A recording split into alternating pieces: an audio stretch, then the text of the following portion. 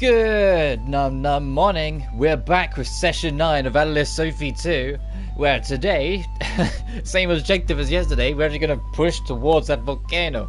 We didn't manage to last time because we got distracted by upgrading our gear, and we did fight a dragon along the way, so we did make progress. We got from like here-ish through to here. We just haven't made the full distance to the volcano yet, but we are making it. Off screen, there's two things I did. One that I should have done forever ago, but finally got on top of. I cleaned up my neutralizers. Look, we've actually got some again. The training charm, I actually made one, but as Plachta, which is what it says new. And I equipped it as well. There it is. The Train Body XL, which will boost the amount of experience we get by 35%. So the fact that, like, the one that you get at the start of the game as like a free DLC, I was never going to equip because it's not right. It's getting experience. It's not like, you know, the Victor's Charm, getting extra money sort of thing. But the getting extra experience, yes, that makes sense. And before you say oh, that's why you're always so loaded, Rob. It's only 4% extra, so calm it down. And plus a bonus of 20 gold. Ooh. But you know what I mean. It's not that much.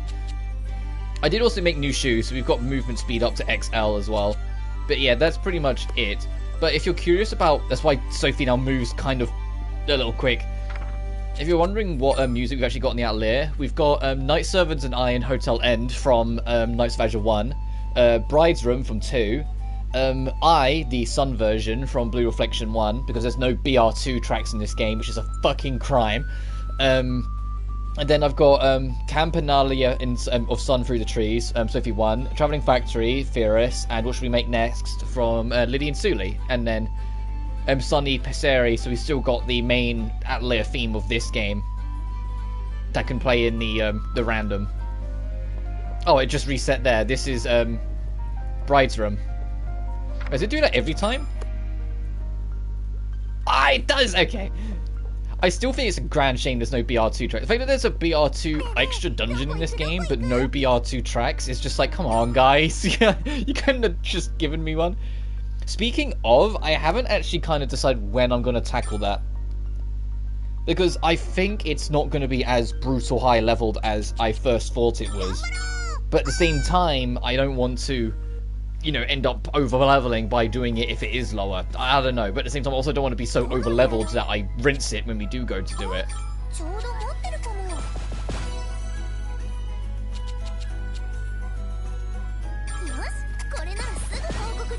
I might make it after we made it to the volcano. And just try to, like, feel it out properly.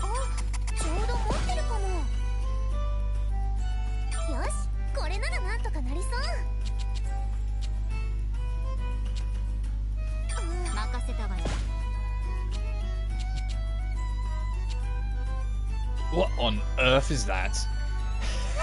But yeah, I might... Maybe not this stream, but in the next stream, I might do like the Blue Reflection crossover dungeon, because I am really curious.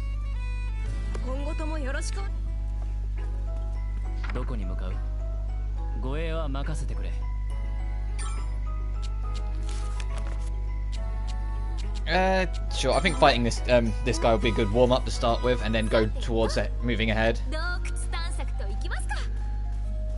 Don't be one way. Ah.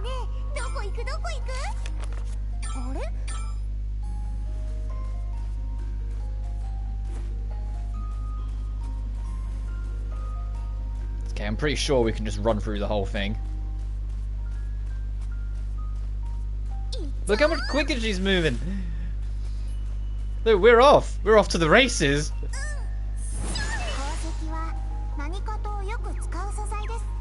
Oh, are these enemies scared of us? Yeah, they are. Ooh. Is that all of them? Yes. Okay, so our level difference is starting to show then.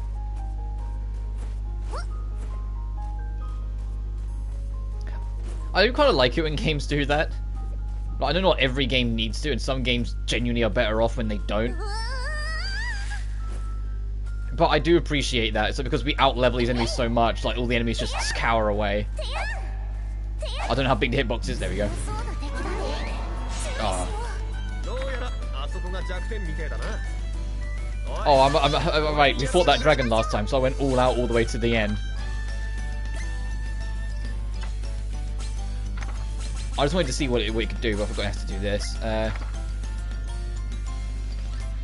It's just resistant to magic in general. Okay.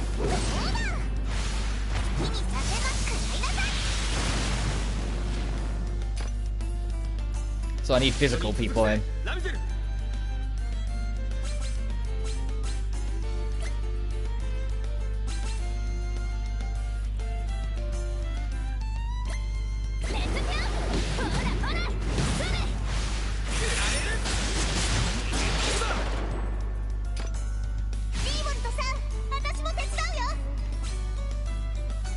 Deals lower the user's HP, the greater the power will be. If HP is below 50%, the crack will be a crit.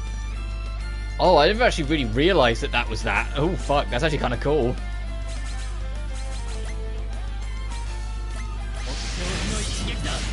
I have to keep that in mind if there's ever a point where D-Board's like nearly dead.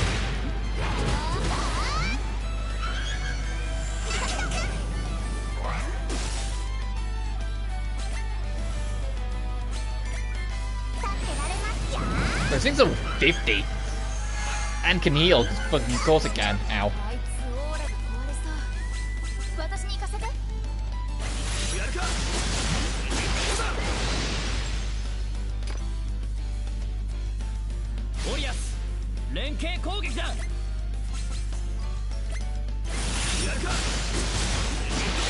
Damn.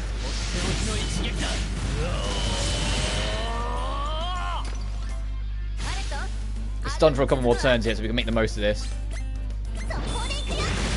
It's like 8.5k extra health still.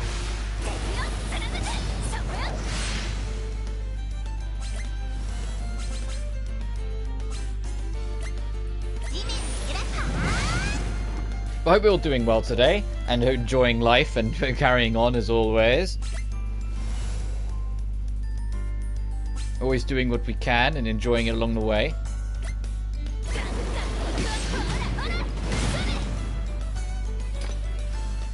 Oh, these two can hop in together.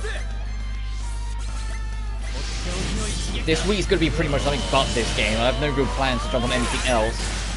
But I'm hoping by this time next week we'll actually know at least when that Soul Hackers 2 patch is coming out, because I've been crossing my fingers and hoping it would be on the earlier side of this month, not the later, because I'm not just going to say December's going to be awkward, but I honestly don't know what December will bring, because it's December and I work for a supermarket, so of course it's always going to be busier, but we'll just have to see how it goes.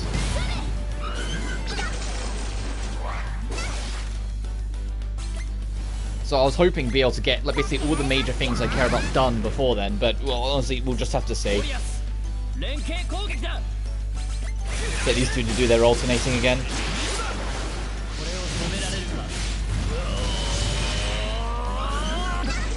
I think I slept weird on my right shoulder, though. I'll admit that one. It's been, like, it's not, like, achy, but it's just been, like, clicky. Like, it hasn't been, like, completely wanting to cooperate with me today. Oh, I was hoping that the twin action bar would be up enough, because I kind of don't want Blanche to stay in the party. Oh, she won anyway, so it didn't matter, but still.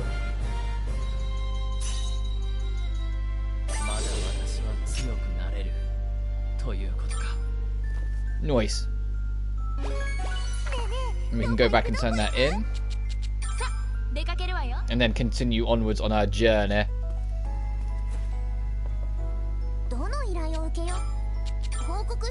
Which, oh yeah, right, that actually reminds me, we can't actually do that yet. We have to actually, we need to get ingredients to make the Dream Vessel to make the new weather thing.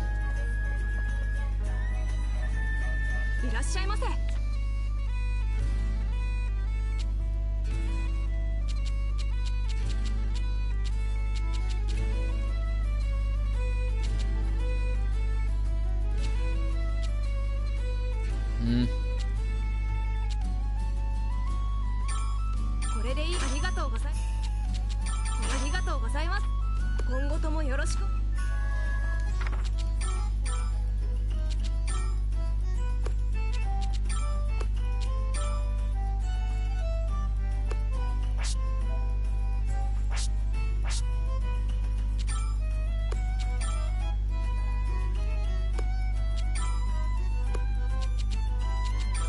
Am I going crazy? Where's the hustle? Also, okay, the hustle belt is there. So where? Oh, there it is. I'll say, where's the one I just brought?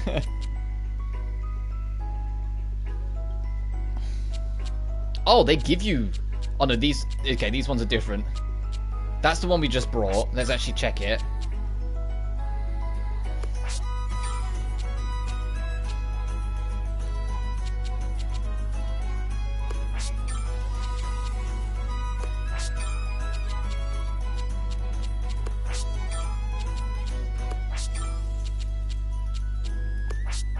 Jeez. You have that one.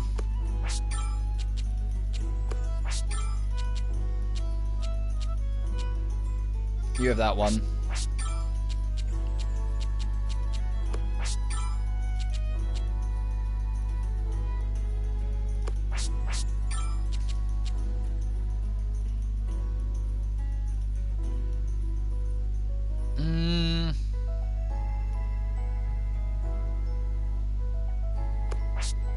It's like, God, that defense struck. You're still the chunkiest boy. Yeah, sure. Okay, you have that one. Okay, forces. Why forces? Why that one? I know it's an easy plat, but what the fuck? What's wrong with you? Do you mean frontiers? Please tell me you mean frontiers.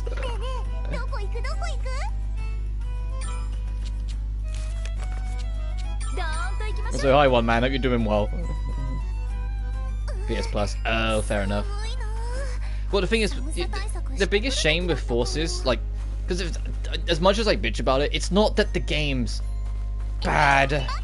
It's just that the game doesn't let go of your hand, and that was my problem. It doesn't let you figure anything out for yourself, which is hilarious because one of my favorite things about Frontiers now, oppositely, is how that game lets you figure shit out yourself. So they listened. Would it be better to start on the other side if I need to be on that bridge? I don't think it matters either way. But you get to see how the last game of the Colors era went down. Oh, do I want it in Sun, actually? I think I want it in Sun.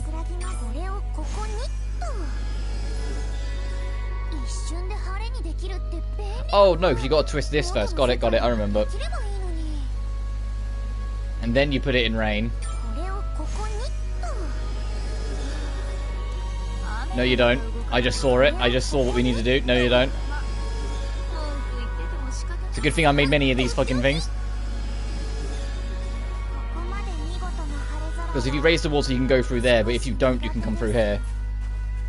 Well, it means I don't have to invest much time to it. Yeah, it's one of the shortest games in the series. It refuses to let go of your hand. One of the three gameplay styles straight up isn't fun, at least to me it wasn't. That being classic Sonic. The music, the Avatar stages are pretty good, but the classic Sonic stages have awful music. Like the game, like the Colors era was like a Saturday morning cartoon that had too many seasons. It is the easiest way to put it. Colors was fine, Generations was alright, but starting with Lost World, it started to be a bit like, oh, okay, what's going on here? And then you get the Forces, and you're like, man, this should have not happened. But it's fine, because now they've got like they got the fucking Avengers assembled with moving forward. They've confirmed that Ian Flynn, fucking Tyson Hess, which is another extremely well-known and like deeply respected Sonic content creator, and Evan Stanley, I think her name is, or Evain Stanley, are leading the charge of writing and lore mastering for the entire franchise moving forward. It's like, Jesus Christ, you literally like got the Avengers in. You got the comic book writer, you got the man who was responsible for fixing Sonic's design in the movies, and then you know, like you got, and then you got like Ivan. It's like, oh, what did she do? She was something else that was very prolific and helpful. I think she was also involved in the comics. And now they're leading the charge for writing in every Sonic game moving forward. And it's like, they literally, after being told that all their games are mediocre for too long, they pulled the trigger and just like sounded the alarm and got the gods involved. You can feel the soft touch of wind against your skin and watch as it makes snowflakes dance in the air.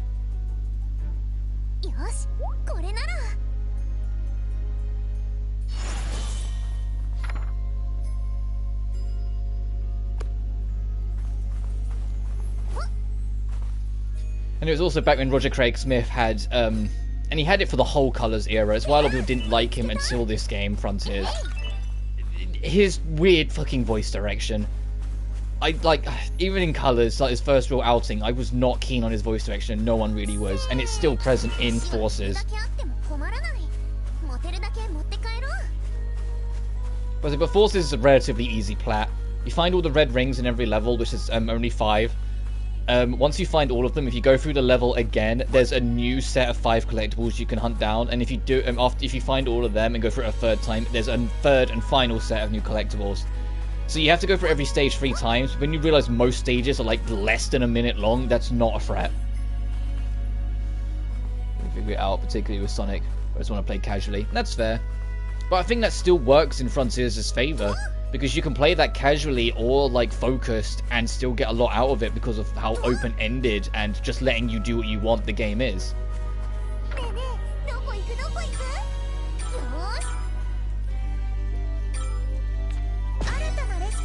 But the Colours era, like, and I always have to be wary when I am criticizing, because I'm never going to ignore the fact that the Colours era, the intended audience for the Colours era is very different than the Dark era before it, and now the Frontiers era we're entering. The Dark era was intended for bigger kids and young teens. The Frontiers era is a deliverance for the people who grew up with that era, so I'd almost argue it's more intended for even bigger kids, or maybe like mid-teens, because they're people, or like young adults like me, people who grew up with that Dark era. The Colours era was unceremoniously and uncompromisably intended for really little kids. You feel it in the writing, you feel it in the gameplay, you feel it in everything. It's not supposed to be like baby's first game, but closer fucking enough. You know, like they really wanted it to be like a very introductory level, which is why there's avatars in Forces. You can make your own character, because what better way to get little kids involved than being able to have your own character run alongside Sonic. Anyway, how does this look? Yes, it looks good. This should make for a perfectly crafted dream vessel. So we can start synthesizing right away, yeah? I'll see if we have all the ingredients. If we're missing anything, let's head right out and get it. I'm itching to see the finished product too. Oh, Knights of Azure 2 music. It's going to be a Platch to thingy-majig, isn't it? Yep. Oh, we have to actually make the stone first. We don't actually... Okay, let me just use random ingredients I don't care about before we can actually start, like, putting numbers in it. Got it. Yeah, we have to actually make the thing first. Got it. Ba-da-ba.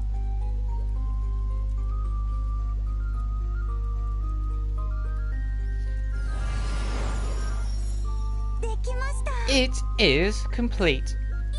Nice job, Platchta. It looks really well made. I actually did it. That was all you, Platchta. From the recipe to the final result, you did well.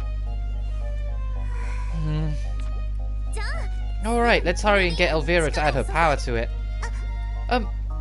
Sophie. What is it? Thank you. Huh? But I didn't really do anything. No, this is something I would have been able to... This is not something I would have been able to make in the past. However, since meeting you and travelling all across Urgewide... Jesus Christ, we're not at the end of the game yet, Plutchta. Let's not do this. Since we've been travelling together... visiting different places, gaining new experiences, and meeting so many different people. I am certain that every last bit of it has contributed to my own personal improvement. I've grown so much, and it's all thanks to you. As long as we are together, I believe that I will be able to rediscover what I have lost sight of. So, would it be acceptable if I stayed by your side a little while longer? Aww. Aww, see, it doesn't matter how old you are, Bludgedo, you always fall for Sophie. Oh, of course, that goes without saying. I'm always much happier when you're around, Bludgedo. Thank you. And see, now she's blushing. Come on, they know what they're doing. I look forward to our continued adventures.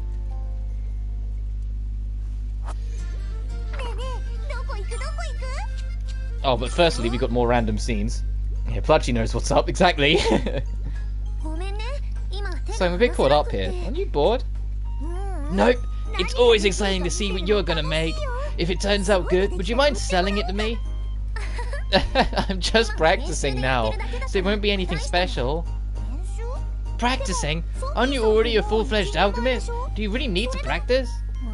Of course. It's one thing to know your way around the materials and to create new recipes, but there's plenty that you need to develop a feel for, like how quickly to stir a cauldron.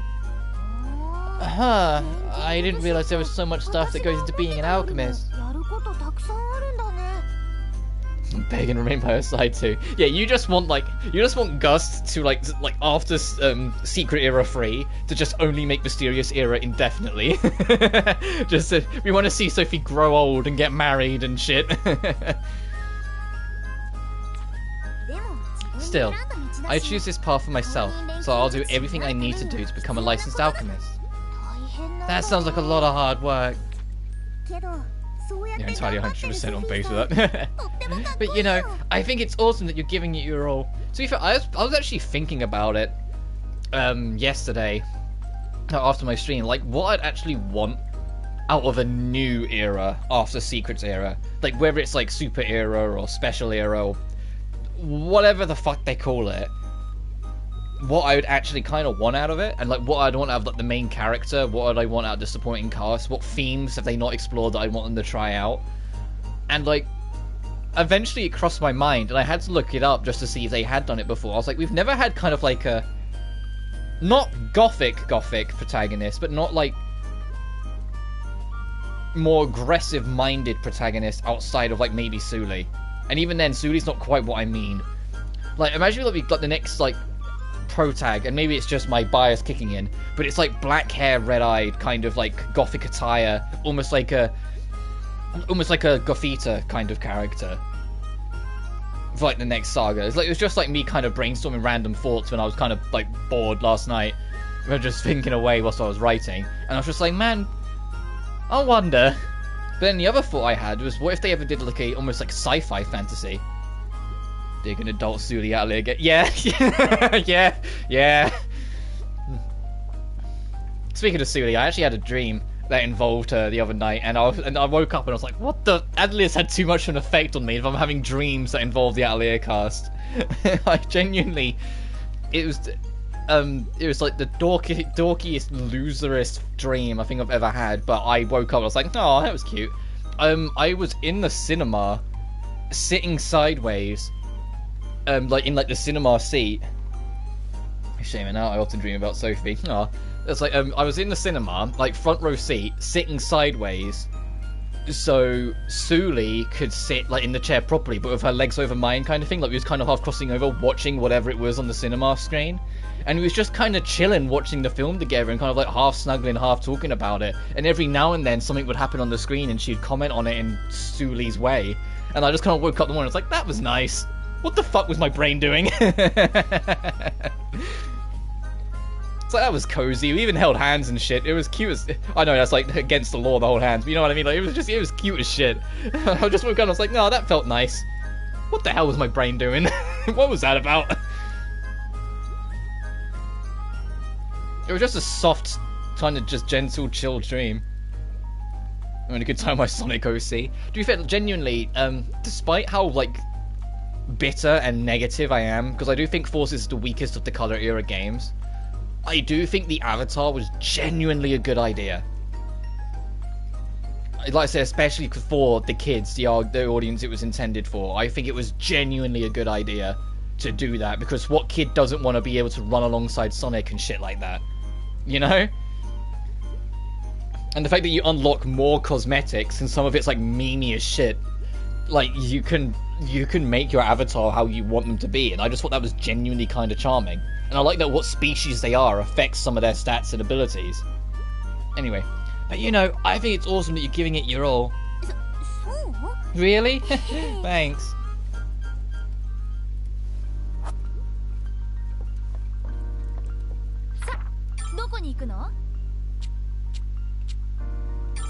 Go best pest a perk, and then we'll come back and see what's going on at the Atelier.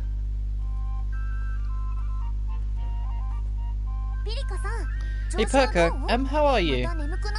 You haven't been falling asleep again, have you? Nope. Business has been slow lately, so I've barely done any duplications. My sleeping problem only starts when I do too many, so I've been bright and breezy. Did you have any issues before I mentioned side effects? Odds are I did, I just never noticed. It all just feels like regular sleep to me. Of course! There were times where I napped way longer than I meant. Oh, maybe that was it. Yeah, that sounds related. Well, I know myself best, so I've been experimenting with my condition. Well, you still look very tired, sweetheart, so I don't know if it's been working. And I've come to the conclusion that I should sleep when I'm sleepy. Right. Maybe I could whip up a powerful wake-me-up to help out. But then all the tiredness would hit you all at once when the effect wears off.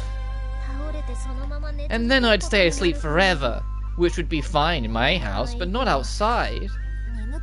Yeah, trying to fix your sleepiness might do more harm than good. Maybe there's another way. Oh, did you come up with something? Yeah, I'm not sure if it will really work, but I'm gonna try making it. Uh-oh.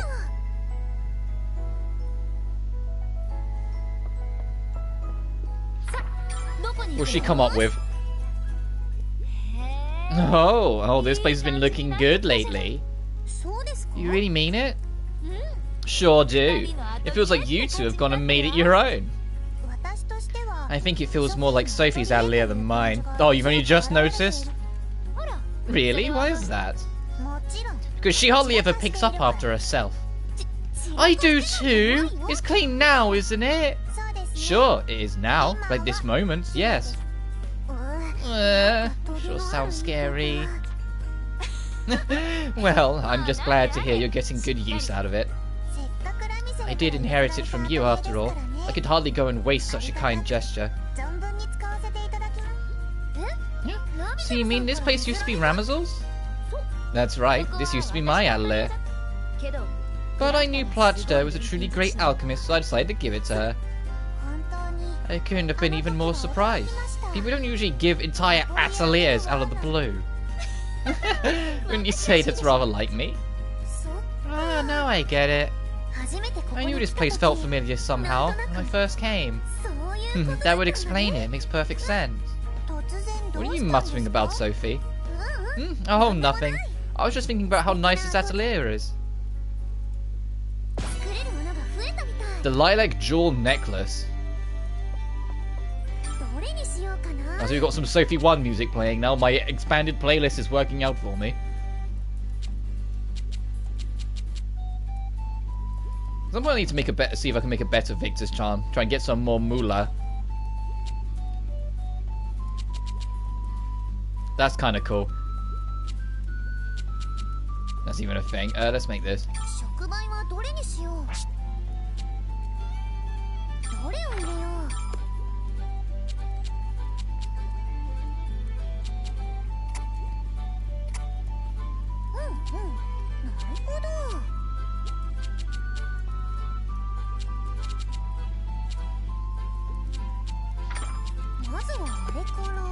Oh, I don't want to use...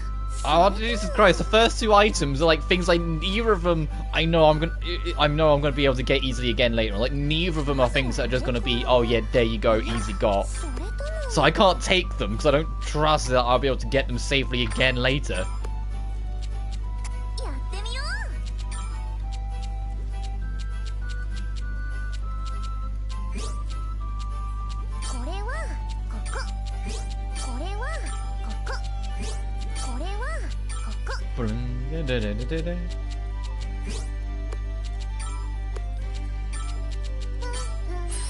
I'll just have one for that there.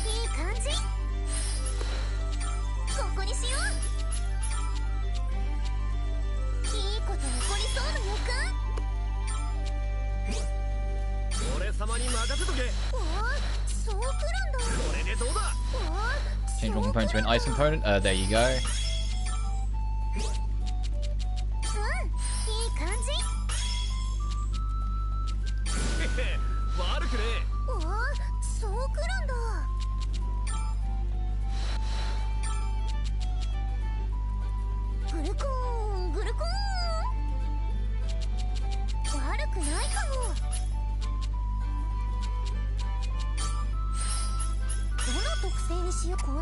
Pale moonlight.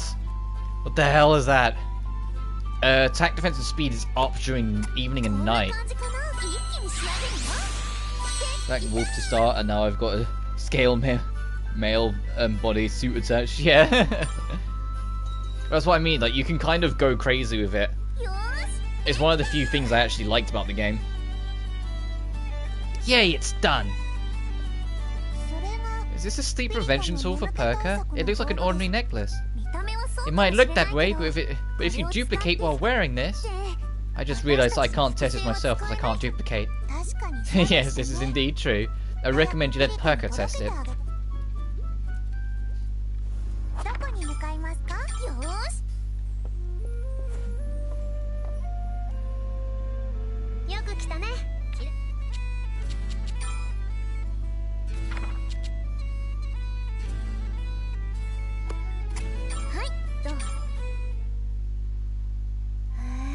Ooh, a shiny necklace. I've never seen this jewel before. Wait, is this for me? Why? This is a tool to prevent you from duplicating too much. I made it so that the stones in the necklace will react when you duplicate. By react, do you mean like shocking me? Of course not, I don't make something that dangerous. I just mean when you duplicate something, the jewel will glow. Ooh, the shiny jewel glows. Exactly. If you duplicate a lot in a short amount of time, the stones will glow to warn you. Basically, they'll tell you you're duplicating too much, stop or you'll fall asleep. Look at how proud she is of herself. Look at how proud Sophie is of herself. That is the face of, I made something amazing. I don't know if it was the Riser games that started it, but I'd like to think it was Blue Reflection that started it. The whole cat lip thing. Like when they're really like self-confident, they get the cat lips. Because I noticed that in Blue Reflection Second Light all the time when they get cocky, especially Owl. When Owl gets cocky, like she does like the whole little cat lip thing. And I've noticed it in this game as well, but I don't remember noticing it in the rest of the Mysterious games. So I'm curious if it was either Riser that introduced it and started having it be a thing, or if it was Blue Reflection.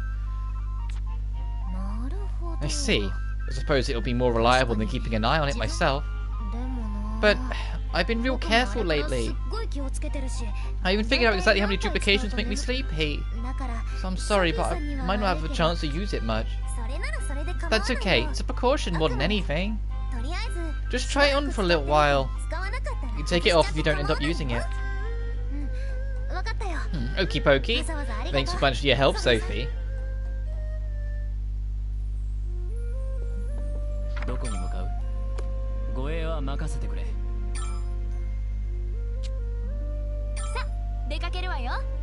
Actually, before we vanish...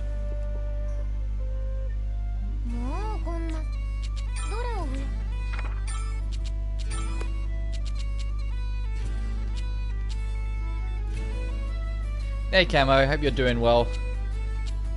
It's fucking crazy, I just for a second spoke about Blue Reflection Second Light and you showed up. What the fuck?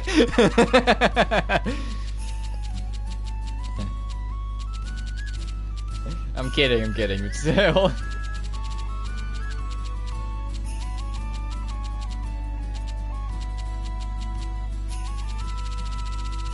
Okay, there's not really I want to duplicate. I was just kind of shaking to see if there's anything that I was kind of low off that I cared about, but no, we're good. It falls out of mind more often in this game because you don't register duplication items. You just dupe it and carry on. It's the bat signal.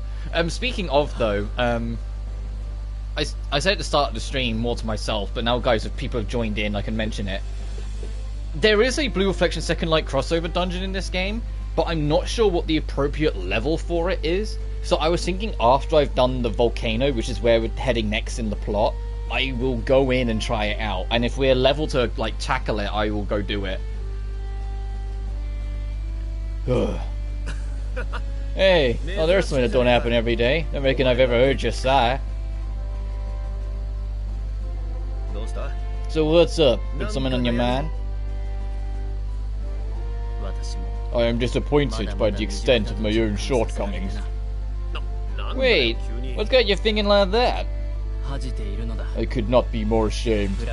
A young lady like Plachta, still in the blush of her youth. was able to see clear through me. I am pitiful. You mean that thing about what you have to do? I was not able to protect that which was my duty to protect. Knights live to shield the people from harm. Then I failed to do so, haunts me still. I failed to, haunts me still. There's two Blue Reflection dungeons. There's one that is Hinako's Heartscape, and the other, it says it's Yuzu and Lime's Heartscape, but when I poked my head into it, I was like, oh no, it's just the first game's dungeon layout, because of course, that is what it is. That is what Yuzu and Lime's Heartscape is. It is just the first game's dungeons. So it's almost more like a BR1 dungeon and a BR2 dungeon. So the dungeon, the one I often meme it to be Far Cry New Dawn. Fucking, that doesn't help, but I haven't played New Dawn to know what you're talking about. If it's the one where it's like there's fields, rainbows, and a giant school in the background, that is Hinako's Heartscape. But that's for another time. One. Whilst the one where it's like you dive between different areas, like one's like a forest, one's like a fiery area, one's like a flower field, and then like I can't remember what the last one is on my head. Oh, the last one was like that flooded area. New Dawn. Yeah, I covered that much, but I haven't played New Dawn to get the comparison. I digress. When we get there, you'll probably be like, oh yeah, this one, or something like that. That feeling twisted into a need to take revenge against Zamai, clouding my own dream. So? What kind of dream is a knight supposed to have? I should think it was obvious. To be a bastion for the weak, to take up arms against the wicked, to fulfill those duties in service as a knight, to devote myself to protecting others. It is my eternal dream. Yeah, that's pretty grand. Well, now that you remembered your dream, you better hold on to it real tight and see it through.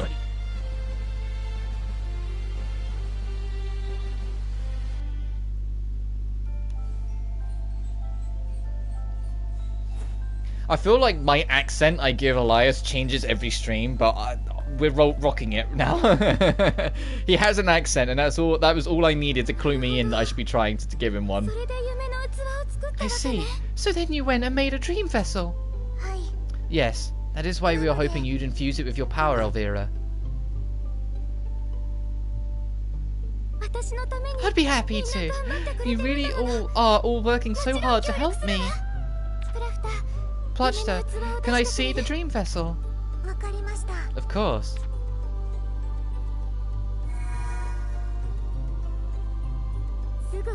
Hang on, this will only take a minute.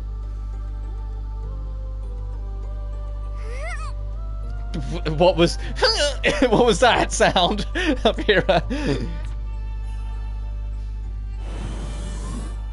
Ooh, that was a cool little like visual effect.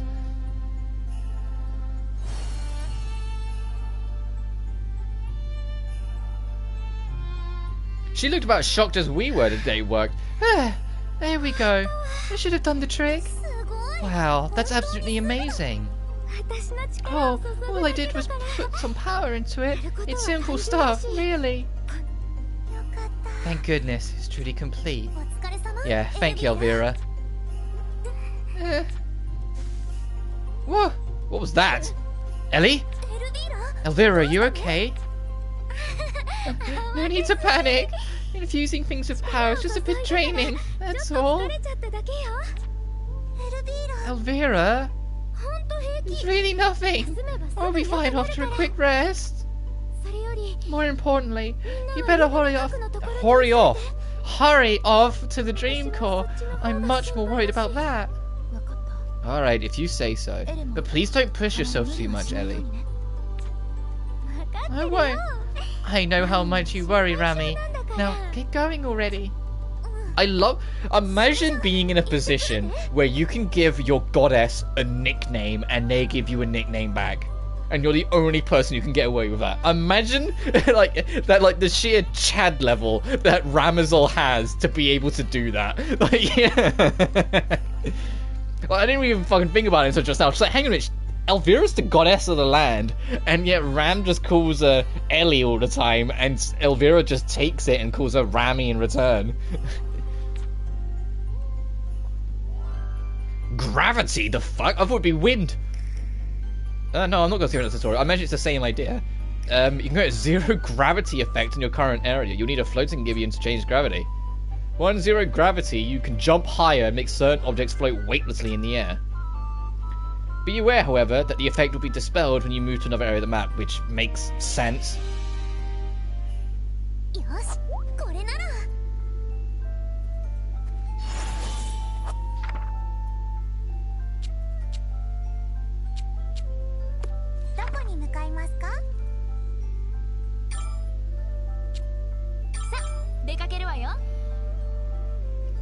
Oh, we'll need to see it. Now I'm going to bump it up so you have a higher number, because we'll probably need it, like, universally in the next dungeon.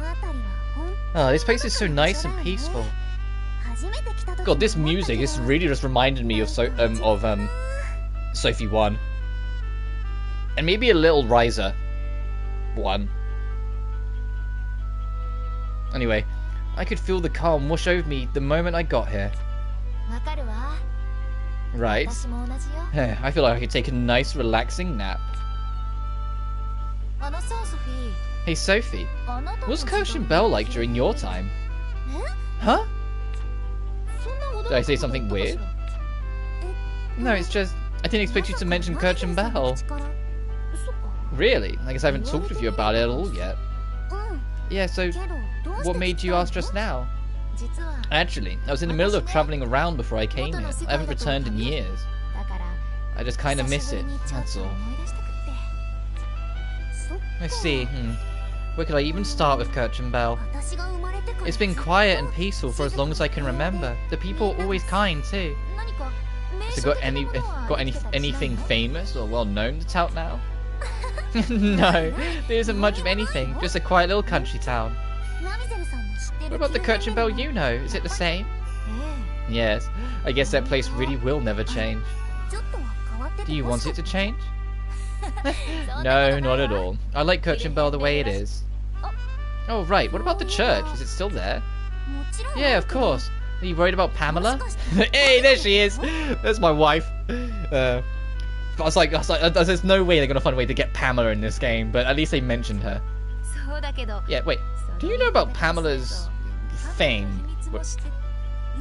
You mean that how she's a ghost? Yeah, I was so surprised when I first found out. I know I said I didn't want anything to change, but I wonder if it's possible for things to stay the same for too long. Oh yeah, don't you worry, to you two. Pamela will, for some reason, end up elsewhere 2 times in a row in the future. She'll end up in the licensing exam, like in I forget what the city's called because it's been too long since I played Virus, and then she'll end up in another church in Lydian Zuli.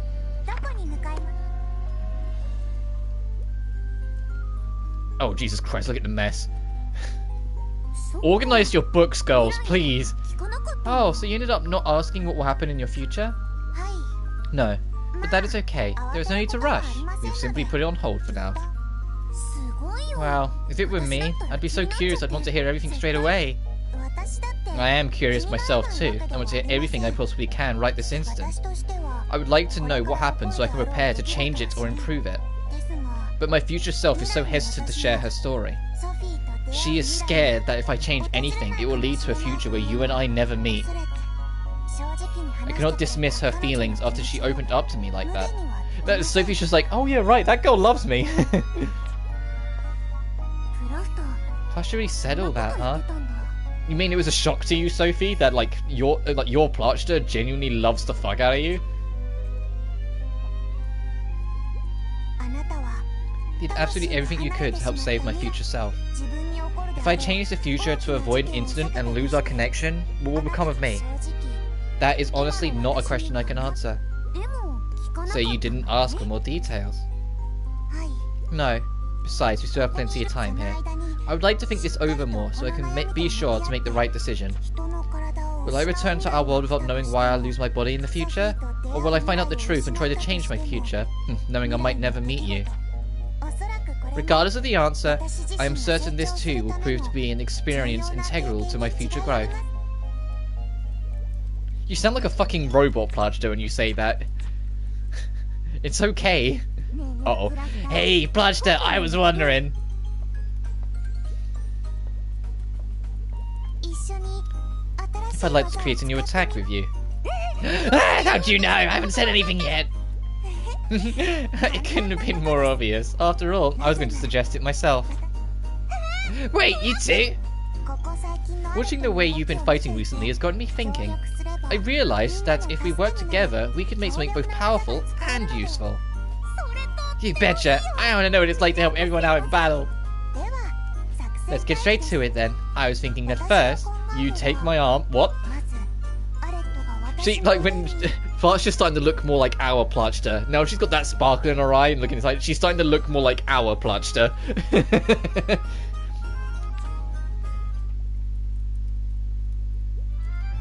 Yeah, we did it! We made our very own ability! Are we going to get the other one as well? Because I think Plachta is the only one left to get new ability, as we established last time. Cat mouth count too? Yep. Much longer than I had expected, but yes, I'm rather proud of how it turned out. Everyone's going to be so surprised. I can't wait to show it up. Oh, definitely. You should make for a lovely present. Surprise for you has been acquired. Loving Ultra Despair Girls, I just did a puzzle with one of the kids in the sewers, and Kamara went out of her way to say to the kid, Boosh, who's the boss? God, it's straight savage. Yeah. I love that Kamaru goes from terrified of the demon kids to like dunking on them when she solves their puzzles. Like, she gets so self-confident. It's like, I genuinely, Kamaru is my favourite protagonist in Danganronpa because of her growth. Like, Makoto just goes from awkward kid who has a very basic life to saving the day.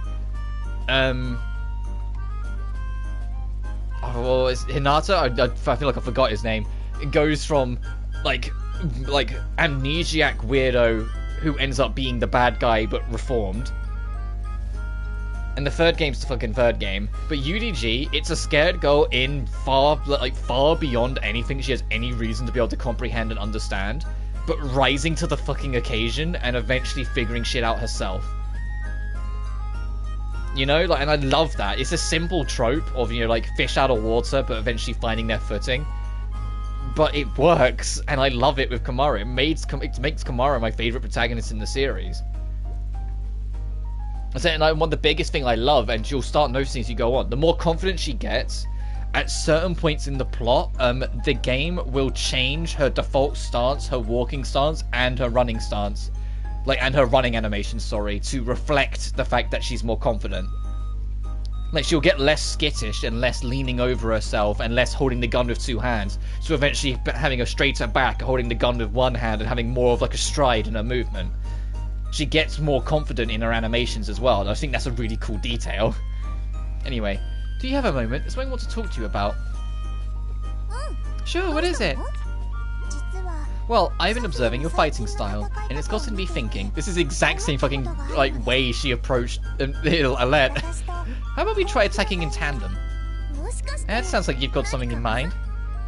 I do indeed. If you allow me to explain. I think that's the last of all our special skills. Now we just need to make sure to try them all. Wow, Plachta, you're incredible. Even I should be able to pull this off. My only worry is whether I'll be able to time it right. Fighting isn't really my forte. Don't worry, you'll be fine. You've always got my back, Plachta. Oh, I can't wait to try this out. I bet everyone will be so surprised. That's true. The looks on their faces might just be as much fun as the move itself. Dual trigger Riotous Bloom. Is that how you say that? Riotous?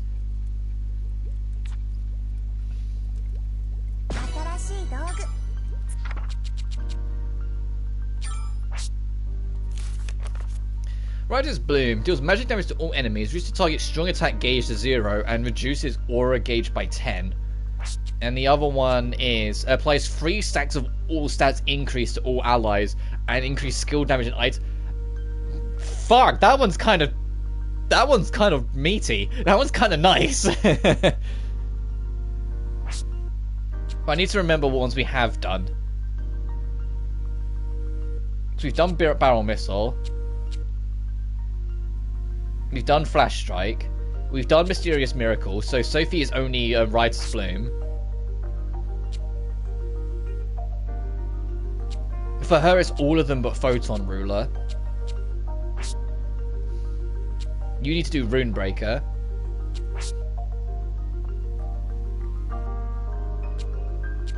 And the rest... Oh, we also need to do Eisenkampf. Because I haven't checked, but I'm pretty sure there's a trophy for doing each, like, special once. So I just need to keep that in mind.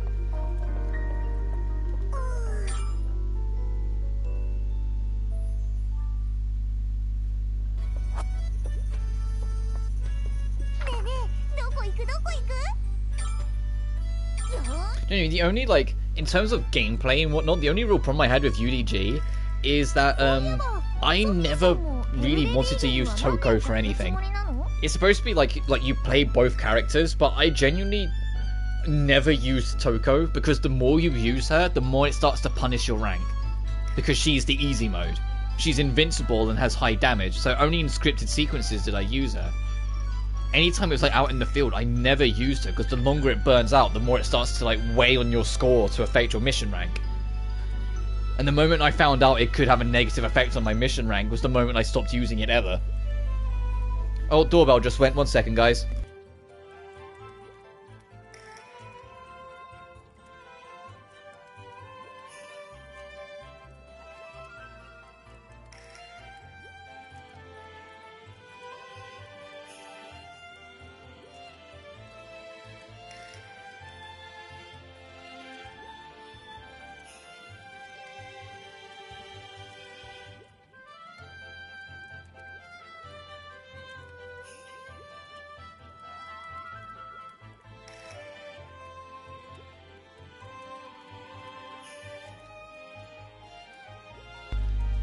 I'm back. Imagine a Dangan fighting game made by Arxis. There's like Jack would be the Vega of the game and Gundam could be a summoner. They could do it. Looking at the main 3 games and acknowledging the spin-offs, acknowledging the spin-off because the other one just has all the characters together, there's 53 characters to choose from. You know? Like there's really nothing stopping them, especially because all of them have, you know, the ultimate ability. You could base their movesets for each character on what their ultimates are. The only ones that might be either the best or worst character for Arxis or whatever to make would be Ultimate Despair. Because you take one look at it, like, how the fuck do I make a moveset out of Despair? You'd have to lean into the fashionista side of her a little bit and make her play more like a demonic Rise from P4 Arena. You know? Like you did like the... Like maybe like a mixture of like Rise from P4A and like Ina's and like Hades Izanami from BlazBlue. Probably. Or you like put in a little bit of Ken, but instead of the dog it's Monokuma. But genuinely, I think it'd be great. I'd love to see like a Mondo moveset where he just like whips out fucking motorbike or shit. I'd love to see you know, like some mad baseball skills. I'd love to see some like psychic magic mumbo jumbo. I'd like to see, you know, like a bunch of like gamble theming aesthetics. Like goddamn, I'd love to play as just play as Celeste in general, in anything. You know, I mean, Celeste would be fun.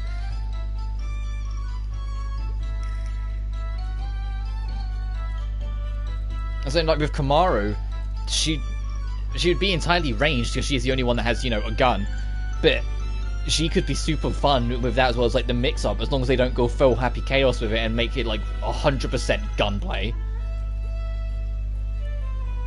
And I'm trying to think who would be a good like Phoenix Wright-esque character, because I want to say Kyoko, but there's also other like not detective characters, but like detective-esque, like solving characters. But I think Kyoko would probably still be the best to do the ejection kind of character, like from Phoenix Wright in Ultimate Marvel 3. Anyway, hey Sophie, how many years do you think you'll spend in Urge-Wide? I don't think I'll be here for as long as that. There's still a bunch of problems to clear up, but once they're all settled, I need to go back. But since the years don't pass by while you're here, there's no need to rush. Think about it, you could practice your alchemy here for decades and still go back in your own time period. Yeah, of course that would be convenient. I really do like it, and I really do like this world. But my goal is to become a licensed alchemist as soon as I possibly can. Which means I can't stop the clock that's ticking inside my heart. I won't be able to hold back my desire to take the alchemy exam forever. Wow, well, you put it so clearly. There are things I can do here that I could never do back home. But there are also things I can do at home that I just can't do here, including the one thing I really want to do. It's a grass time though. No, she does. Well, I get you're just messing around, but she kind of does. It's more... her heart is screaming to her that she needs to do the exam. That's the vibe I'm getting. Her heart is screaming at her that she needs to do the exam. She needs to fulfill her dream. She wants to help Plachta. She wants to do all these things. And staying here isn't letting her being able to do that. So it's like her own mental compromise. So yeah, she's not going to stay here forever. That does, however, alongside the fact that she beat up like a self-made god in the first in Atelier Sophie, help explain why she's so unstoppable with her alchemy in Theoris. Because she cheated. Well, not of her own intention, but she cheated because she cheated time by doing so much alchemy here. Like, her alchemy level is legit 99 at this point, by the time you get to Theoris. What are you going to do back home, huh? Well, I can't argue with you there. Maybe it's time for me to listen to the clock inside my heart, too. I think I've got an idea of what it is I want to do. Thanks, Sophie. I feel like I needed to hear that. Oh, you're not max level yet. I was like, when did we start macking? I can't speak today. Maxing friendship levels. Because everyone's kind of nearly there, other than Elias. Elias seems to have a problem with us, apparently. Maybe next chapter? I mean, what chapter are we, what button is it to check? We're on chapter 6, the later half of chapter 6. Lydia and Suli was like, what, 12 chapters? Macking. I do love that the game keeps track of how many character events you've seen as well. So you can see how many like extra dates and whatnot you've got. You know what would what game would have benefited from having this, where it detailed how many events you'd seen? Blue Reflection Second Light, because there's like 30 per character, and I still feel like I haven't seen them all. So if I'm doing 2 full playthroughs, there's still a part of me that feels like I've missed 1 or 2 somewhere. And I think having that, it'd be like, oh, there is still a date I'm missing, or something like that would have been fantastic. Oh, wait. Before we went, I said I was going to do this. Bump it up a bit. Oh, wow. No wind slots whatsoever, huh? What about this one?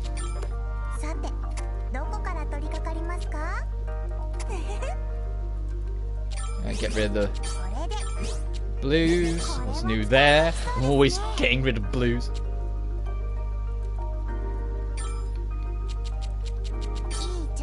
But in saying that, it's still insane to me, even after all this time, just how many unique events there are in Blue Reflection Second Light, and how like every single one of them is interesting. None of them feel like just throwaways or like random little things. Like, there's so much heart and detail to the character writing in that game, it's absurd. And it never compromises itself for like anything. It's always giving it its all for every opportunity.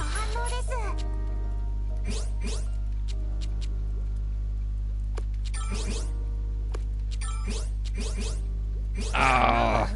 I was like, oh, maybe I can get that one. Never mind. As a motorbike passes by.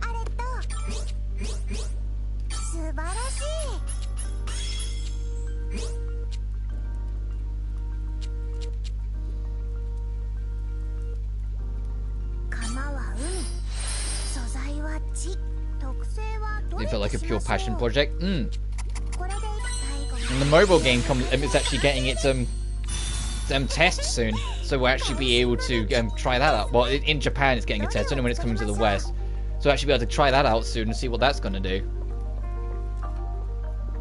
even if I've seen the designs, I've seen all the character designs. They all look like, you know, the standard blue reflection of fair character design. And then I saw their like transformed state for all of them, and it's like, I'm not saying the game's horny, but it's definitely closer to it than 1 and 2 ever were. Like, even like the returning characters, like Shio's in it from BR2. Like, her costume, it's like, there used to be like a black strip on the right shoulder that went down and covered like most of her right breast, so she was like more covered. That strip doesn't exist anymore, so it's like you can see like 90% of her right breast, and just it's almost like the nipple and a little under is covered, and that's it. I'm like, huh. It's like, huh, that's different. And then you look at some of the other ones, and it's like giant like side boobs or like cleavage shots or whatever. I'm like, man, they it's not like horny. It's not the horniest thing I've ever seen, but it's definitely getting there.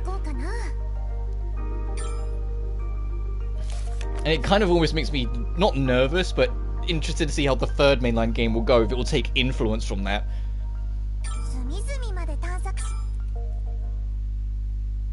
Because I kind of liked how soft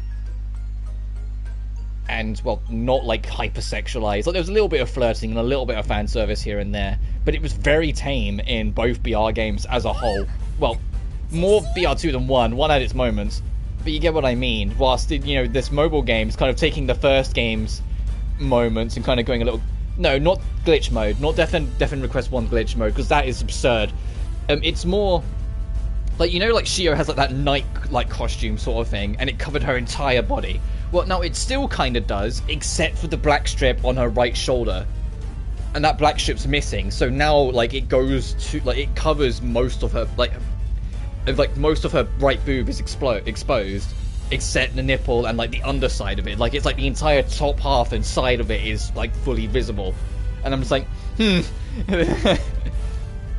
And, like, some of the other costumes, like, they're still full costumes, it's just, like, there's almost, like, a flirty edge to them. I think that's the easier way to put it. It's not that they're hypersexualized, there's just more of a flirty edge to them. Also, whoa, an earthquake!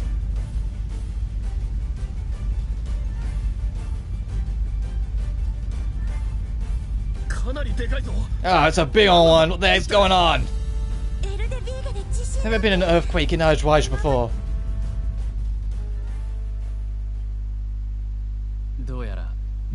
Seems to have ceased for the time being.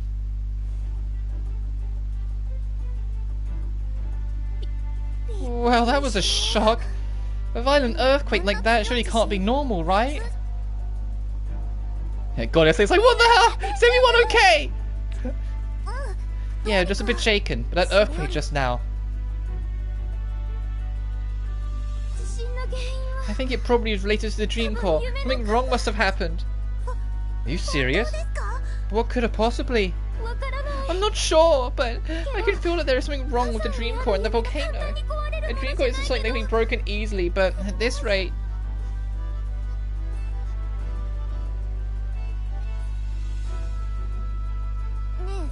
Hey, this might be a little bit late, but Elvira, can you feel what is going on with the dream cores right now? Well, I was the one who made them, but I'm not really connected to them or anything. That's right, Sophie. Ellie created this world and called us all here, but it doesn't necessarily make her omnipotent. Oh, I see. Just because someone's a goddess doesn't mean they can do everything. Atelier Cosmology. Both the Mysterious series and Riser series have the Growl. Ooh! So there's a bit of... Interesting. But it's also kind of interesting because the Growl only exists in this game, and it's an extension of this, you know, mini realm made. So what are they trying to imply about the Riser games? That maybe the Riser games all take place in these kind of realms? Or I suppose Riser 3 is out in February, we'll find out. Sophie, I'd like you to take me with you to the Dream Core. Huh? Ellie, you can't. It's too dangerous. There'll be monsters. I'll be okay. I'm a goddess, you know. I can fight. Yeah, but a goddess who'd lose against the likes of us. Ouch. Okay. It's not like fighting is one of my strong suits. But I'm still the one who created this world. I don't want to sit back while you do everything. So please, you have to at least let me act like a goddess for a minute. Ellie. Alright, I understand. We'll go together. Really? I think it's the aloe vera's ability to connect the two. It's possible certain gods, goddesses can link people to the land of the dead. Explains how they could go to the underworld in Riser 2. I haven't played Riser 2. I didn't know they go to the fucking underworld, but that's kind of sick. That's kind of sick. Now I'm kind of excited for Riser 2. So I only have Riser 1 knowledge. I don't have Riser 2 knowledge. And even then, my Riser 1 knowledge, it was from years ago, so it's kind of hazy. Yeah, I've never played Riser 2. I have no knowledge of Riser 2. I only played Riser 1, and even then I only played it at launch. The only thing I know from Riser 2 is what was shown in the crossover dungeon in Blue Reflection Second Light. So I know they go to like a dark volcanic area, I know there's a point where they explore a forest, and I know there's a general message of moving on, and like that's it. Genuinely, that's it. That's all I know. So I wasn't that interested in picking up Riser 2 when it came out, because I wasn't into Gust's games at that point. Which is why I'm so interested to compare when we get to them, because I said I only played Riser 1 when it came out, and I haven't played it since, and so my memory on it's hazy, and obviously I've really got into the series since then, so I think it'd be interesting to then compare. Appreciate those with a strong sense of responsibility. Having an actual goddess with us would feel kind of reassuring. It don't matter what you are, you're the best bodyguard keeping you safe and sound. We shall serve as both your sword and shield. Rise appeal to me. Was that it triggered journos? If there's anything... Aww! Hang on, sorry, Ram's going ramp mum mode. Let me do this scene first. Ellie, you are under no circumstances to participate in any battles. If you can promise me that, you can come. I won't, I promise. Thanks, everyone. So Ram has to go full mum mode for a second. But yeah, like, I get it. It's like, it's the same time. It always fucking happens. A team that likes making female characters, and either making them beautiful or hot, always suddenly, like, angers journos, because journos refuse to accept that it's okay for women to look beautiful and or sexy in media, and it not just be there for the male gaze. You know? It's okay for it to be for women as well, because what's the alternative? You make all women ugly or really reserved or really hidden away. Well, then that's not solving the problem. That's just going to, you know, actually annoy women because it feels like they're not represented properly. Being able to, you know, if you're gonna have men be like shirtless and have muscles and be and whatnot, you can have women be sexy too and it be fine. You know, it's not inherently sexist or inherently problematic to do that. So Riser having like Pfizer and having thighs for days and it like and like wearing like booty shorts, it's like sure, if they want to do that, they fucking do that. It's the same with Senran Kagura. It's the same with Neptunia. If they want to do that shit, do what you want.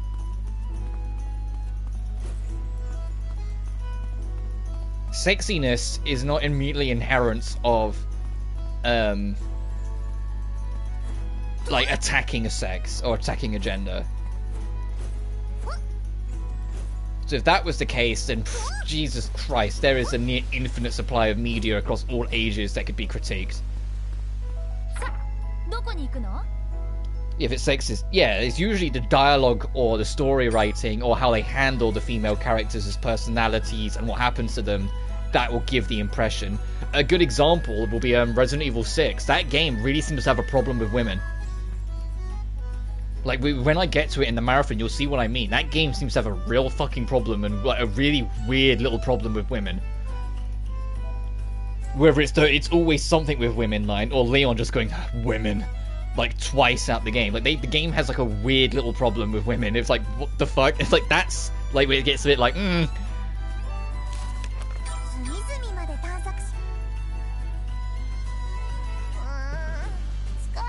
think that Bayonetta was the best way to empower women through fan service. Yeah, because she's sexy and powerful. She's someone that looks the part but will also rip your head off. So it's like, so you're like, it's both sexy and inspiring.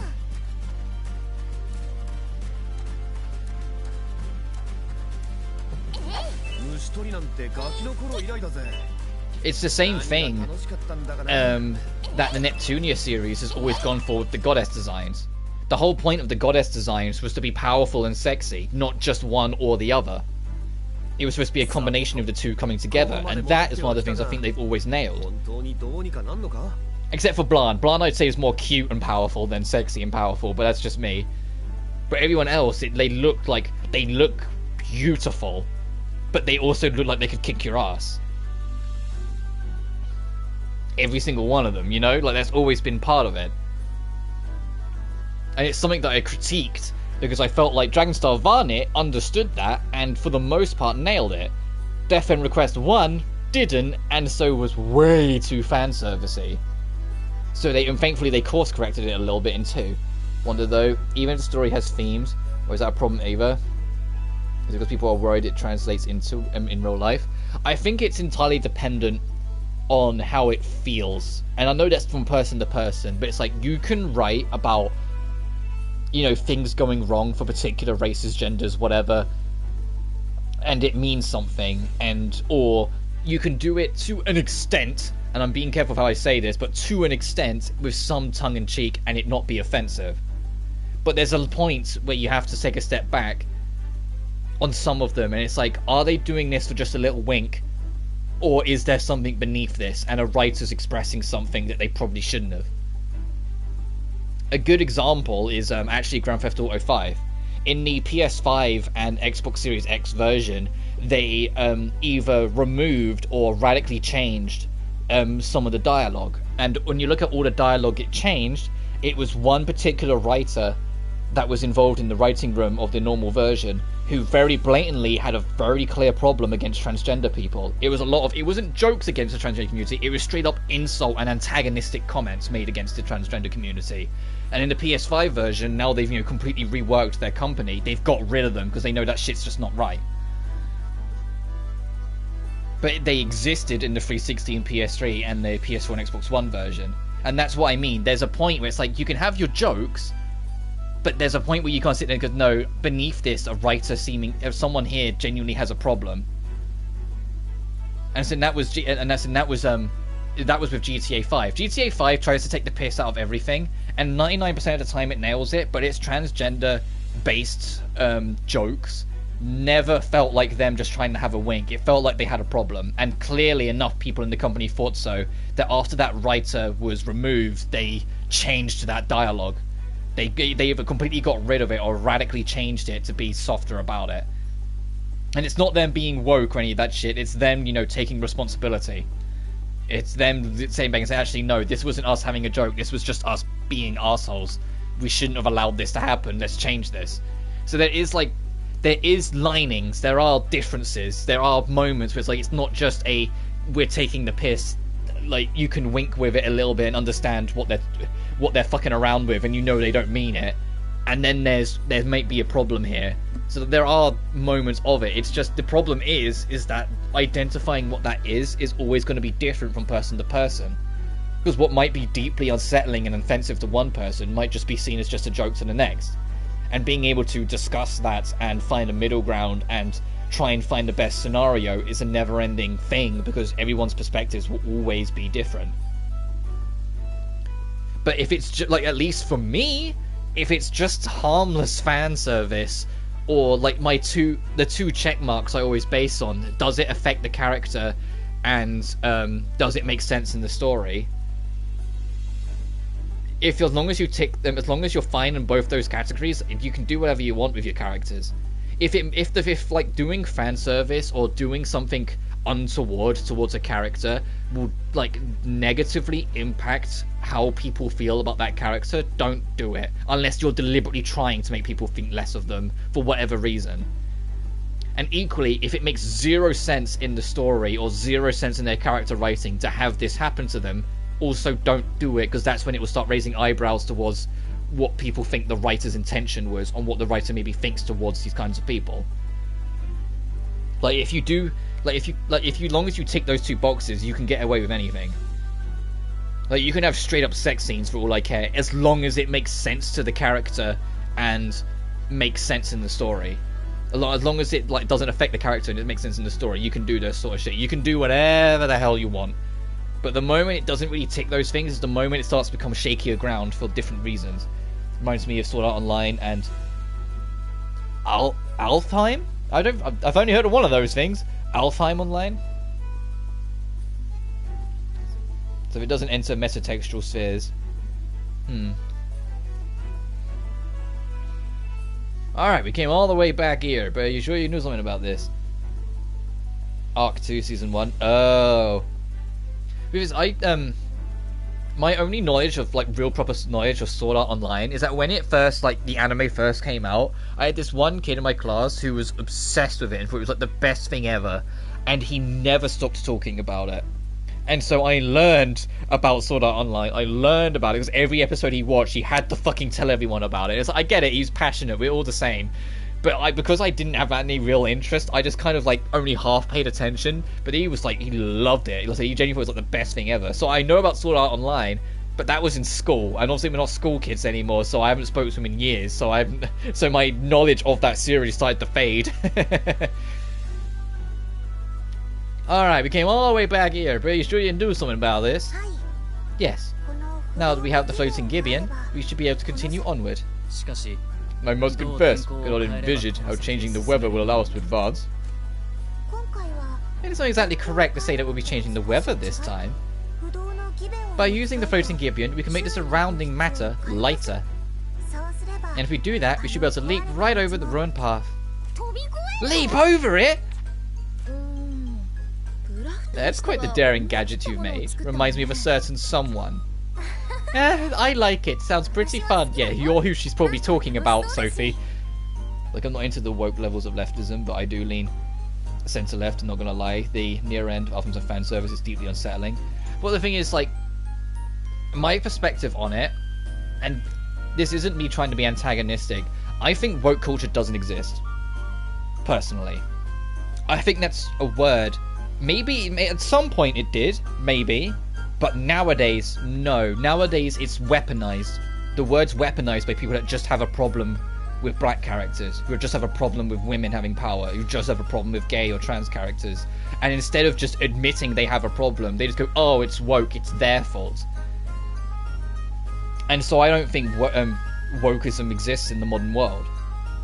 So maybe at one point there was a point where companies were trying too hard or whatever to actually fit into a group but weren't quite nailing it or whatever. But that era I think's long since passed.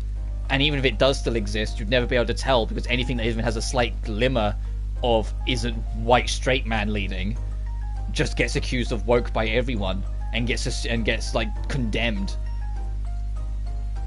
And so I'm almost have like a negative reaction to the word, especially because the word was stolen from the black community, and that alone should have been telling in and of itself.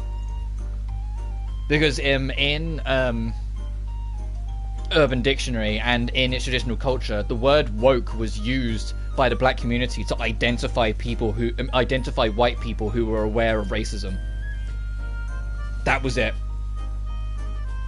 It was nothing to do about like identifying any other group. It was just a term that the black community used to identify members of the white community who understood the racism the black community was going through. They were woke because they were awake to the problems the black community had to face. And it got fucking hijacked by white people. Cultural term. Yeah, and it got fucking hijacked by white people to demonize anything that isn't what they like. And that alone, like I said, for me personally, and then ultimately, if you have different perspectives on it, that's fine. I'm not here to try and be like, you must think my way, you must do that, because I know this is, for a lot of people, still a sensitive topic, and I respect that. And I'm not about to start being like, this is my way, this is the only way, yada yada. It's just, for me personally, woke doesn't exist because it's been hijacked to be used as a weapon instead. As long as everyone's writing what they want to write, it doesn't matter. beyond that, and that's it. Doesn't matter if it's right or left wing. It doesn't matter if it's too much or too little. As long as people are writing and making what they want to make, that's all I fucking care about. When people get hurt, that's my only line drawn. Yeah, I get that. But that's like my perspective on it. That's just my stance sort of thing on it. So I never like would demand or expect people to agree, because I know it's a sensitive topic. As I said, it's just what it is. But that's just my thoughts and feelings, you know. Like it would bother me more if someone's writing something they don't want to write because they want to please people, more than, like, you know, if they just wrote it wrong. I would much rather people write what they want to write, even if it doesn't fix or doesn't please set groups or doesn't work for everyone, as long as their passion is on the thing. I may not indulge what I do respect to people do. Fair enough. Like a good example, and I'm kind of fueling my own ego here, but I've kind of got to, because I'm going to be advertising the shit out of it when I eventually finish. My own book stars a lesbian. The main character of Demon of Xenolheim, Azel, is into women. That wasn't me trying to please a crowd. That was the fact that every character I write when I first write them start as character A, character B. And character A was always going to fall in love with character D, and when it came to actually making them characters, they both ended up becoming women. You know? Like, it's just the nature of how I write. That wasn't me trying to make a point. I wanted to write that, and so I'm writing it. I say that 95% of the main characters I've ever written have been female. Like, and that was never intended. It just keeps happening. Like, in the main party of, like, in Demon of Xenolheim, like, the main group going on their journey, there's only one dude. There's only Lux. Everyone else is female. I was like, ooh, I didn't mean to do that.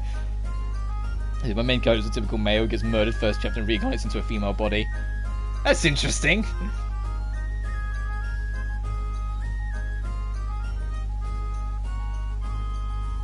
There's a story,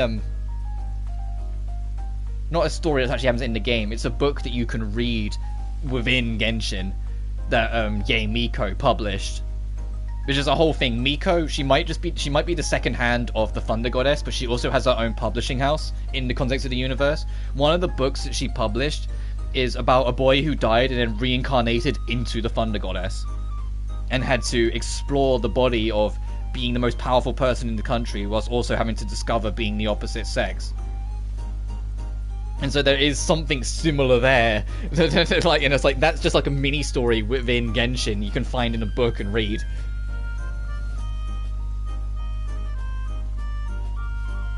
Anyway, I like it. Sounds pretty fun. It does sound fun. I want to try it out as soon as possible. But Elvira, you can already fly. And it feeds into the main's previous acquaintances as a male, where it delves into the character's story lore. It's great, and my best mate considered the second best book he ever read. That's badass. It really is.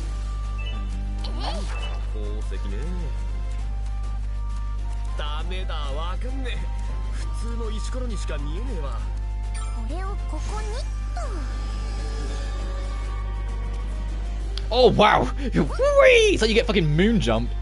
Oh, and this dotted line that's where the effect ends.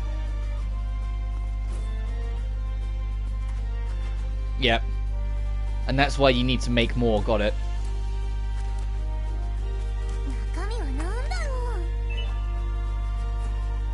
Harry Potter and Artemis Fowl.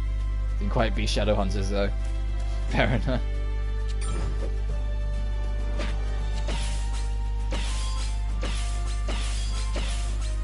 I wish I could get more into Harry Potter. Well, I say that, there's a big part of me that doesn't, because I have no fucking love or respect for J.K. Rowling whatsoever. But the books themselves, when I was a kid, I liked the first 3, and then after that, I just started drifting.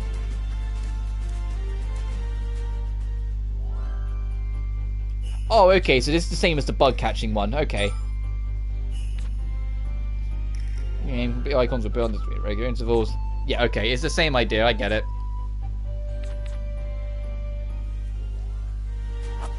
More about her? Same. Yeah, she's a genuinely disgusting human being, personally.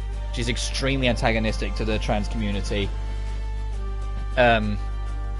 and literally uses her diehard fans as a weapon to attack anyone who disagrees with her. It's monstrous.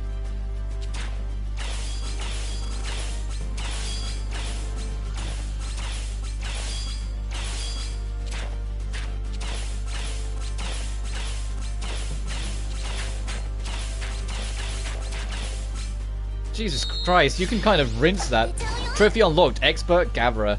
Played major gathering minigames with all of your gathering tools.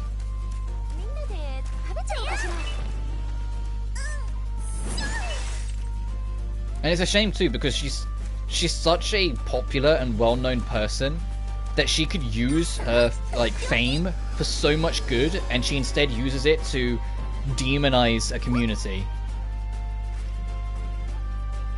to treat them out to be the devil and like monsternize them and give straight up wrong information about how biology works to try and explain why her transphobia makes sense. It's like, fuck off.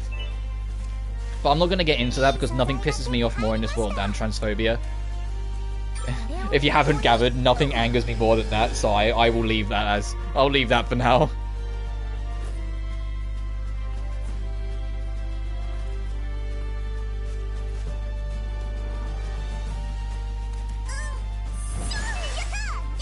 It's why I'm such a hard fighter and supporter, because it's like the transgender community has enough shit going on. The last thing they need is everything else that these famous people do every now and then. It's like,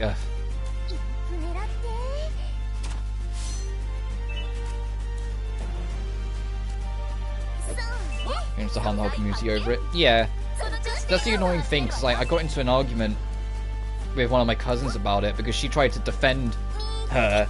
But it's like, oh yeah, but she's had all these things happen in her life, so of course she's gonna be that way. And it's like, I have too. I don't attack fucking people for it. You know? That's not an excuse. Having bad things happen to you is not an excuse to then start attacking other people.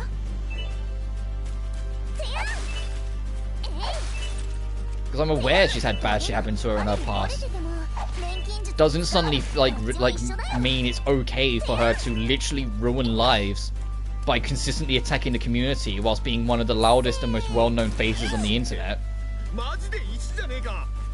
And the fact that she wrote not one but 2 books about a YouTuber or content creator who spoke their mind and got demonized for it, and it was the public that were the problem. And it's like, are you that fucking petty that you've been called up for your transphobia and you've written not 1 but 2 books? No one's ever been attacked or killed for, being transphobic on YouTube. Transgendered people, however, have absolutely been attacked or killed by existing. So shut the fuck up, you know? So I'm gonna stop there because I'm getting worked up again. Genuinely, she bothers me to my pit, to the pit of my stomach. She genuinely bothers me as a human being because of how much influence she has and how much damage she's caused to people I genuinely care about inadvertently because of her actions.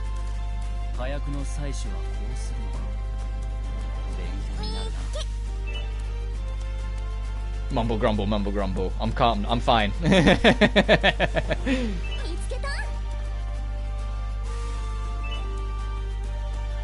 Anything, if I'm able for me to back you up, let me know. I appreciate that a lot, dude. I really do. To be fair, when it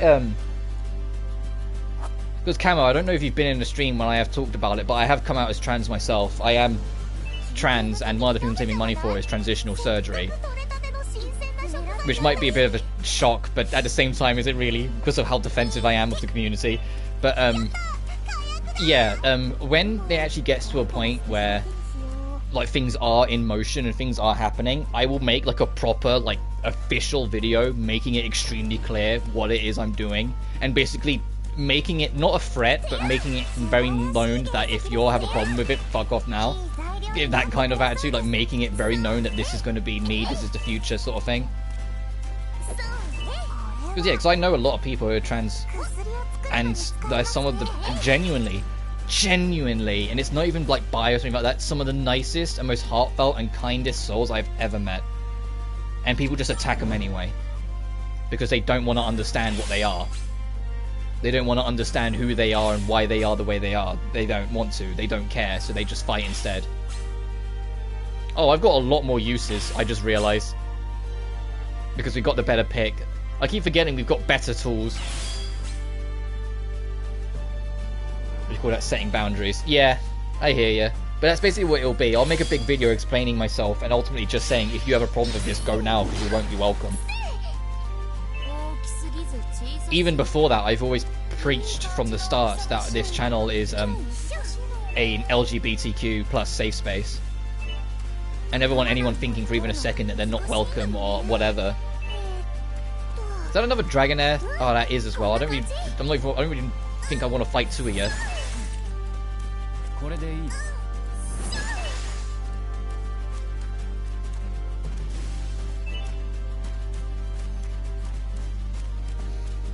It does mean I have to shave my beard at some point, though.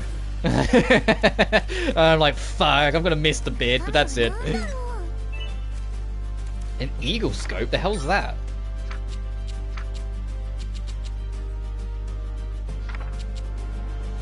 Oh, okay. For a second I was like, multiplier. Wait, what is it? What do you mean multiplier? But no, okay, that's not quite what I thought. It isn't equipable, though. Yeah. Alright, let's see if anyone can benefit from having it.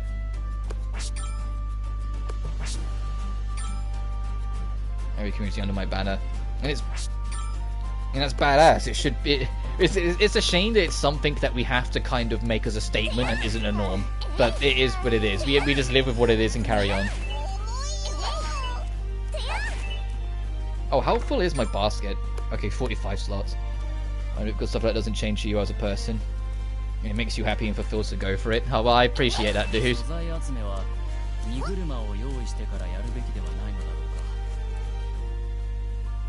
I haven't like made like an official announcement to like everyone in my family yet. It's just that sort of thing. Like my mum knows, and like most of the people I work with know. But it's like my stepdad doesn't know, and it's not because. Well, it's partially because I don't know if he would get it. It's because he can be like a very difficult person sometimes, and it's not that I think that he won't understand or won't come around. It's that I think that he won't understand and come around immediately. I think it will take him time, and it's like, I'd rather not do that yet. I'd rather wait until I'm in a position for things to move before I worry about that.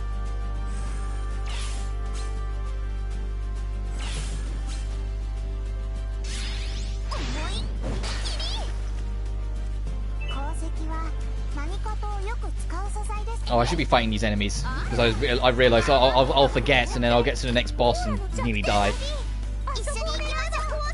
That said, I don't want to say it too soon, just in case I get screwed over, but I do feel ever so slightly over-leveled in this game so far. Not like obscenely, but I do feel like for most general encounters, we're pretty strong.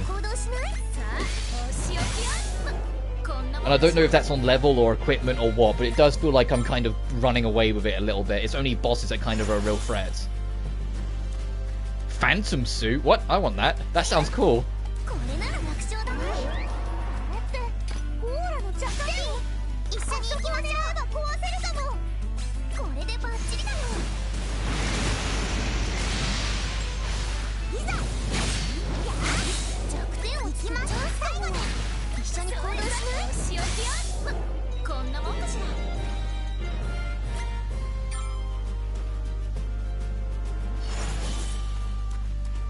Oh, there's no more enemies here. I'm going to be fighting enemies now because I'm kind of curious what that phantom suit is.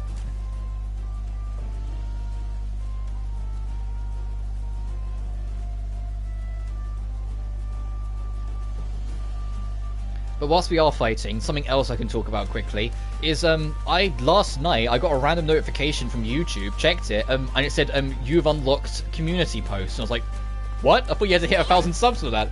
I don't know if they lowered it or whether it was something else that twigged it, but I could finally make community posts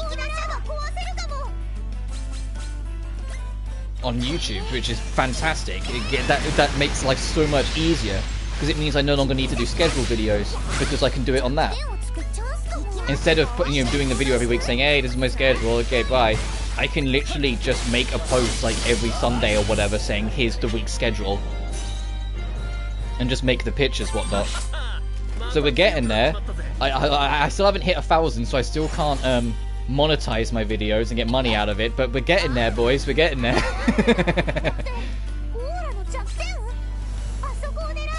Yeah, I'll use the Draco Bomb again. I'll try and get these enemies done. Hold on, thank you.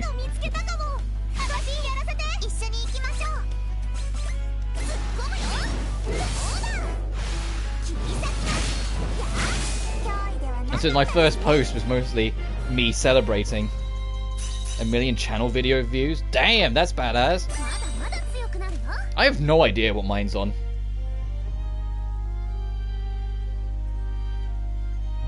Oh, never mind. Okay, 1,181,000. I wonder if that's because of the music uploads I did back when I very first started YouTube, that I just like hyperinflated that number.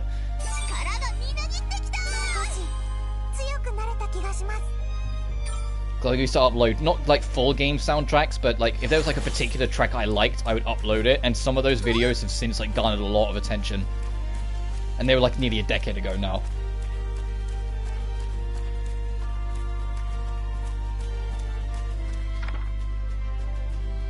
Alright, so that's another grav bridge, so you can as my throat goes, so you can cross that, but how are we crossing that bit? I mean, I guess we'll find out.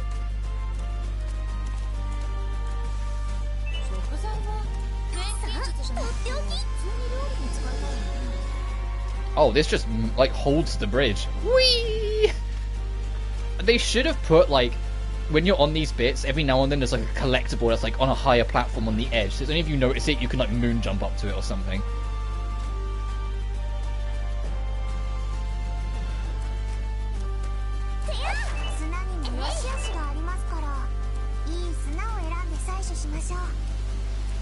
Oh, how do we get past this then? We need to go stop the rain?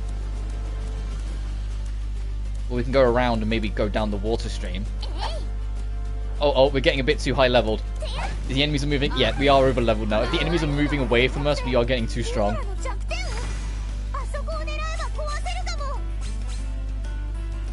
I want to try out new skill, but it resists it, so I'll hold off.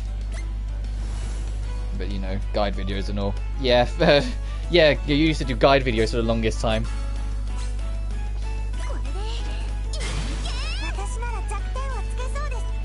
What do you got? Oh, let's try this, because we haven't done it before. On you. I want to see what this one looks like.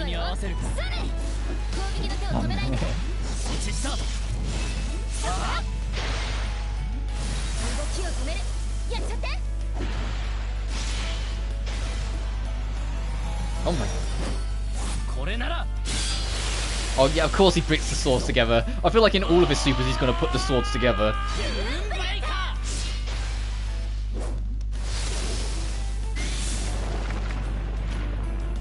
I'm actually having fun with Forces, all honesty. That's fair enough. I think, like, for me, when I played it first, I was probably mostly just bitter, because it was so far removed from the Sonic I wanted, which is why I'm now so grateful that Frontiers is so much of what I wanted. If anything, I'd probably be able to appreciate the game on its own merit more. It's just I have no intention of going back to it anytime soon. Does it still block every cutscene the moment you go into them, kind of saying yada yada? You're in a block scene every time you go to start a cutscene. Did they ever patch that out? Because that was like the dumbest fucking thing. Like every single cutscene in the game was considered spoilers, so they made it block cutscenes when the game came out.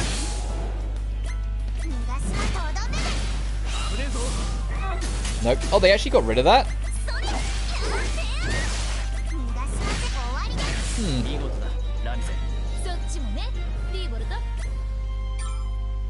Basket's full.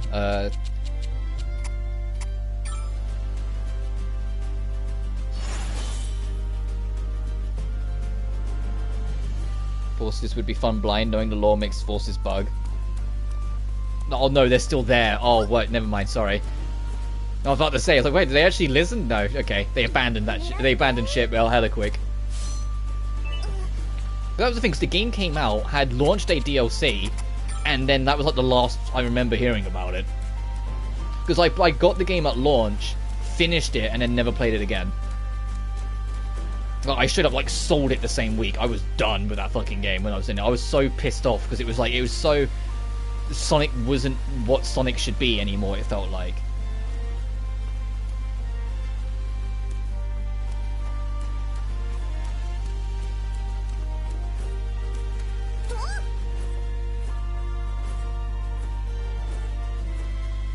Because it's Colors, there's Generations, it's Lost World, and then it's Forces.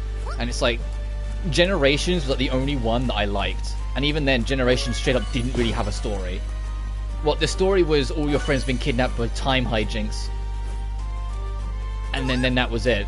You save your friends from time hijinks, you fight the Time Eater, the game ends. And the Time Eater isn't even like the fancy time god we all hoped it would be. No, it's a robot that Eggman made, because of course he did. So it was just like that was the thing with the Colors era. Every single Colors era game's final boss is Eggman, and I feel like that was a wasted opportunity. I got it in Colors because it had been like, you know, years since the last time we'd fought Eggman as a final boss. And Generations, it was kinda, but I kind of wish the Time Eater was more of its own thing. But then in Lost World, it was like you work with Eggman for most of the game, and then at the end he inevitably betrays you anyway. And then you fight him as a final boss, the game's over. And then in Forces, it's just Infinite's the main villain, so to speak, but then you deal with him in the most unceremoniously pathetic way, and then you're fighting Eggman again. You're like, oh, okay. Never mind. The only good thing to come out of Forces, and it's not even, it only plays in the game for like 10 seconds, is Infinite's theme song. Infinite has a theme song just called Infinite.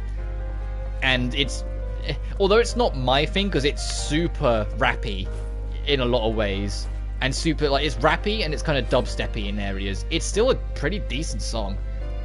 2013 and not on PS4, so we had no 3D Sonic game on PS1 the longest time too, making Forces sting more. Also it's short as hell. Yeah, the game's like, if you know what you're doing, the game's less than 3 hours.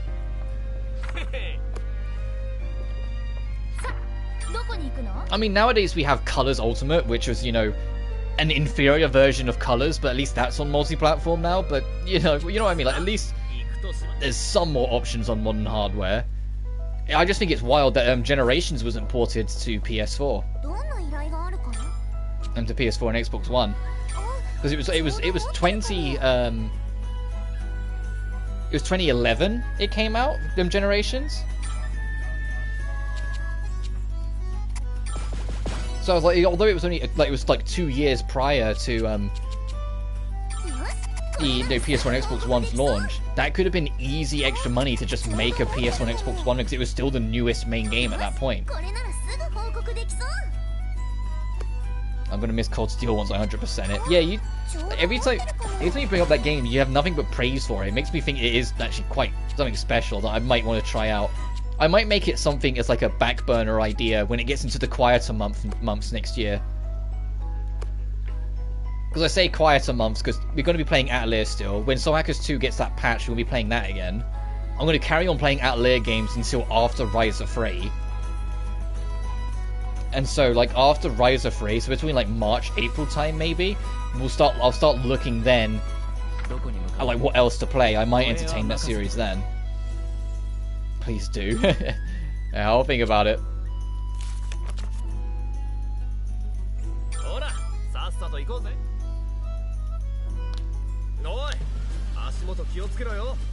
Alright, are we at the volcano yet?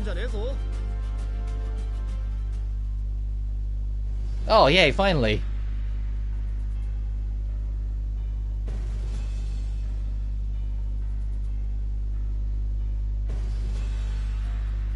I got the Fading World Imperial Tower from Forces' OST. It's super slept on in my opinion. Yeah, like, the most annoying thing with Forces' soundtrack for the modern stages and the Avatar stages is that most of the tracks that play are pretty good, but they only get good like 2 minutes in and the levels are 40 seconds long. So most people never hear them. And it's a shame because some of them really do turn into some real bops, but you just don't get to hear them.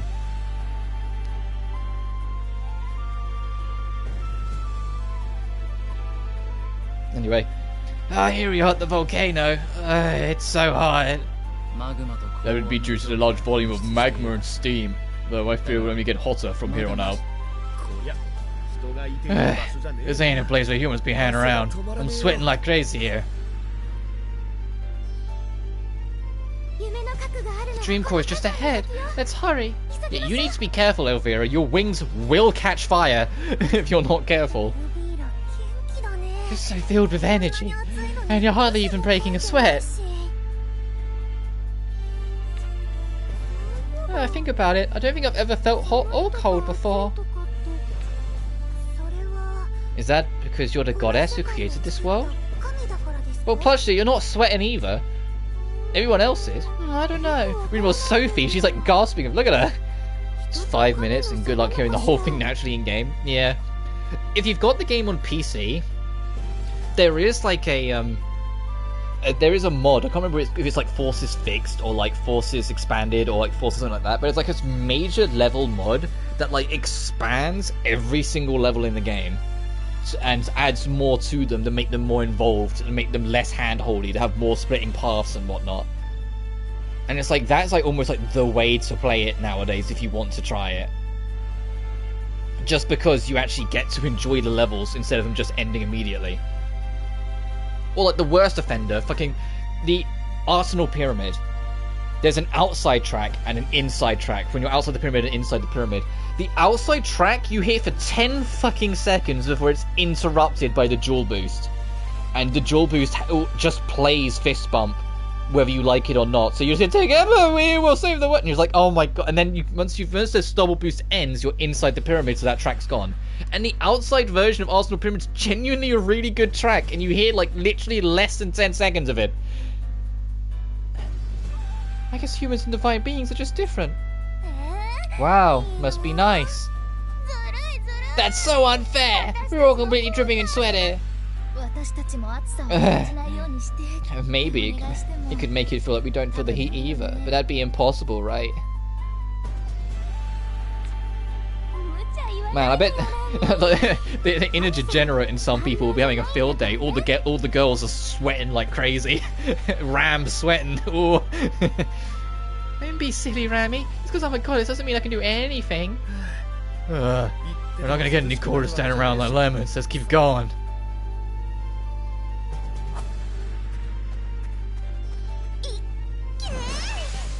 Let's actually have a look properly at the map.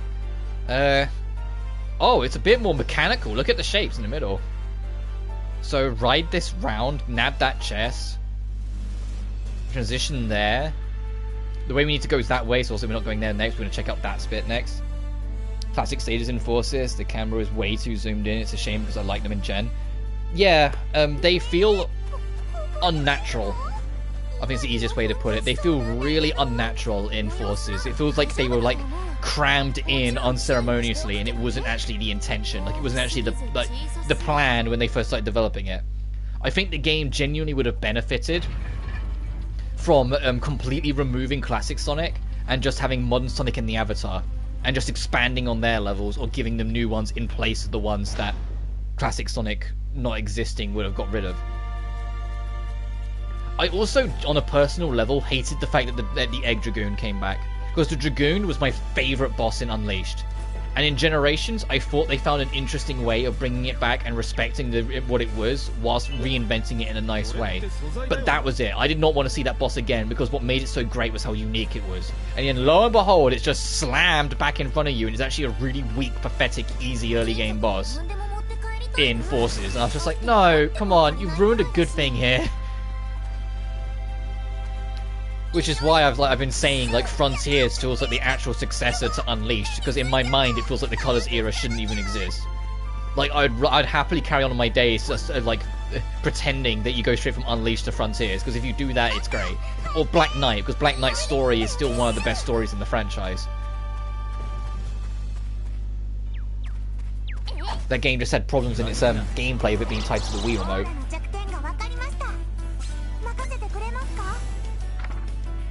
As in, it is a shame, because yeah, they were fun in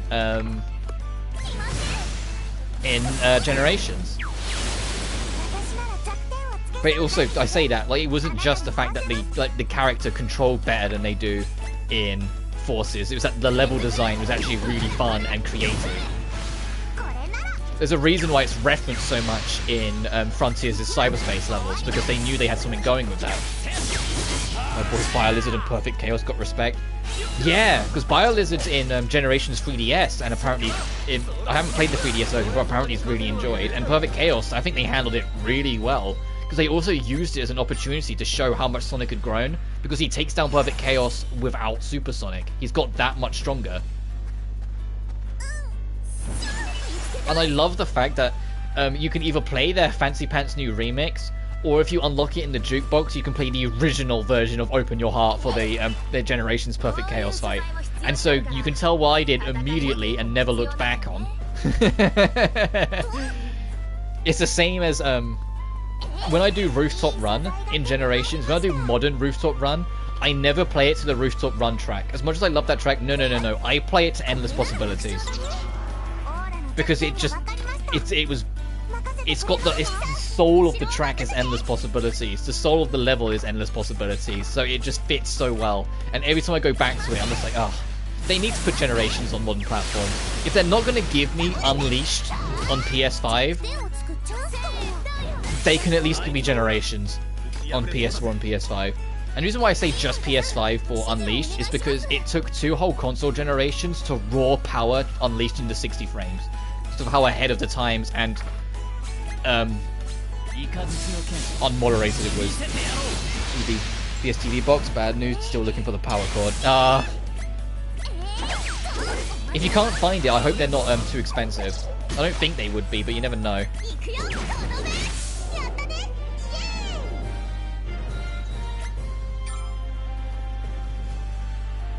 Like, genuinely, because, like, honestly, even though they've got the blueprint in Frontiers, it doesn't mean I expect Frontiers 2 or Adventure 3 or whatever they do next to suddenly be instantaneous. To be like, out next year, now they've got the pattern. No, that's not going to happen.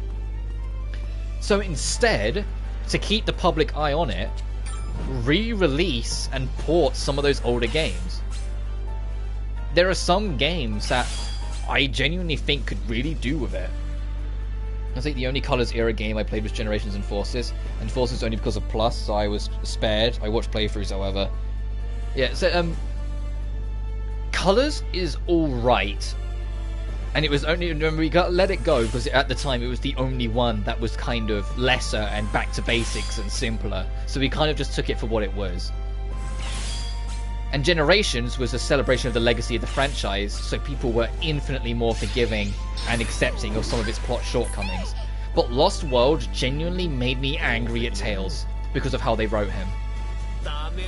Because they made him really petty about everything, and argumentative about everything for no reason. And then the game's writing made it that he was right in the end. And I was like, that's not a good message to tell kids. Being a petty arsehole and everything will work out for you is not a good message for the kids.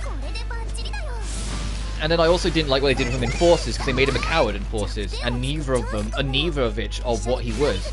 He was an up-and-coming, naive, but heroic character in the classic games. And I'm glad they straight up acknowledge and challenge that in Frontiers. New Victory and or Forgio. Yeah, that's exactly what it was. Because the whole point of it is that there's technology that only Eggman understands. And because he's working with Sonic, Sonic relies on Eggman for it. And Tails gets bratty about it because he doesn't like the fact that Sonic's not relying on him. So it's like an ex-wife. Yeah, Tails is like an ex-wife. So it's like, so he doesn't like the fact that Sonic's not relying on him. And he even goes, "You trust Eggman more than you trust me." And it's like, no, Sonic's being realistic. The technology here is more specific to what Eggman understands, and Eggman's also getting screwed over by the Deadly Six, so of course he's willing to help. But then the game ends with, because Eggman tries to betray at the last second, Tails was always right and Sonic was wrong, and Sonic should have always just relied on Tails. Whoops, my bad, Tails. It's like, no, that's not the message that should have been made. No City of Tails, everyone is more reliable at something than another. Yeah, but the thing is that the writers made that the message that you should always rely on your friends first. And it's like, no, in that circumstance, it shouldn't have been. Sonic was right to rely on someone with better expertise in the subject matter. But the ending is just Sonic going, "Ah, man, sorry I doubted you, bud." And it's like, no, that's not the message. Like, so Tails pissed me off in Lost World. And then instead in Forces, they counteracted by making him a complete coward. And I was like, no, he was the one who saved Station Square in Adventure 1. Which is why I respect Ian Flynn and the writing team so much in Frontiers for, like, knowing that's something they had to challenge and try and figure out how to write around. And instead of trying to write around it or pretend it didn't exist, meet it head on and say, yeah, Tails' mind has been wandering. They'd literally make a point of making it Tails' character development that he's kind of losing himself because he doesn't really know what he wants to do or what he wants to be. And it's making him indecisive, making him doubt himself when it counts. Which is why he was bratty in Lost World and why he was skittish in Forces. They actually challenge it and meet it head on. And they end it by saying that Tails wants to go off on his own and rediscover himself. And I'm like, that's very bold, but they did it. And so I can respect them for doing it. Because a lot of other writers, especially adopting another's work, could have easily just gone, nah, that's not worth it, and just left it. But no, they made a point of being like, no, we need to address this to move forward. We need to look back a little to find our foot forward with this character.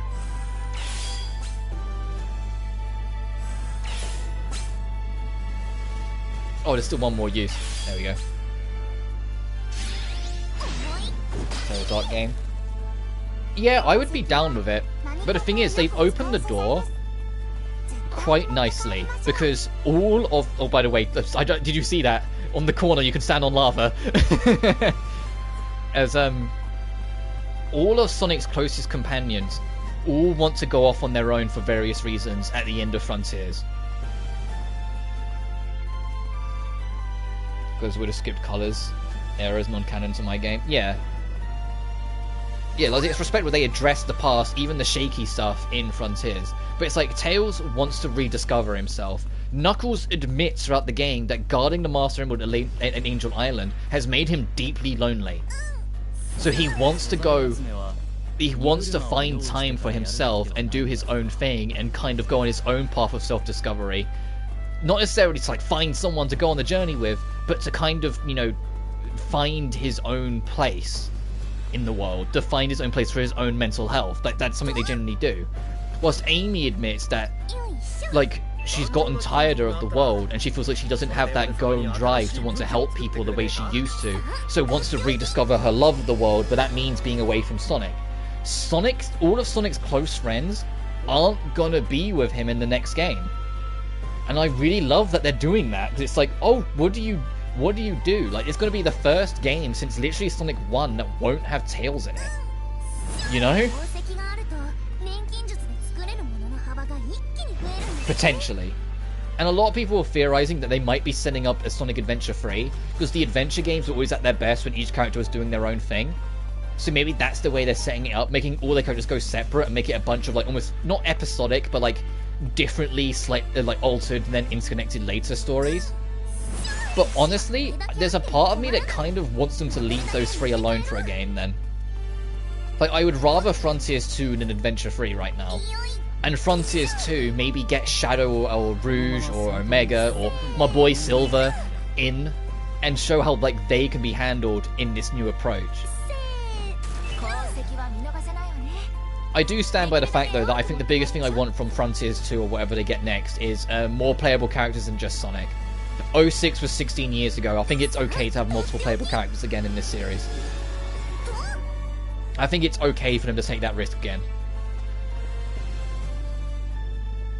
And it doesn't have to be much. They kind of, sort of, not really did it in Forces. You got the Shadow DLC in Forces, and like Shadow just is a copy-pasted moveset of Sonic, but just with a couple little extra trinkets here and there. But it was still like a something, so just lean more into that, you know? Have the next Sonic game have, you know, other playable characters. Have Shadow be playable again. Bring my boy Silver in, because he never got a fair shot because of 06. Oh, is this as far as we can go? So we need a 5th gadget yet before we can proceed. Alright, but at least we know that's there, so presumably after we do the Volcano story arc, we'll be coming back here to proceed onwards. I imagine what's next is the yellow one, Too glad Blaze is gone though. Would have been cool playing her. Yeah, I mean, I don't know where that stands in the lore, honestly. Because Blaze, don't get me wrong, Blaze dies in 06, right? But 06 ends with them erasing the history of time.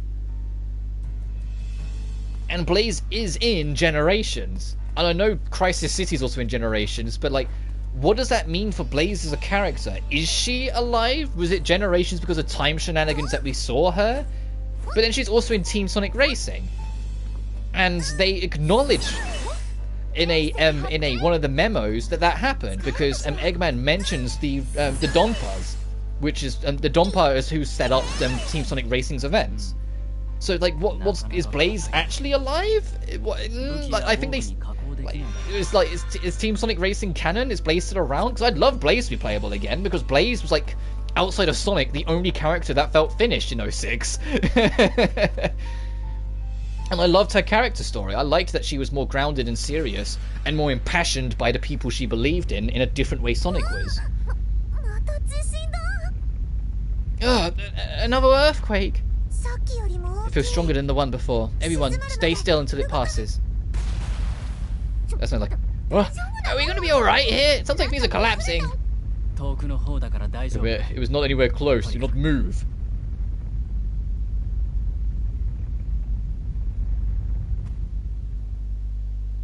And I want to see more Blaze because she's currently voiced by Erica Lindbeck.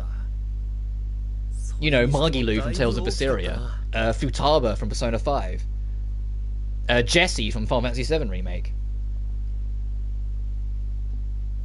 And so, of course, I'm like, yeah, more of her. Alright, we should be good now. Ugh, that was a big one. Ellie, this has got to be... Yeah, there is something going on with the Dream Core. But what can it be? Let's go and check it out. If something is happening, we need to get it sorted quick. These are my top 3 favourites, and she's in very little games. I mean, yeah, she's in both Rush games, because that's what introduced her. She's in 06, and then she's got a cameo show up, like, because she's basically, like everyone else in Generations, cheerleads Sonic for a bit. And then is in Team Sonic, and that's it. And then that's it, that's the last you see of her, and it's like, ah. But I'm not saying bring the Soul Emeralds and Marine and all of that back, but it'd be nice for Blaze to come back, because that's the other thing they need to clarify in the lore, because 06 retconned her original story from being from another dimension to being from the future, and I want kind of clarity on that. Like, is she still from another dimension? I forgot about dubbed actors. I just find it Tails. It's so if.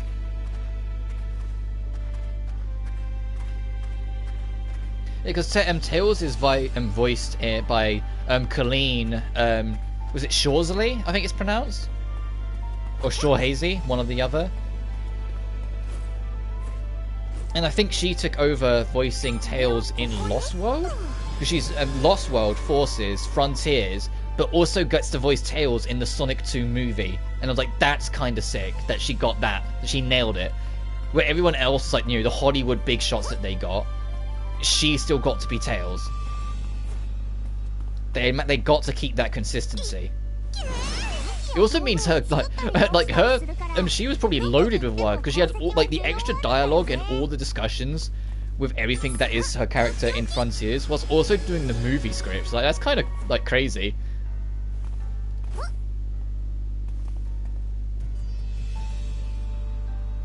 Oh, she's iffy. Oh, I didn't realize that she was iffy from Nep. Oh, that's kind of cool. Kate Higgins. Oh no, no, now it's Colleen. Kate Higgins was the previous voice actor of Tails. I was met Haji in UDG, and that's definitely Matthew Mercer. Yeah. Oh, here's a fun fact, and it's gonna be a test for you, Camo. Just a little test. Every single English, and this is a deliberate thing they did in both the Japanese and English dub. Every single voice actor in Danganronpa V3 has voiced a character in a previous Danganronpa game before. See if you can identify them all. Because I managed to get a few of them. Some of them I went, wait, what? That's that person? But some of them I was like, that's Gundam's voice actor, and I picked up on it immediately the moment he spoke. Or the main character, Kaede, she's voiced by Erika Harlacher, who is, other than Anne in Persona 5, is Kyoko in the first Danganronpa. So it's a nice little thing you can test out for yourself. That's all I'm going to give you. See what ones you can figure out. But every single character, and it's a deliberate thing on both the Japanese and English dub, every single character is voiced by someone who has voiced a character in the Danganronpa series before. Because V3 gets kind of meta in places, so it's deliberate for its sake of the story. And once you cotton onto that, it becomes a fun challenge to try and hear every single voice and going, that's that person, or I think that's that person. And that includes some of like the bigger shots, like Johnny Young Bosch's voice is in that game. He voices a character in that game, even though his career had gotten a lot bigger between 2 and V3, because like there's like 6 years between their releases, I think. But he still came back and like voiced a character.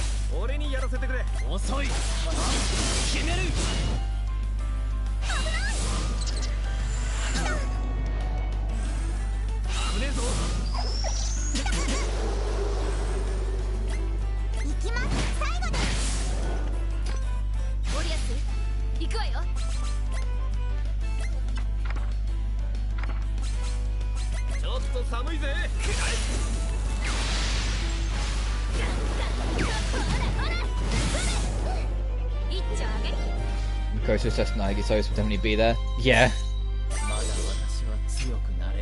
But that was one of my favourite things about the second game. Among the fact that it's just, you know, my favourite game, so I'm biased anyway. Like my favourite game in the series, so I'm biased anyway. It was the fact that they deliberately introduced like another Hope-esque character, like someone who always has faith in the future, someone who's kind of the lucky student, and had him be voiced by like the same actor as well, just so you trust him. So you're like, oh, it's the same voice actor as Makoto, it's the same sort of character as Makoto. Oh, it's just Makoto then, we can trust him, he's going to be a good boy, and then he's a psychopath, and you're like, oh, never mind. Someone says he will always be a Dachi, and I will always see a Dachi. What, Johnny Young Bosch? Yeah.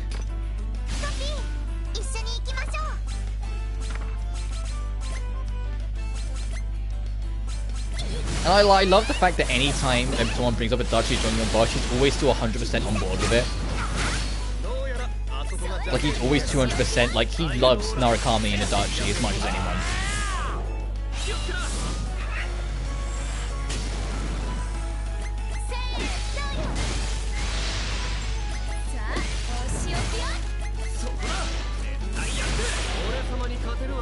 I honestly thought Nagito was Makoto for a while. I mean, yeah, like that's what I mean. They made them feel so eerily similar, deliberately.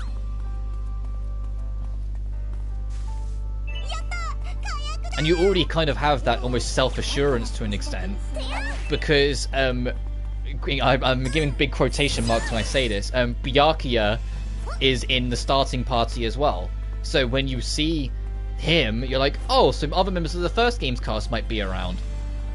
And you don't realize that that's not actually Byakuya, that's the ultimate doppelganger. And it's just there to basically be a bait for people who've played the first game.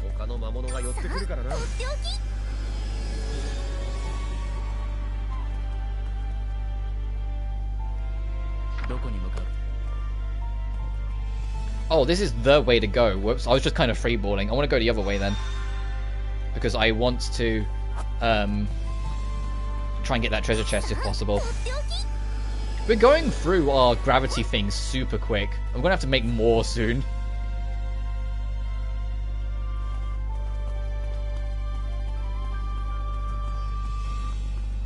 God, for a split second I thought my PS5 started buzzing. It's not. Someone's doing their gardening outside.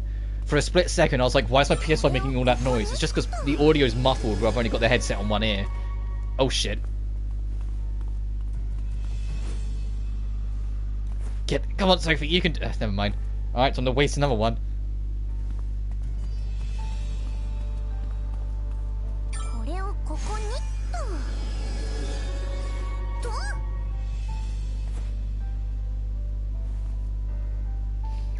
Now my rebuttal in case one said, no, that's wrong, in an eerie tone. I felt chills. Yeah, I love that.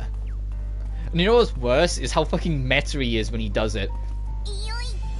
Because it's not like he makes a point of saying, hey, if I want to, I could challenge you on this. No, that's wrong. You're like, fuck off, Nagito. There are some games I've streamed this year that I'm gonna round 2 on next year. And Dangan 2 is one of them. Fuck! I want to hit that all.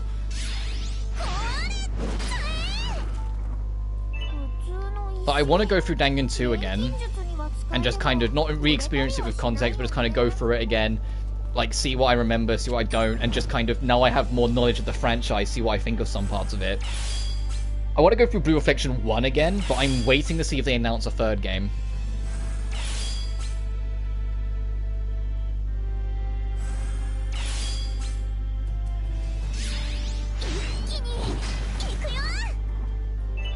And as I said before, if they ever do a proper PS5 port of V3 or UDG and get rid of the recording blocks, it would be a good excuse to go through them again. Because I did like written experience breakdowns in V3 for every chapter instead. Like, I wrote my entire journey and then made videos for it. It's all in one playlist. If you dig through the playlist, you can find my Danganronpa one.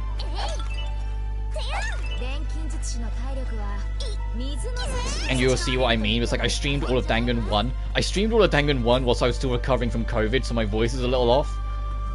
And then I did all of Dangan 2. And then when it did V3, I streamed what I could, which is all of Chapter 1, but then Chapter 2 onwards, it's all blocked scenes. So I did, like, video essays instead, talking about my experience, what I liked and didn't, and what happened. Death End Life, but it's waiting for a 3rd too. Yeah, I've said it before, I love the Death End games, but I don't want to go back to them again until a 3rd one's announced. So if that actually happens, and it gets announced, yeah, I'll stream going through Dirk 1 and 2 again. Because I can use my nerdisms to explain what everything means in the lore, because I actually get it, you know. All right, that's done. So let's go back here. I actually know what it all means and entails too.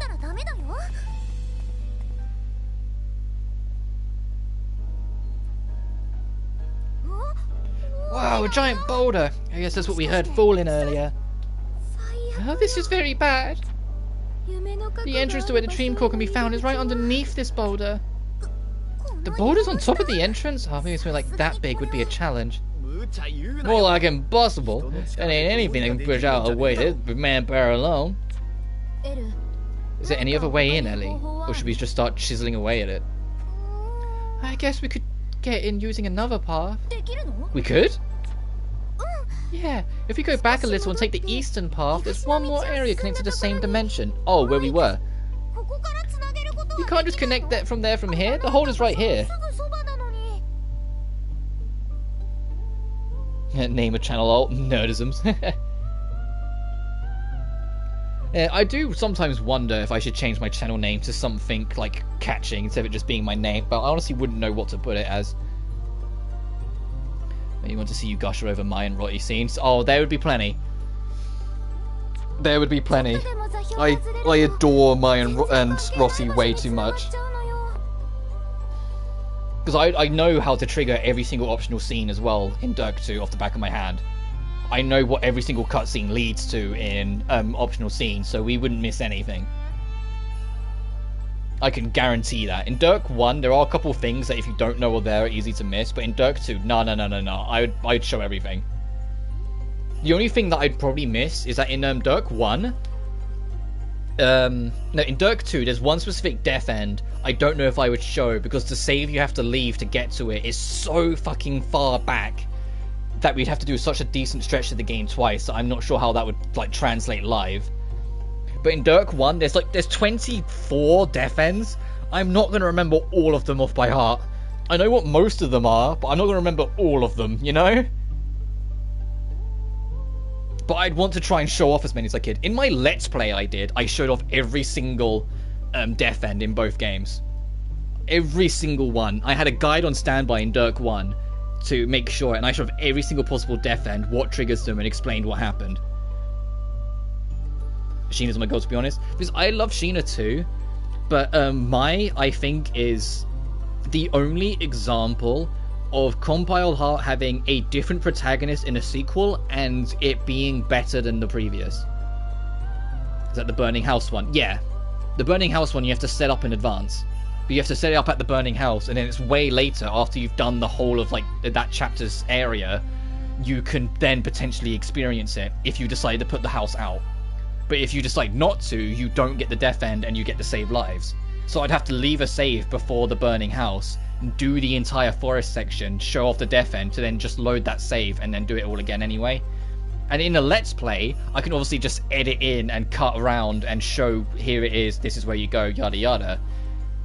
But that doesn't quite work the same when it's live, so I'd have to figure that out when I get to it.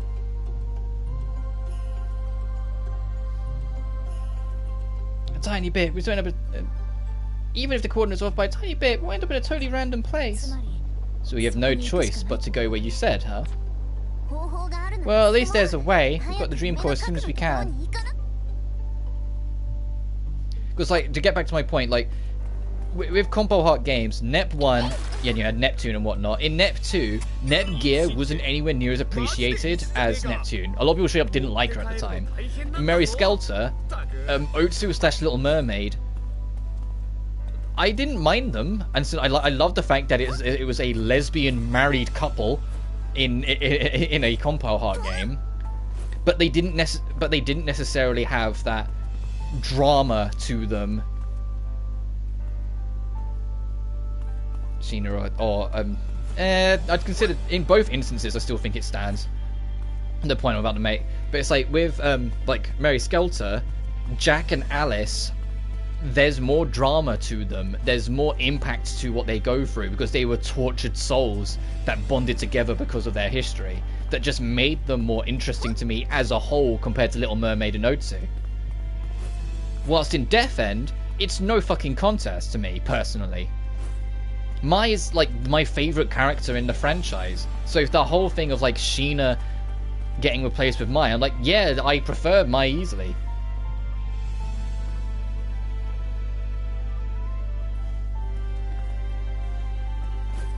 Well, it's like, because like Sheena, the problem with Sheena is that she's almost too cut and dry, and at some points.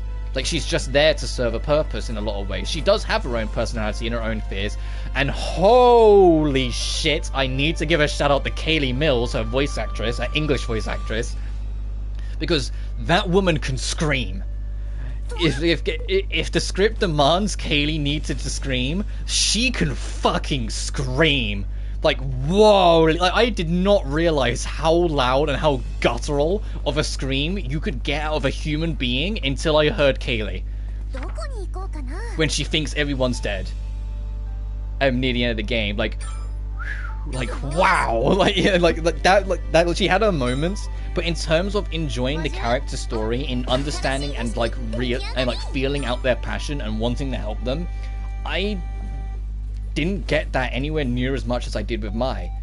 Sheena, I kind of left to her own devices for most of the game, and Arata I didn't really care for at all. Arata works better as a side character than a main character, I feel. Whilst Mai, no, she just ruled it for me. Like, Mai just really owned it for me. And Ryan Bartley, her English voice actress, is also the voice of Sage in Sonic, so in Sonic Frontiers, so Eggman's daughter is voiced by Mai.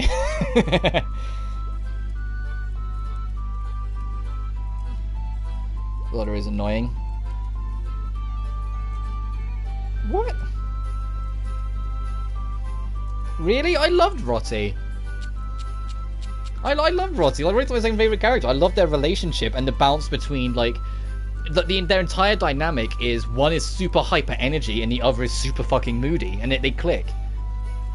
And Liliana, I grew to. I was hesitant with her at first, but she grew to me a lot, and I loved what they set up with her, that she might be out to try and kill Mai in the next game because of her belief that all demons need to be stopped. I know it's different perspectives and all, but I genuinely adore Dirk 2's cast. Like, their entire cast just wins for me. I just loved them. But I also love Dirk 2 as a whole in general anyway. Like, that was one of my games of the year when it came out in 2020. Do you double sub? Since I'm into sub, I tend to like Sheena. I don't know, like, I've heard both, like, the dub and sub, and it didn't really change anything for, like, the character writing. I love Roti for Roti. I'm biased because I have an extremely deep and loyal respect to Deneen Melody, her Roti's English voice actress. Because, like, she's one of, like, the OG gay actresses in the industry. And so I have a lot of fucking time and patience and care and love for her because of what she influenced and what she inspired and what she's helped. Death End for me is the one where Sumika dies predicting Arata. Yeah, that one made me cry.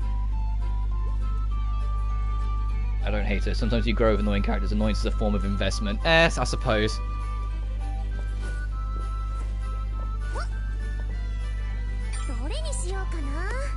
To give you an idea of how much I loved that game, the third Marion Vincent book I wrote, you know, like the books I wrote before Demon of Zenelheim that I still haven't published, the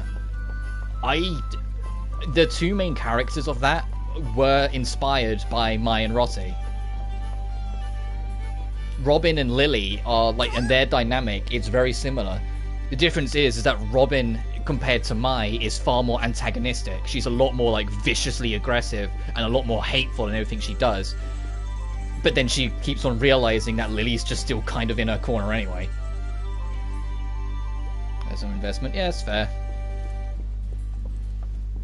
Oh, and there's the other thing, actually. Speaking of voice actors, I know I'll bring up the Sonic Frontiers. I didn't know this, but when I found, like, when I was playing through the game, but if I had done, it would have made the ending that I already loved even cooler. Both the English and Japanese voice for Sage also voices the main character of Evangelion. And I was like, considering the ending is like Sage controls a mech and goes to space to blow up the moon, there's no way that wasn't a typecast. You know, there's no way that's just a fucking coincidence. But I was like, that's actually really sick that both the English and Japanese voice are the two people voicing Sage, and they're both the main character from Evangelion. I was like, wow, holy shit.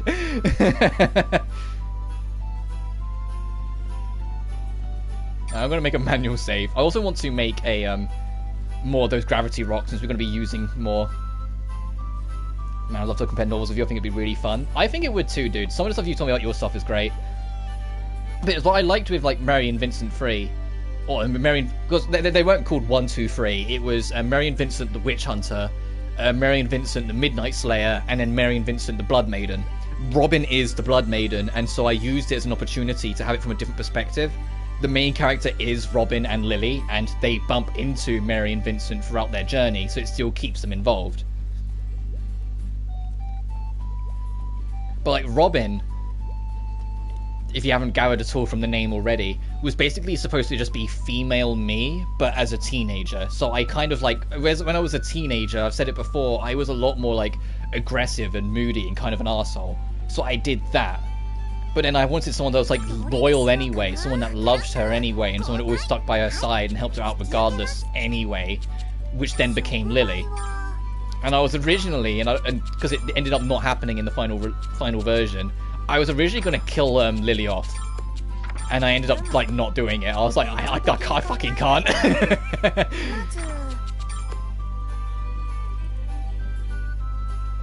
They say I'm still surprised Frontiers was so good. I am. The only thing that genuinely bugged me with like Frontiers like now is Donkey's review, but I was expecting nothing from Donkey's review anyway, and I still came away disappointed. And what I mean is, Donkey's review, throughout the entire thing, he was kind of fair. The entire thing is like, okay, these things don't work if you're not already invested in the franchise. And it's like, yeah, that's a fair criticism. Even I said it, that the game feels like it filters out people who aren't fans of the franchise. But then at the end, he makes this really random ass fucking tangent about how the game's user score on Metacritic is like a 9 out of 10. And he went, look at all these other games that have got 9 out of 10s on Metacritic. Don't you think it's weird that Sonic's got as high a score as that? And then ends the video, and I was like, what the fuck was that? And I was like, why did he... And I know what he was doing. He was inadvertently trying to discourage review bombing. And it happened, because you look at the score now, the score's dipped, and there's a bunch of zeros that people that came straight from Donkey's review, and I'm like, for a second, he nearly, for once, got some respect out of me, because I don't like him as a person anyway. But for once, I was just curious enough. He nearly got some respect out of me, and at the last fucking second, he fucking soiled it because he wanted to be a bitch. And I was just like, ugh.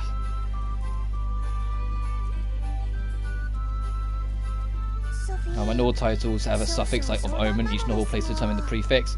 I've completed Sky Omen, and these are Dark Saint Omen, and right now I'm working on Grey Omen. You know, I love that. I think that's badass. I love it when books, or any kind of media in general really, have fun with the titling.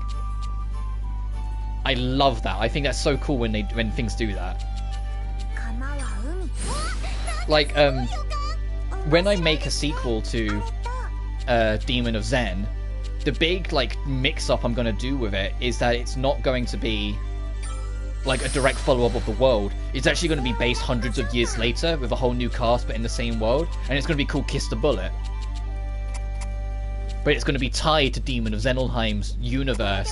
It's just it's going to follow an organization called KTB, or the Kiss the Bullet, and so it's going to be that thing. But I haven't really got much further with that because I'm still writing Demon of Zen.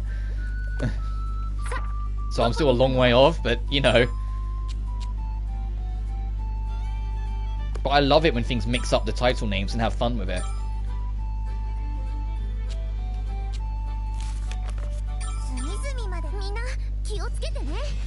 And I also like, because like in Mary and Vincent 1, like Mary does have like a special ability, and it's actually established because the main villain of the first book is her older brother.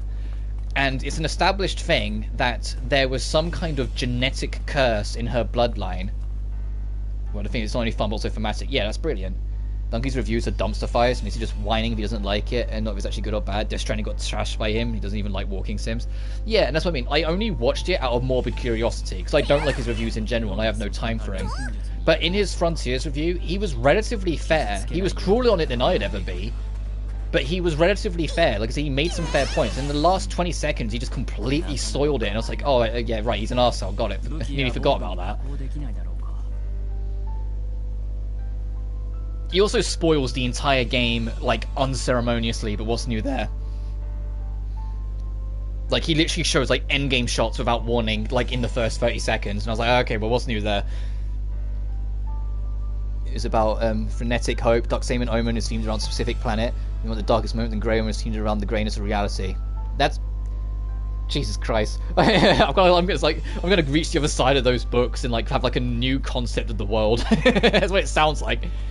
But it's like, in Mary and Vincent, so to get back to my point... Oh, excuse me, my throat goes a little.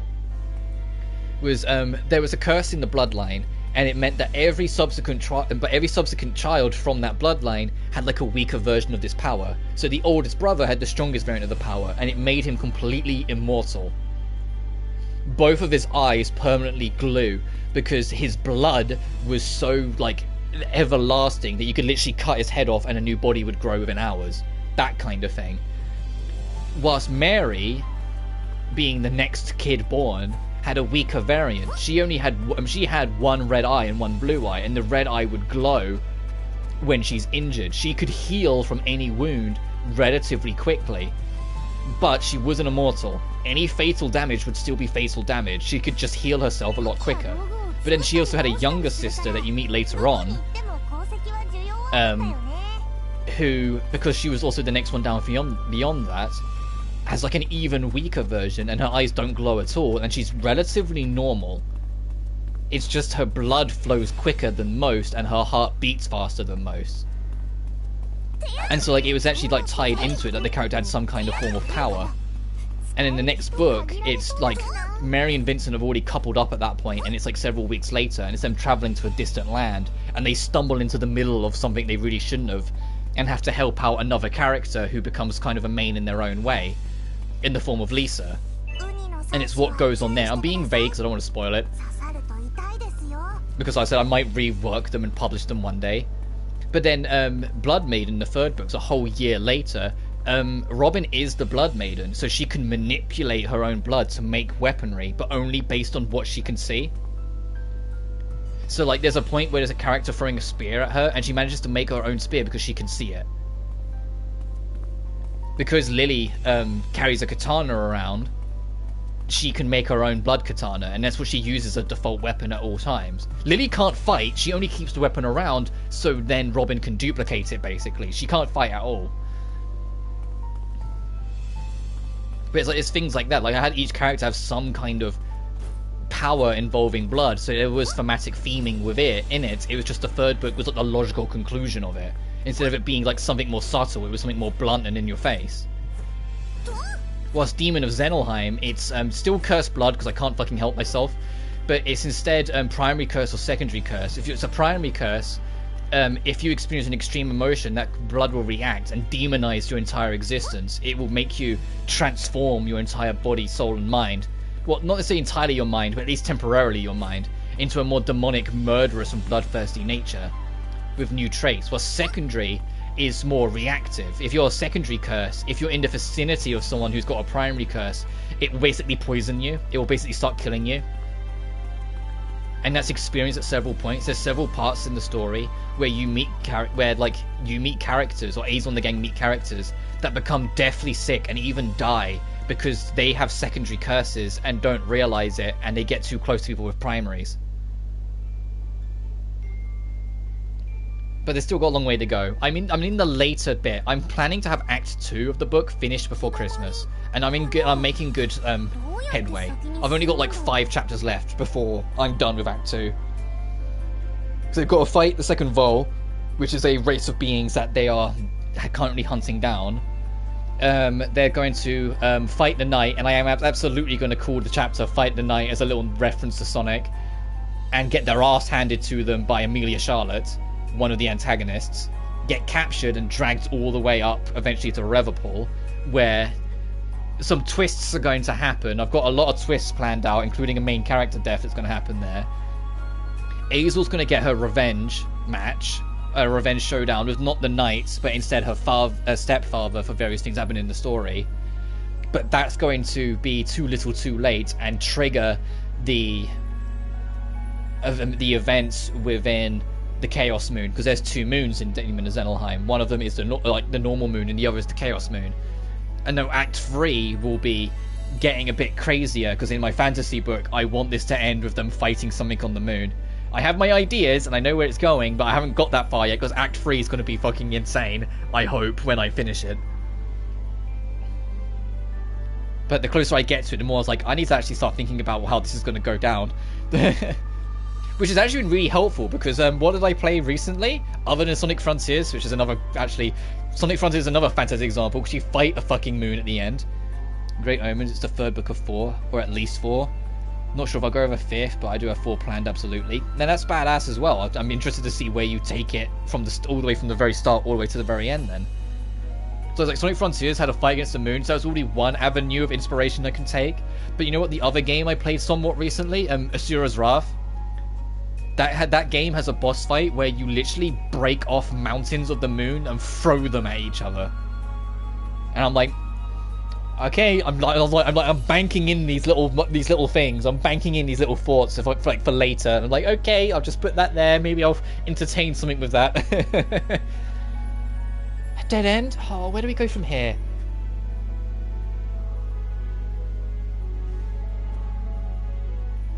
Are we going to get another thing really this early? I thought this would be later. Moving that seems feasible. I cannot say so for sure. Because if that's the case, then there's another area I want to go to first. Oh, we need to use lightning to trigger this. Lightning? You mean we can get through it if we change the weather and call a thunderstorm? Are you sure that's wise above a fucking volcano? Yeah, that's right, here. Where's her pocket? Where'd she get that from? Like, I know it's always like the joke that you can like characters pull shit out of their ass, but she genuinely doesn't have pockets. Where did that come from? We need a lot of power if we want to change the weather to a thunderstorm. But if we use the Gerbert Stone, we should be able to make something just powerful enough to summon lightning. We should get it told us earlier we couldn't go any further about that thing. How was I to know? I never thought we'd need to come this way. It's alright, Elvira. I'm very thankful for the material. We better get back to the atelier for now and try to think of a recipe. Time for this of the essence. Let's make haste. Time to Gavelstone.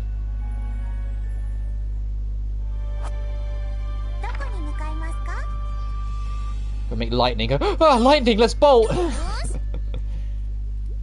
It's like, it turns out like Sophie's actually secretly terrified of lightning. Thunderstorms. How do I do this? Must be very tricky, if even you are stuck. Alright, I'll take Ellie back to the dream tree then. Good idea. I better check to see if there are any problems with the other dream cores. We got a huge work backlog building up, so I guess we can take care of that. Indeed. It is hardly the time to worry about work, but alas, it is the only thing we can attend to right now. I shall go and see if the earthquake affected the other areas. Sounds good. I guess we'll be splitting up for the time being then. Indeed. Look forward to the fruits of your labor, Sophie.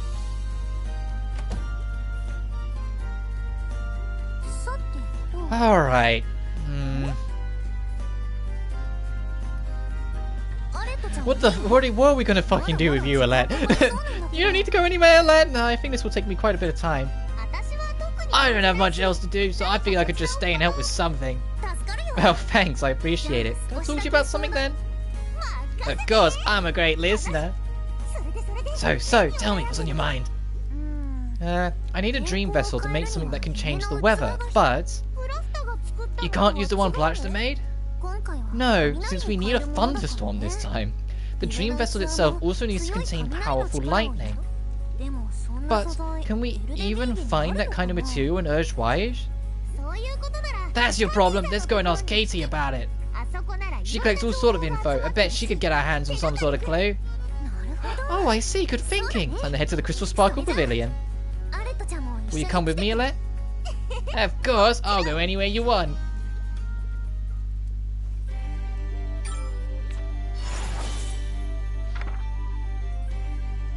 Research the lightning object in the windswept plains. Obtain a material infused with the power of lightning.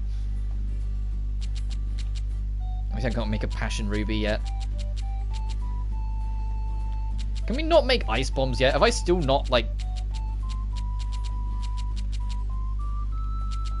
There's the Dracos.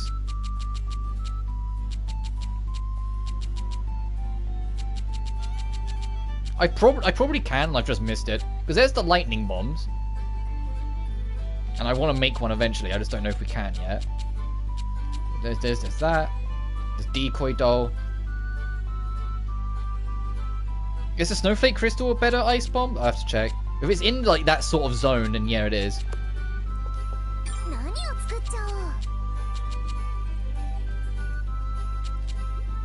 Oh, I need a Cliver band. No, because it's not here. Does Platchy have it?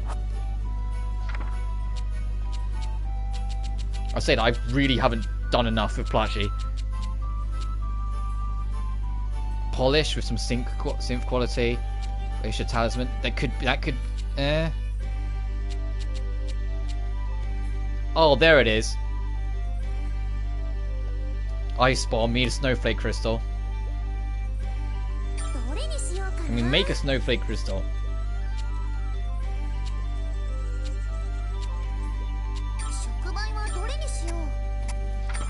Oh, whoa, hang on then.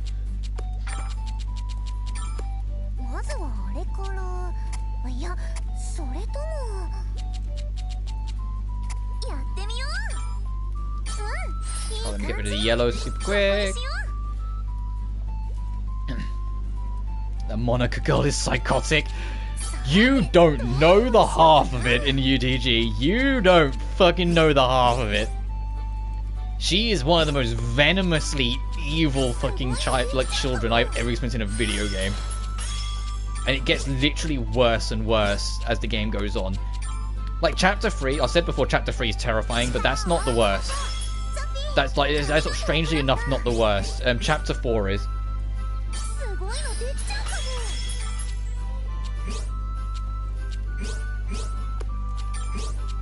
Like, I've never experienced a video game that's managed to make a child so vindictively pure fucking evil as she is.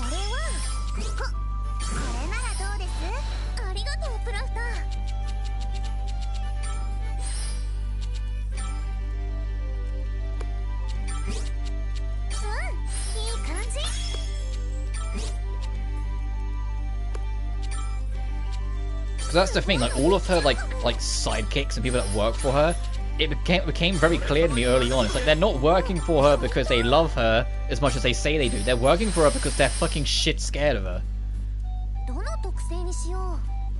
And they're in too deep to suddenly turn around and be like, no, we shouldn't do this.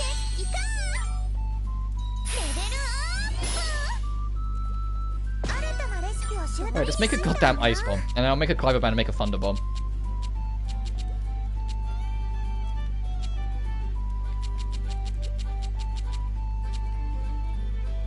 Jesus, look at that thing.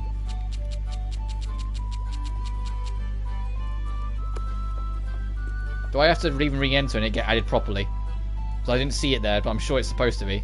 Also, we can change the music then, so... Or not! How big is my playlist? You really picked the same track twice in a row, huh? Okay.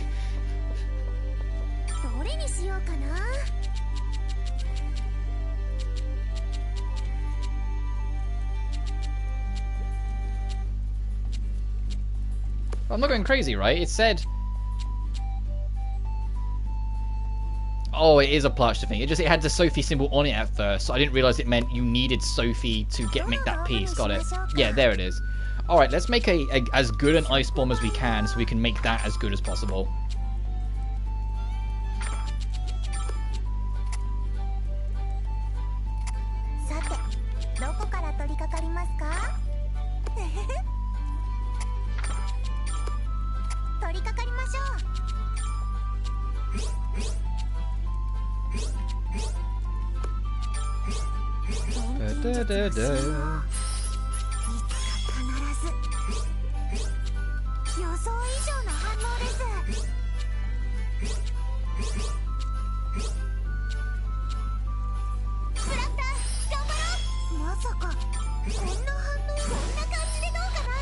Oh, I don't have any other components, so I'm going to stay like that.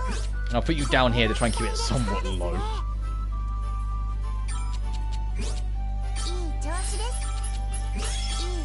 Nope.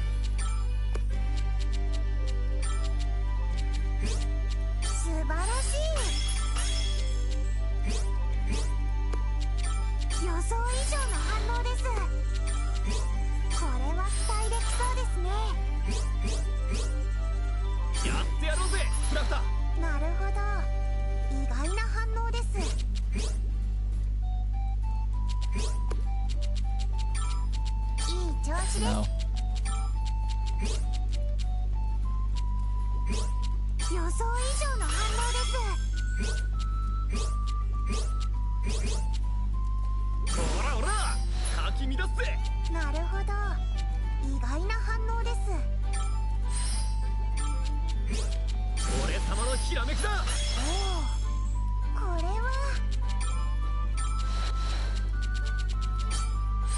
Nice. Ice Elf, Frostbite M, speed down, heat stealing. Quality up, crit up. Does magic damage, increases damage dealt when more enemies are targeted. Do I...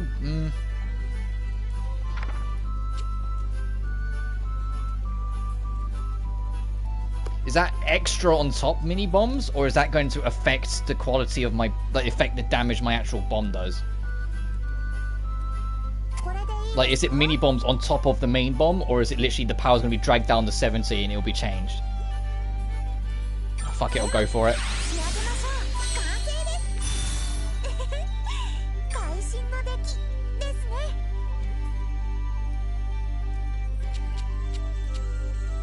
Well, we're going to immediately put it into this anyway, but still.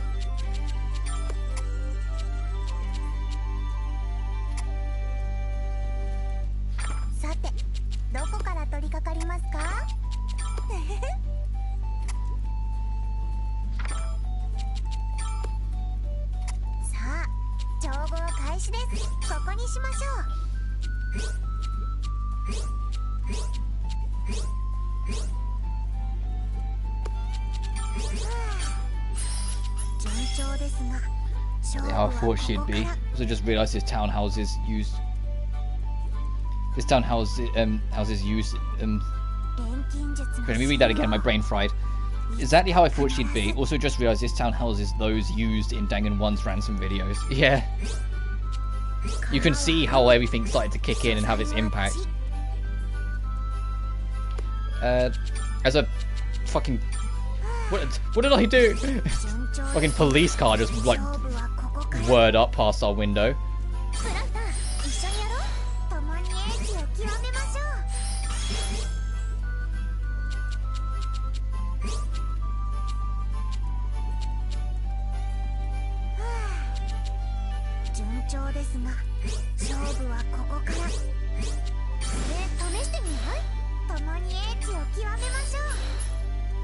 Oh, come on.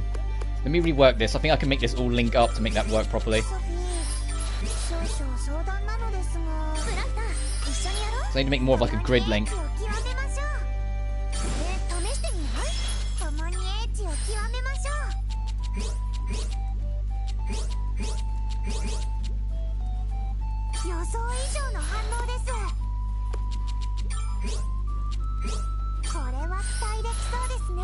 Bitch, we can do this. Hang on.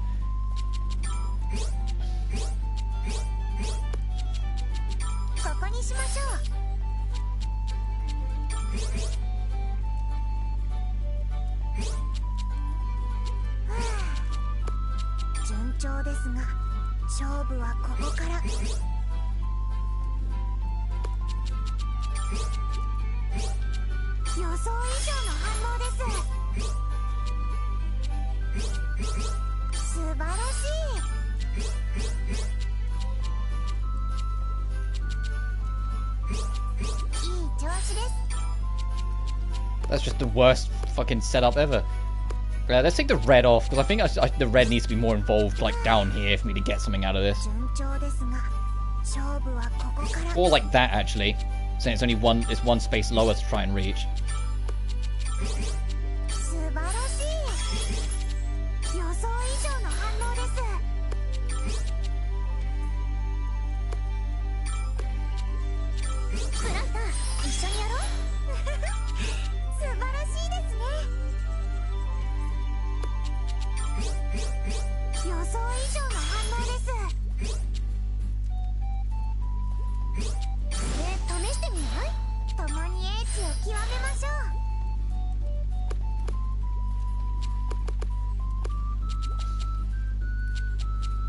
I'm gonna get it. I'm gonna get it. I think we can get this out of this, so I'm determined to try.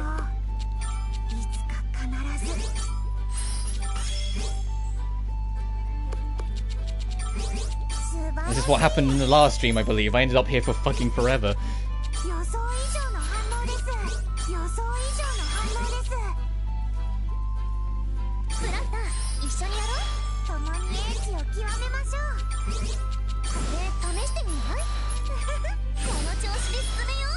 Nice, there we go. I have to add an extra ingredient. Well, I'll see what I get out of the ice first before I worry about adding more. Well, thanks for the offer, Sophie.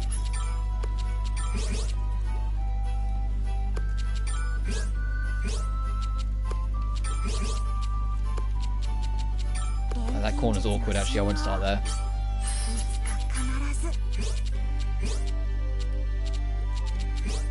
Oh, there's no...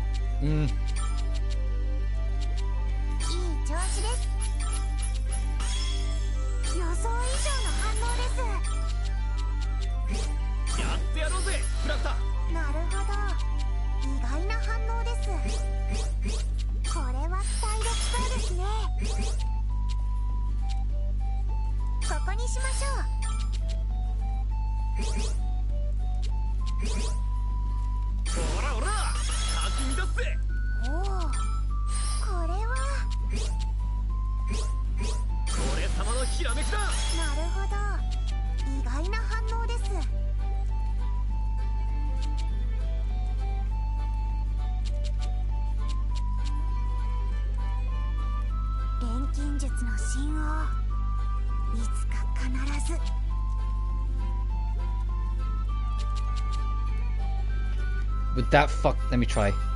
It would fuck it over, damn it. I was gonna say, would that fuck that over?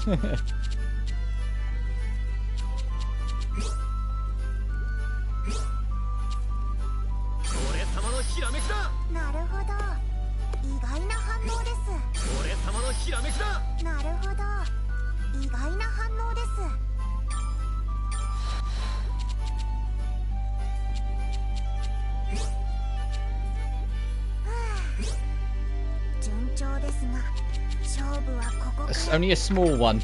We don't need to be crazy. Take that. So I think we can just barely get that like maxed out, which I want, so then we can not have to worry about making another one. But I gotta get a little fucking creative with this.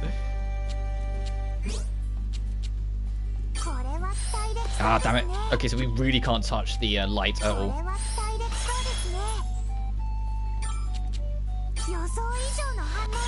Nice, there we go. So I just need to put these places somewhere safe. Localized entirely in your home, Blizzard. Frostbite extra large, insta freeze, and make it magical.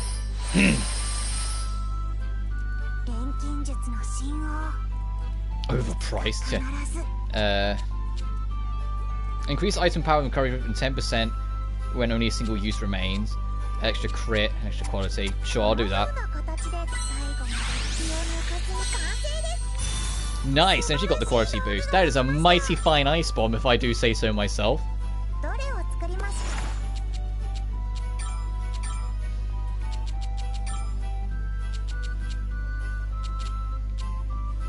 Enjoy your prize, baby girl.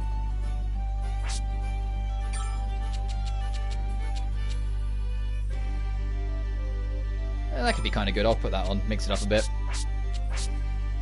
Right, now about the thunder.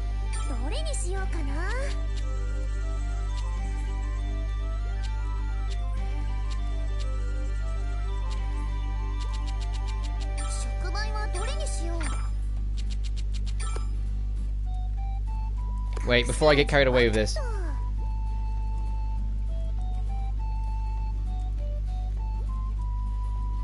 Stomach emptied? What? Fangs? What? What? Okay, something special about it is just make it, got it. So I'll just throw any old shit together.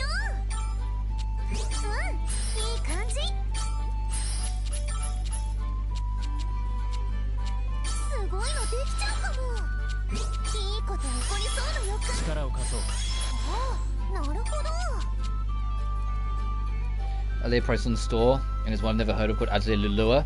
You get French too, it's only 19 really, so fairly new. Yeah, each Atelier game is based upon of like a saga, right? Camo? That's the easiest way to explain it. And it's like, what we're playing is part of the Mysterious Saga, which is why Riser's not involved. Riser is the saga after this, which is Secret Saga. Before the Mysterious Saga, which is what we're in, was the Dusk Saga. Before Dusk was Arland. But some of these sagas, they come back to way after their original release. Lulua is the 4th Arland game, which they came back to way later after the original 3. My answer is eventually. I don't know when, but eventually I want to. Because I want to play the Dusk games as well. I know they get a lot more awkward the further back you go. So my stomach aches once in a while. See how I left AFK for a while. No worries, dude. It's like Lulua, you play as the daughter of the first Arland protagonist. But the Arland games, I said, we're talking, when they originally came out, they were like mid-generation PS3. So they're quite, old nowadays. But all of them have been remastered to an extent. It was like this DX version on PS4, so I can go back as further. There are more eras even further beyond backwards, but none of them have been remastered to my knowledge on PS4, so that's as far back as that story goes.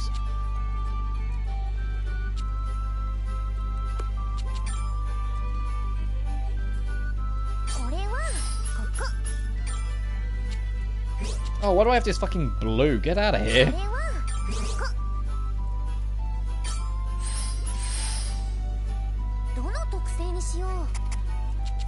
Ooh, all stats charged, sure. I'm going to put it on something else later.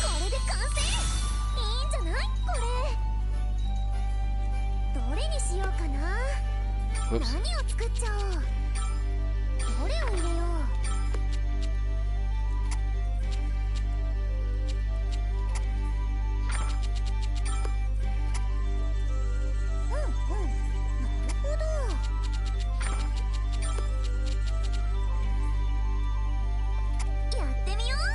This is like, so after I do this, I'm moving forward. I'm doing the Secrets era for Riser 1, Riser 2, and then Riser 3 when it comes out next February. But then after that, I probably won't dive straight into Dusk because, you know, that would be my 7th Atelier game in a relatively short time space. So I think if the exhaustion somehow hasn't kicked in by then, I'm clearly Iron Man. But once I'm back into it, sort of thing, I'll probably jump back in with the Dusk era, sorry, which was more dark-minded and a little bit more gritty, and from what I've been told, pretty fucking hard. So I'm kind of interested to see how that goes.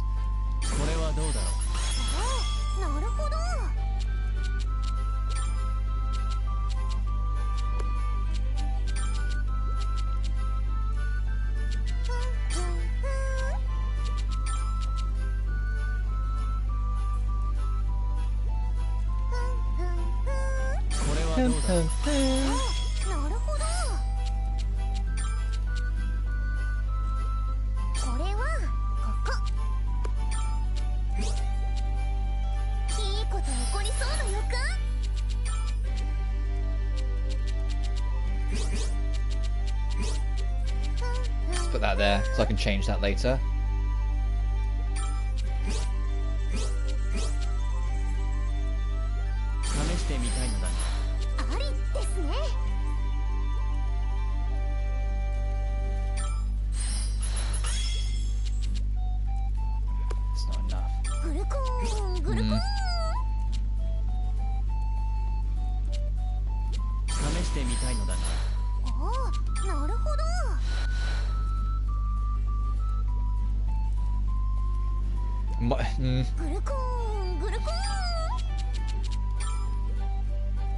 I need to make enough that I can get an extra resource. There we go.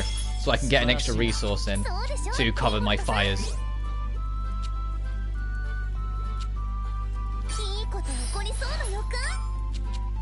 Also means fire's gonna have like no room, but oh well.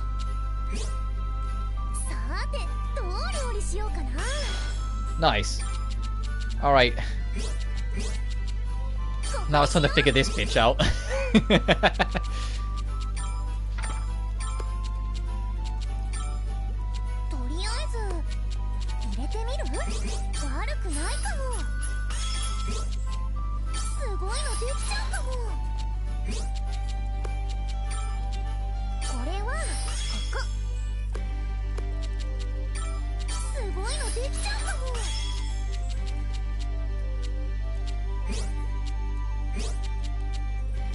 This piece sucks. I need to get rid of this piece somehow safely. That works.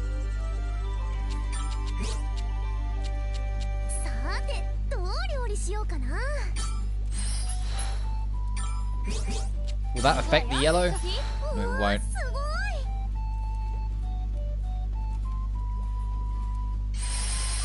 I'll take it.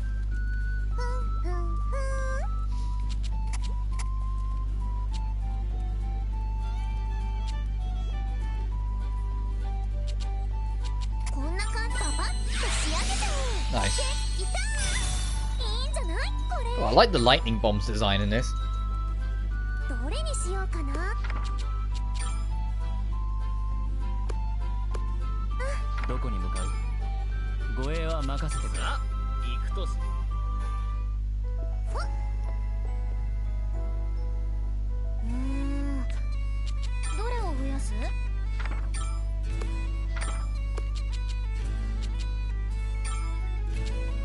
God damn, that's pricey.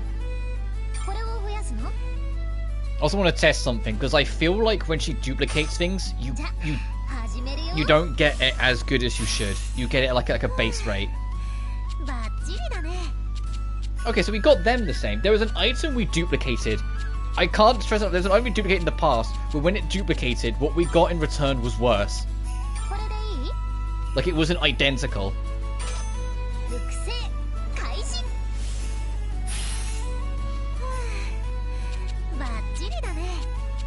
Alright, now we've got more for everyone. I want to make a new Draco bomb at some point. Actually, I'm going to make... I think there's no time like the present. I'll go make a new one. I am just going to upgrade this, though. Make sure everyone has better thunder. Everyone who has a thunder bomb now gets better thunder. Can you actually equip anything new? Fucking no, you cannot.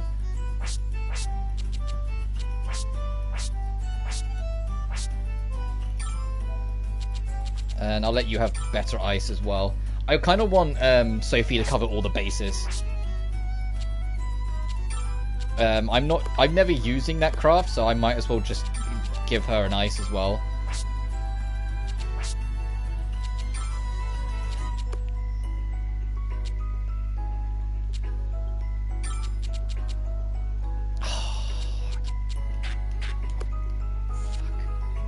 What about that one? No, it's only this because it's a bigger cost. You bastards.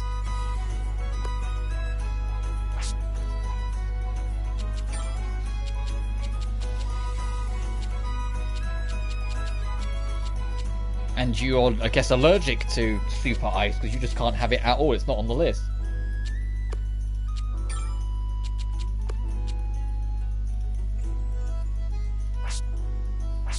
It's crazy how the alchemists have 999 equipment costs, yet everyone else has to worry about limitations, and then there's just Diebold at the end, like 90. Diebold is not the item, dude, unfortunately. But let's head back. I want to make better Draco bombs before we proceed and worry about everything else. Hey, new music. Do we need a bomb?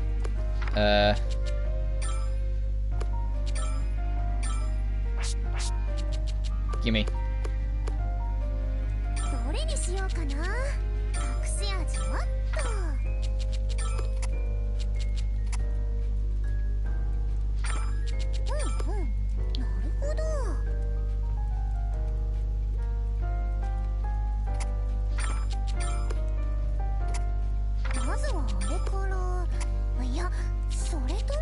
Right, let's ditch you there. And you there for now. We'll figure that shit out later. We're probably going to need more lightnings, but we can worry about that later.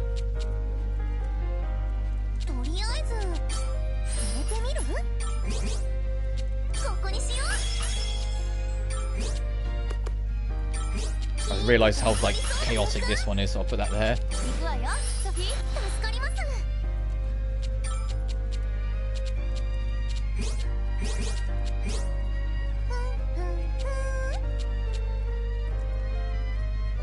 There.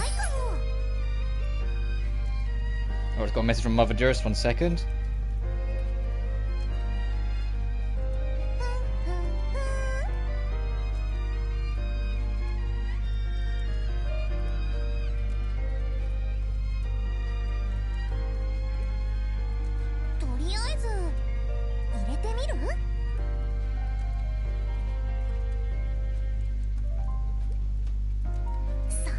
There we go.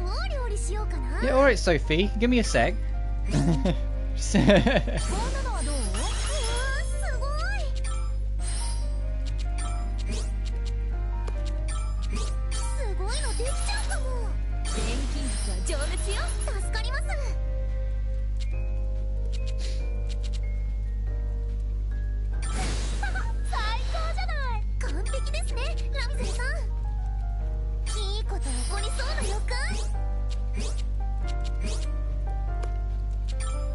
Okay, now it's like, where to fit you? There? So we just need to make more links. Okay, we're good. And then this piece, I should have, hang on, I need to throw this piece away more than anything first. So we know that bottom left piece is a throwaway. Just keep that in mind.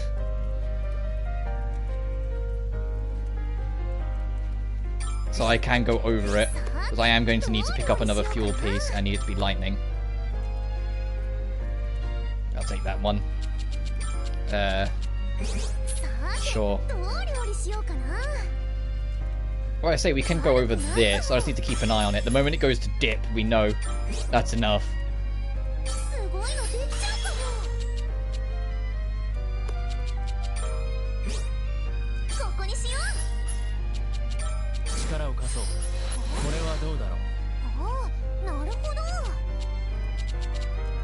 If I take this... Oh, we still get away with it. Okay. I was like, every single choice I make, I'm like, will we get away with it?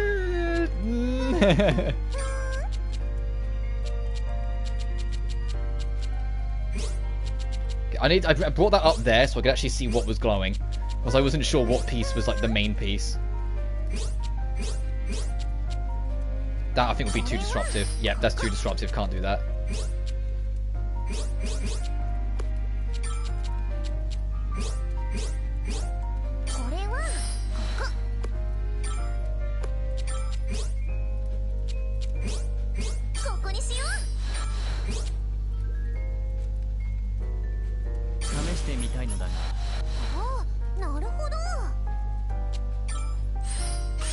Nice! I was gonna say, will that don't affect the red? Don't affect the red. Nice.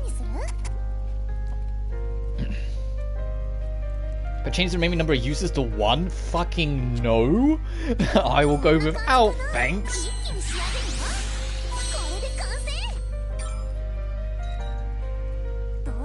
Nice. Let's get back there and get these duped.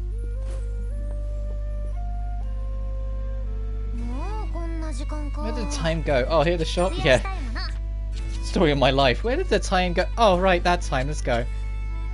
Ooh, range. That's got area bonus. Or not. That one's just single target. That one's all anyway. What did I do different? Hang on. Oh, pinpoint flare.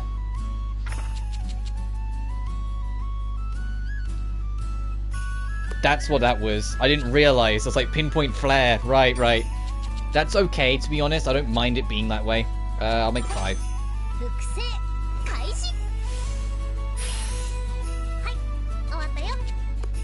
Right, nice.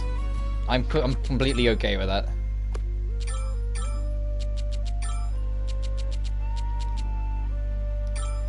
Alright, fire bombs for everyone!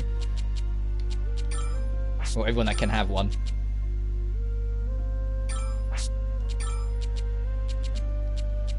Oh, okay, he's not into them. Okay, got it.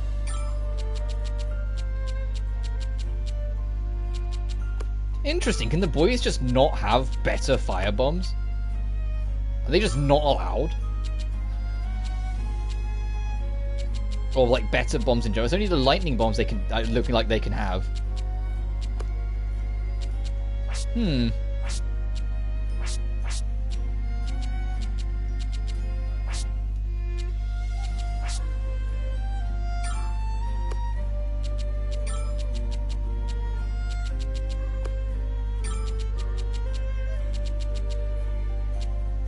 Because she can't have the ice bombs either by the looks of it. Or the lightning bombs, actually. Huh. Is there a better lift we can start making? I think that's something I need to actually be wary of as well. There's just like, you know, hit every single tier bomb. So I'm sure I saw one at some point. Oh, there's the bubbles for that one quest I picked up forever ago. Right, there's the normal lift, so it is in the shed then. Make Venom, Demo Bomb, Breezy, Hustle Belt.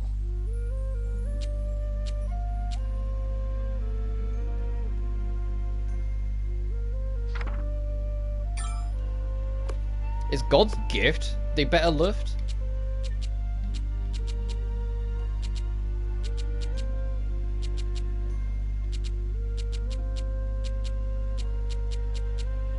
I don't know.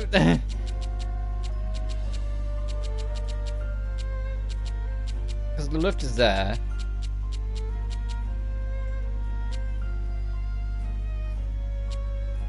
Sorry, just give me a second. I'm just trying to plot a course almost. It could be any of these two, to be honest, but that looks like gems.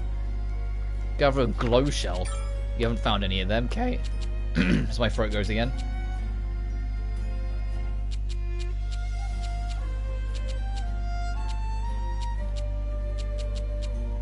Well, no, it might not be, because usually it would say, like, make extra lufts. And it doesn't, so...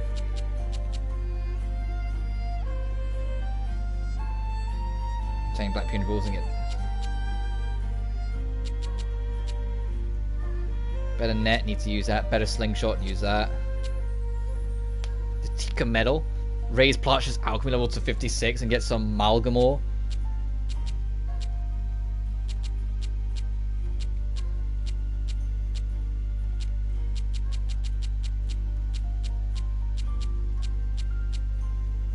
So that's the Flame of Origins. That's like the next step up on the fire stuff.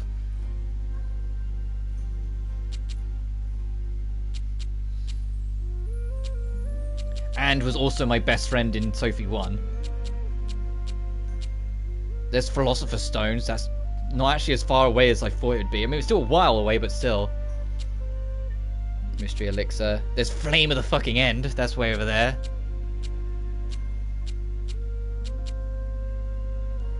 I'm just going to have to leave that for now, I suspect. Let's go see these other scenes.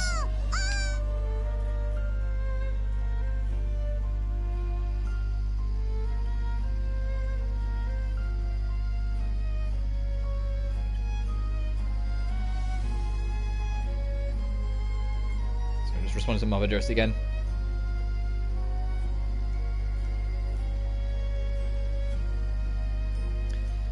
Right.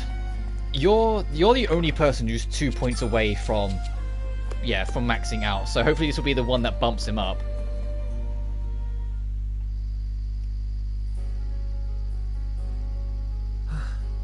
Are you alright, Elias? Did the medicine I give you not work?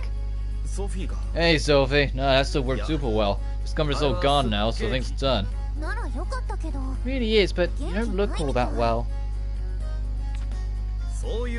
I'm fine, I'm just remembering some things and stuff.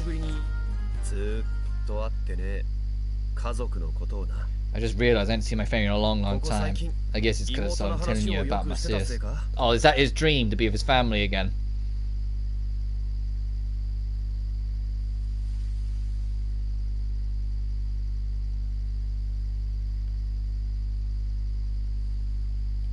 Right, there we are. So my mother's clearly on her lunch break, so she keeps fucking messaging me. And I'm never gonna like not pick up the phone to respond to my mum, so you know. I just realised I hadn't seen her in a long time. I guess it's because I was telling you about my sis. You said you haven't gone back in years, but was your mercenary work really that tough? Yeah, it was a ton of work, but my family's big and dirt poor. I joined the mercs, started traveling around when I was just a kid, so I wouldn't burden them no more. I hated it at first, but I started getting into it soon enough. I realized I was made for the garden and fighting. I got in so deep with the merc stuff, I ended up never going back home. So you lost your purpose to actually try and get some money for them. That's all the more reason that you have to go back now. It ain't that simple. I told you already. I ain't gone back in years, right? I bet they resent me because of it.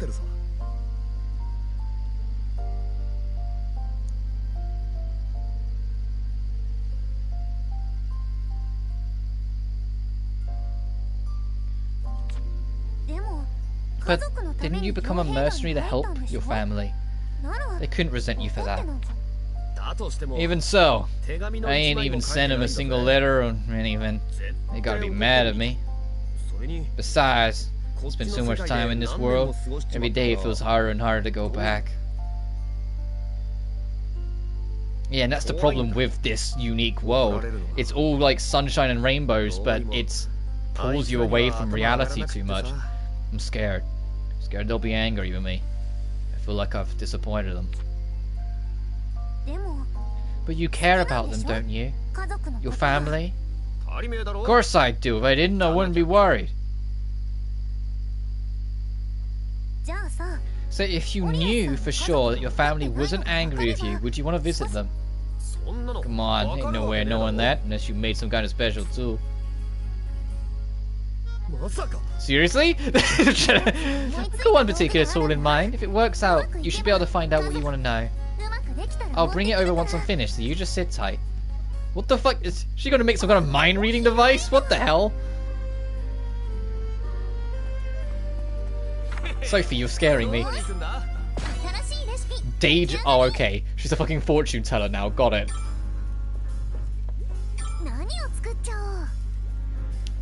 Oh, is that the Knights of Azure 1 theme? Yes, it is. The better Knights of Azure, like, cozy theme. It's just that little drum at the back. Oh, the quality matters. Okay. Oh, that's the other thing. Next year, well, I was hoping it'd be this year, but it just ended up not really working out so far because of other things taking priority, and my schedule is going to be kind of busy. I am getting back to Knights of Azure 2. That game I've let kind of just sit around for too long now. I need to get back to it and finish it. It's not that I hate it or anything like that. It's genuinely just because of how crashy the game is. It just put me off it. But I did really like what I played of it before I stopped, so I do want to get back to it. It's just, holy shit, does the game crash all the goddamn time, and it's so frustrating, especially when you're trying to stream to get around it. Because it just becomes this giant inconvenience to the stream.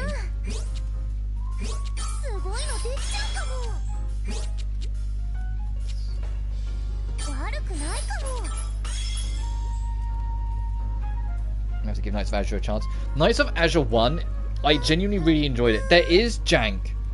Both games do have some severity of jank. And the second game, without the crashing, is probably more fun. It's just the game's lack of stability on the console version. Apparently it's a lot better on PC, but the lack of stability on the console version really is a fucking huge deal breaker for me, unfortunately.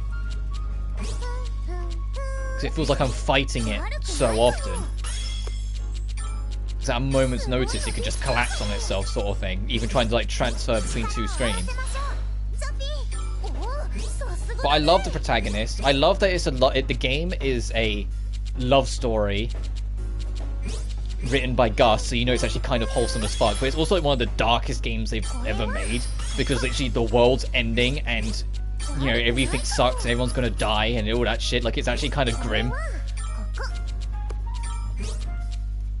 Not as grimdark as the second one. The second game opens up with the protagonist getting straight up murdered and then gets resurrected. And the reason why it's called Bride of the New Moon is because the resurrection dress is reminiscent of a bride's dress. And it's like, that was like a raw as fuck title drop. You get murdered, you see yourself in a coffin, and it's because of saying Knights of Azure 2, Bride of the New Moon. It's like, fuck, that's sick.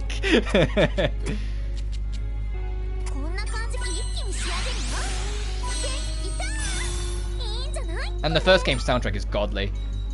The only thing is that there's one lone trophy that sucks to get.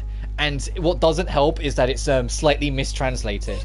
What the trophy says is max out the Colosseum. What it means is just beat every challenge in the Colosseum once. How well you beat it, because it grades you, doesn't matter. You don't need to get 3 stars on each challenge, you just need to beat them. And thank God, because some of them are brutal. Every single challenge in the Colosseum expects you to have a specific setup and build. And if you don't, you're very unlikely to pass. And the very last challenge especially so. The very last challenge is a super boss that every single attack will instant kill you and has an AoE attack that we can do at random halfway through the fight, and spawns mooks that are higher than the level cap throughout the whole thing. The way to consistently beat it is that there's one accessory in the game that you can get that makes it that when you hit enemies, there's a 30% chance you'll get the damage you do back in SP, like in magic points basically. Make 4 of them, equip all 4 of them, and spam the ever-living shit out of the super attack button and pray. Because the super attack not only does good damage, and not only has, you know, it gives you invincibility frames, it is the only attack in the entire game that can stagger the boss. So if you can infinitely spam it, you infinitely stagger loop it. So you never give it a chance to attack full stop. You never give it a chance to summon mooks. You never give it a chance to use that AoE. And even then, it's all luck, because if it happens to recover from its stagger in between usage of the attack, it can use that AoE, which will insta-kill you. Because you'll be at point blank at the thing to use the super, so you're fucked. You know? So, like, even when I did it, it took me like 2 hours, because I kept on getting just barely unlucky where it would drop and it would counter. But eventually I got it, and I was like, that's like the only trophy that's annoying. Everything else, like hitting the level cap, fighting one of each demon, getting the true ending, that's all shit you're gonna do eventually. But the trophy list is actually pretty forgiving all in all. The only other one is like complete 300 quests. That's grindy as hell. But when you know that the quests are randomly generated, you can very quickly make like a loop for yourself of just infinitely grinding them out. You just pick up a shit ton that you want to do that are all in like one straight path, so to speak, beeline through that path like nobody's business, and then return back to the hotel to turn them in and get new ones. That one's not actually that bad. It sounds grindy, but it's not actually that bad. I got that done kind of quick.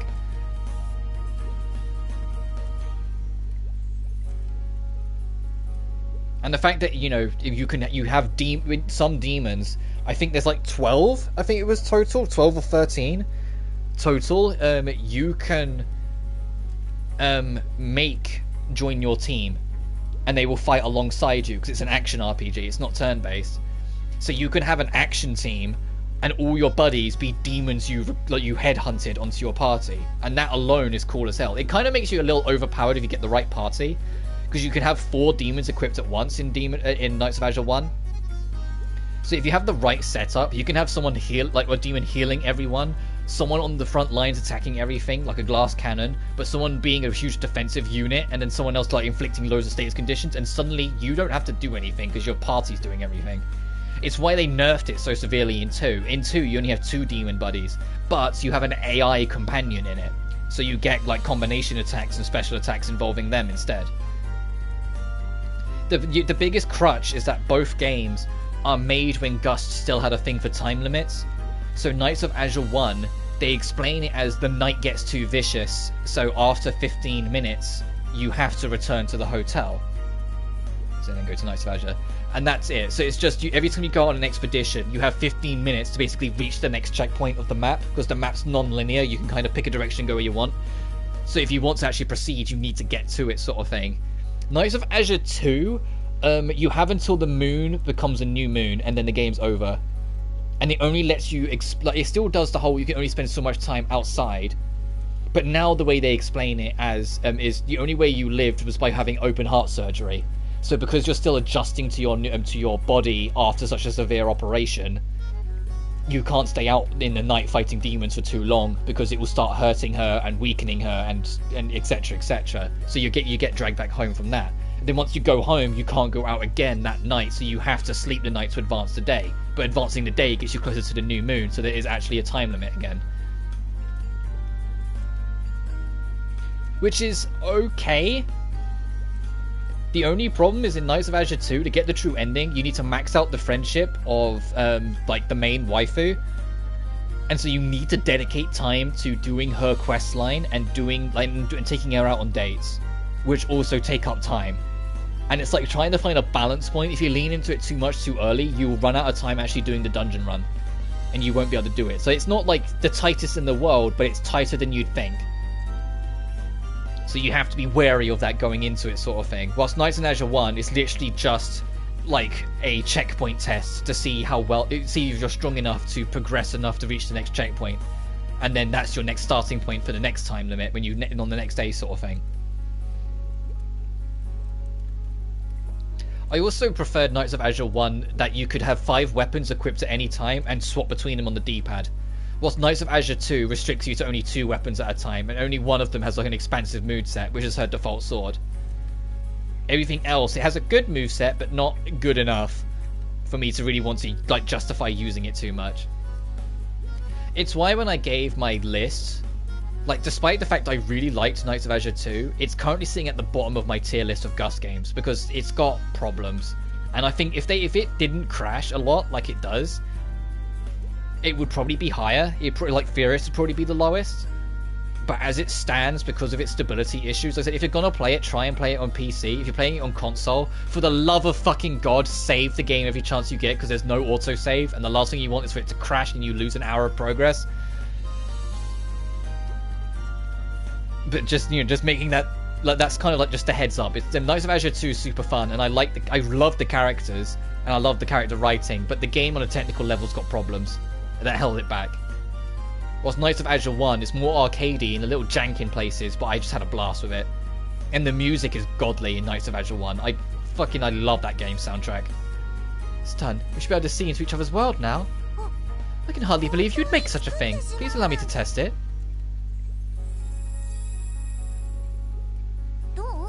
So, can you see anything?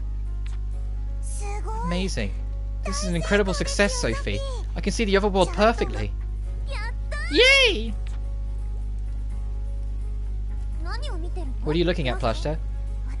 A friend of mine. Oh fuck, here we go. He was studying alchemy. His name is Luard.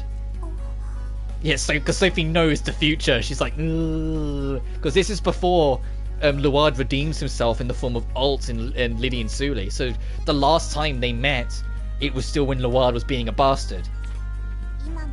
It appears he has hidden himself away in his atelier to study. I must not allow him myself to fall behind.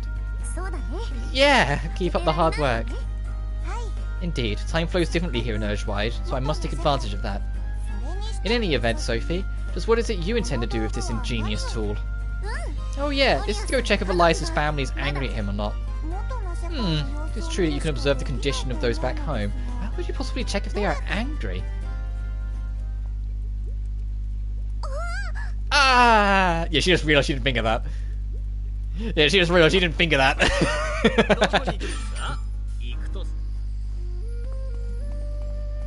And also, I desperately want a Knights of Azure 3.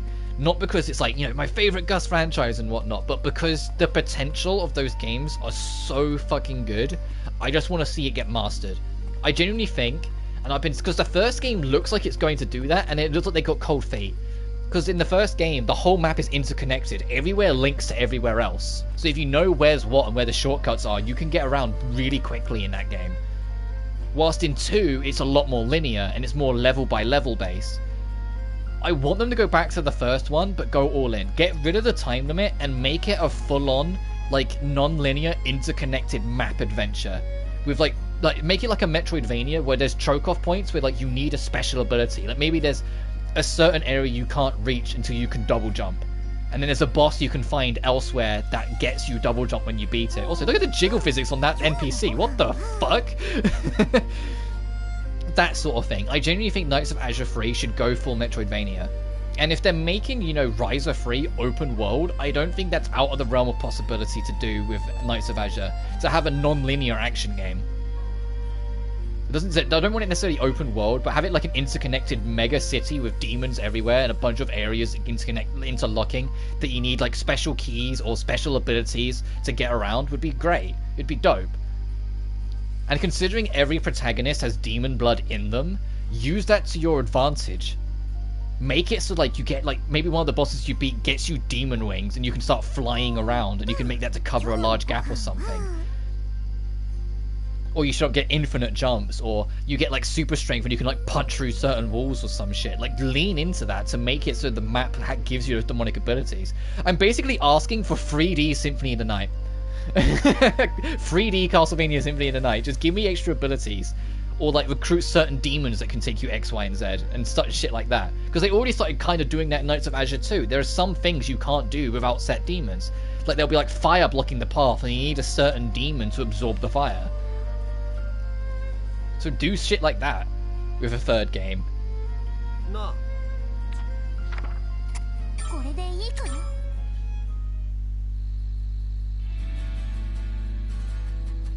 But maybe after Ryza 3, instead of jumping straight into the next era, they will break off and do more of that other stuff, like a Knights of Azure 3 or Blue Reflection 3. Or even a new IP in complete total if they wanted to. So let's just see faraway places. Damn, they can't have been easy to make, huh? Plasha was surprised by it too. But I have to apologise. This one is actually a failure. Huh? But it works, don't it? It does, but you can only look. So you can't really check if your family's angry with you or not. Wait, you weren't planning to stare at them and see if they were making any angry faces, were you? Well, whenever I made my grandma angry, you could just tell by looking at her. So I thought that if we observed their expressions, we'd be able to know if they were angry with you. I'm not some naughty kid, damn it! There's no way you can tell by looking at their faces. Yeah, you're right. I can't believe I made such a basic mistake. I can't believe you made something like this even as a mistake. You're unbelievable, kid.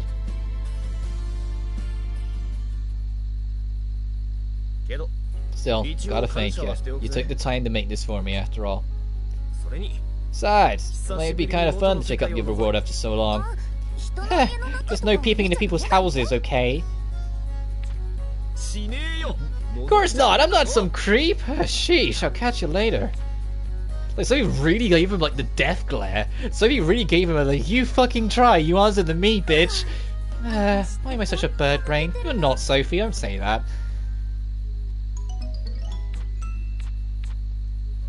Sophie, of course, would be the person like, God, I'm such an idiot, as she makes, like, you know, like, makes her own nuclear bomb. It's like, oh, I'm so stupid, I can't make anything, as she makes, like, the cure to cancer. Like, you know what I mean? Like, Sophie would be that person.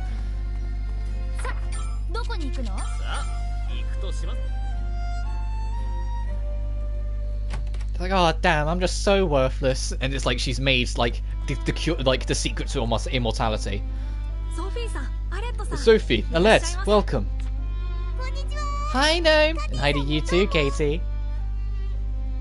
Not wearing your coat again. Why does she look so sad? It's like Katie isn't in work mode right now. Yeah, she's hard at work helping the mayor. She's now retired for the day.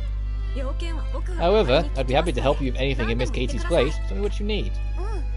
Thanks. So the thing is... See, so you need a material boasting strong lightning power. That's right. It would be a big help if you had a kind of idea of where we can get that kind of thing. It was a while ago, but I do remember hearing from a lightning-clad Adler being spotted in Urge-wide. Only one sighting was ever reported, so it isn't possible to say where it is, even where it still lives. However, if you were to find the Adler, you would likely obtain the necessary materials from it. And meanwhile, so we can invent a black hole. Yeah, exactly. You get my point. That thing. Oh, Broker's got some. Katie, you sure? Yeah, the Adler got slayed by some guards a while back. After their work was done, Burker arrived and told them to leave the gathering to her. I'm pretty sure I saw her carrying a huge bunch of the Adler feathers. Wow, I can't believe Burker did that. I don't recall seeing such records in our files. Ash, I can't really write something like that, can I? Like, the guards of Atelier joined forces to slay this fearsome lightning-clad Adler. And then Perker the merchant showed up and ran off with all the materials from the back. Fuck! So, okay, thank goodness. Sounds bad, doesn't it? Okay. Yeah, look at the... So what you're saying is Perker's a little fucking menace. Yes, I see your point. Well, that is your story, I suppose. You should pay a visit to Perker's shop. Got it, thanks, Gnome. And you too, Katie. Come back for a meal next time. I'll probably be the one doing the cooking, though.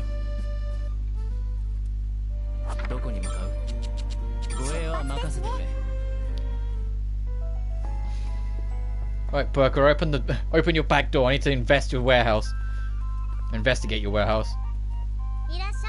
Welcome, Sophie, and welcome back, Alette. Perker, can you help us with something? The lightning-clad Adler? Oh yeah, now that you mention it. Oh, Perker, you really think she has it? Who knows? The storage in the bag's a royal mess.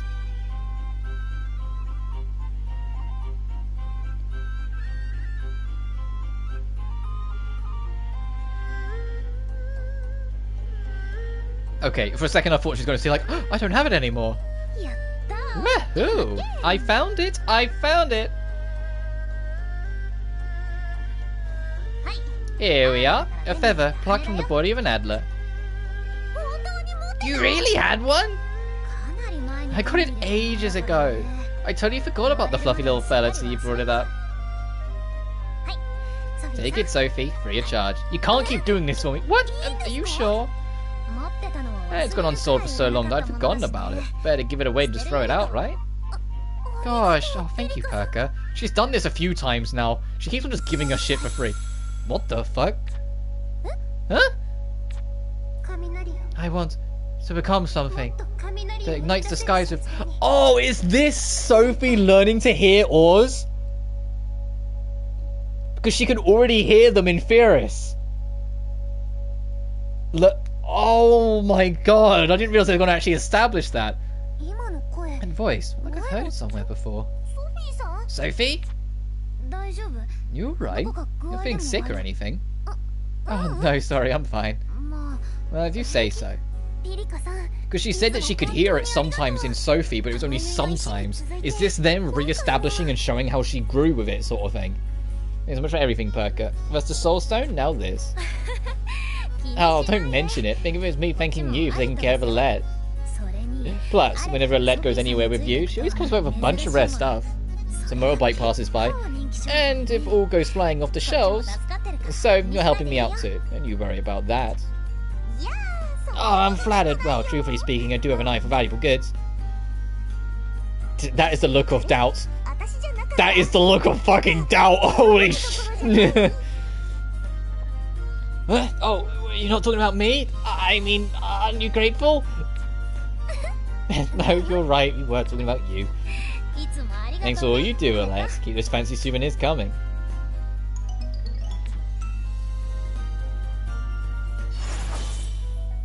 Dream Vessel Storm.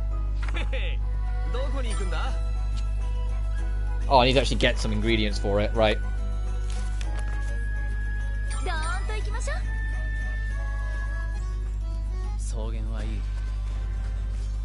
So we need a thunderstorm to, like, this is like a thunder generator to open that door to finally get to this side of the map and get that chest finally. When we finally get the thunder thing, the first thing I'm doing is kind of checking some of these other maps to see what cleanup we can get away with. Because I think there's another thunder thing in the other area.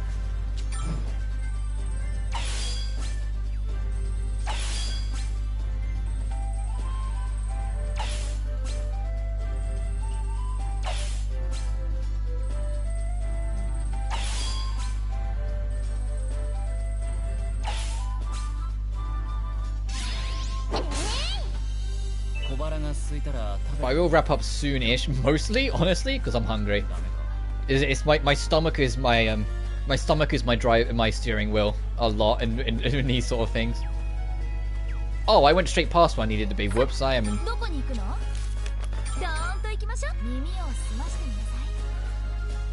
I was actually looking at it and then I went away.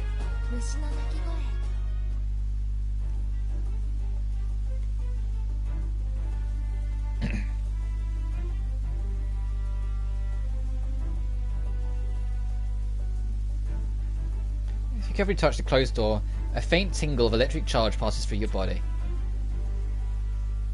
Yeah, hint, hint. Come back when you got the thunderstorm.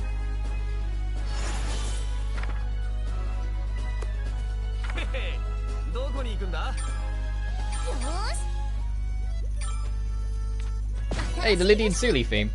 And there it goes. Okay, I think the recipe's ready. Wow, nice going, Sophie! Thanks, but the real challenge is still to come. I wonder if this recipe will really work. Let me know if you're running low on any materials. I'll help you with any and all gathering. Thanks, that's really kind of you.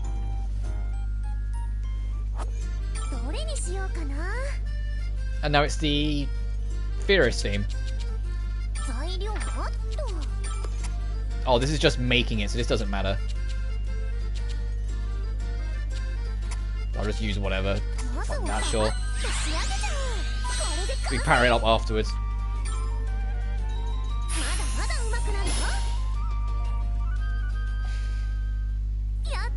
Yatta! It's done!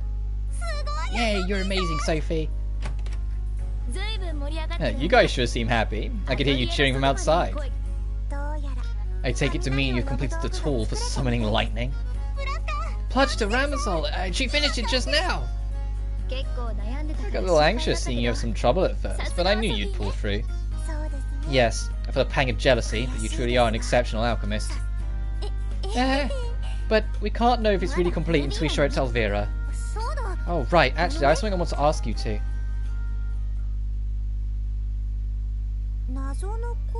Mysterious voice. Oh, there it is. She said it. Mysterious. You say? Perhaps you were just a little tired? No way. I mean, this wasn't the first time I heard it. Oh, so this has nothing to do with the oars. I just misunderstood then. It's a mysterious voice somewhere involved in this story. You heard the voice the moment you got to the material from Perka. That might have been the voice in the material itself. Actually, I'll just shut up, because clearly I was right the first time. The voice of the material? That is based in rather fantastical theory of some alchemist being able to listen to the material subconsciously, yes? I thought that was merely an excuse invented by bitter alchemists jealous of their peers with natural talent. I've never heard any voices myself either, it's just rumours. They say that the alchemists who can hear what it is the materials themselves wish to become. Oh, so this was just the material speaking. There's always surprise after surprise with you, Sophie. I don't know why I continue to be shocked. You're so amazing. You really are the best best and grandest alchemist. Plunged her. Yeah, she went to say granddaughter. She went to say granddaughter and blanched her fucking nose. That is the look of she knows. She. Hey.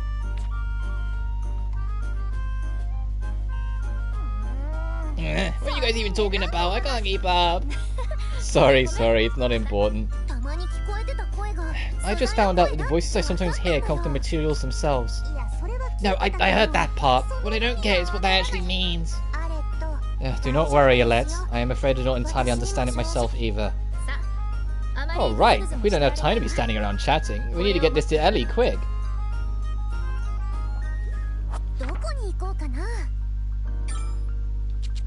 Oh, what does Katie want?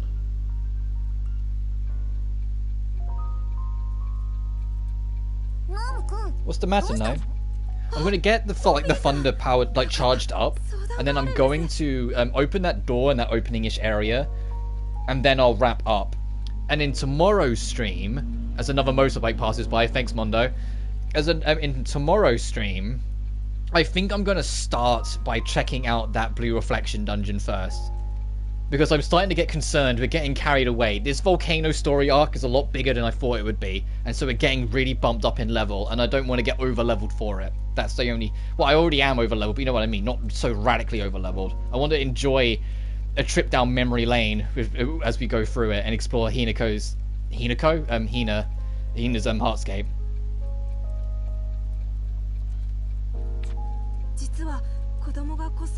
One of the local children sneaked out of town and ate some sleep grass. What's that? What do you think? It's called sleep grass. It's an odd plant unique to the world. Mistaken consumption can result in years-long slumber. That's horrible! What condition is the kid in now? Fast asleep, I'm afraid. At this rate, they may well be stuck in that state for decades. Can you think of anything that might counteract the effects? Try making some smelling salts, maybe, but I'm sure you've tried that. What other make-up remedies are there? No, I need to hurry and get Oh, Sophie, I couldn't have asked for better timing. Yeah, you have to make this. It'll show you how to make a flower that nullifies the effect of sleep grass. Katie, where did you get this recipe? Less questions, more alchemy. We can discuss this once our patient's on the mend, okay? Right. Yeah, Katie's extremely world-wise. She used to work for the Information Association. It's not new to her.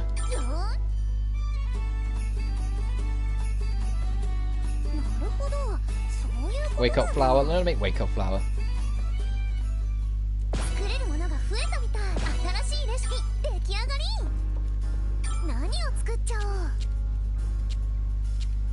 Oh, back to that Knights of Azure 1. Is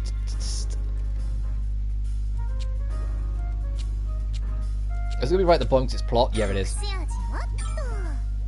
Oh, it's a good thing I have one of these. Only one, but yeah, I have one. Oh, I have to actually worry about this? Whoops.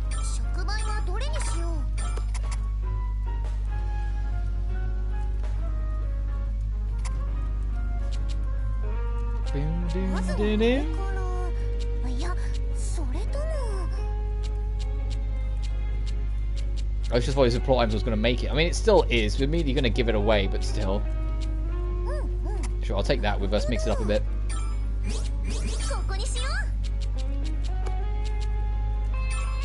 Make it a quick creation.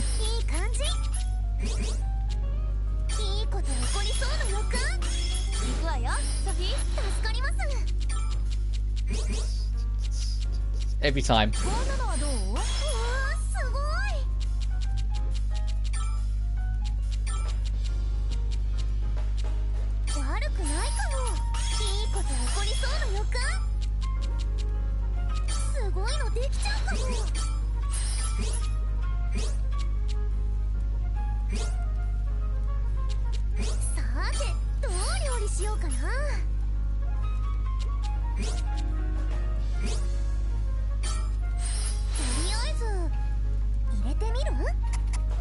That's great. We're giving it away anyway. Oh, she wasn't happy with it. I kind of I really did fumble that, but oh well. We made it, that's what matters. Sophie. Is it done? I think so. It's hard to tell. It just looks like a flower to me. Casey's the one who asked you to make it, yes? Then we should trust that it will work. Yeah, you're right. Still, I wonder how she knew about it in the first place. Perhaps you could ask her when you give her the finished product. Yeah, good idea.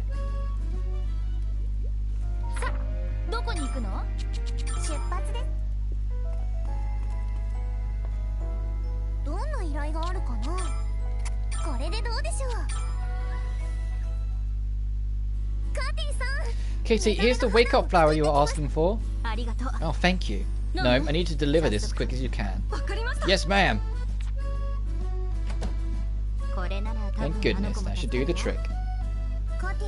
I've been dying to ask this, but how did you know that the plant would work? Oh, it's nothing special. That flower used to grow here a long time ago. Sleepgrass wasn't that big a problem back then. The antidote was easy to find and worked quickly. It was a favourite of monsters, though, and it eventually got eaten to extinction. Ramazol and I are probably the only ones left to remember it. So that's why, then, that recipe you gave me was the one I wrote myself, yes, back when I was cataloguing all the plants in this world. I should have figured you'd pick up on that. I see why Ramazol thinks so highly of you. This one's all thanks to you, Katie. If you hadn't kept those records, no one would have known about those plants from the past. Alright, fine. I suppose I can't argue that one.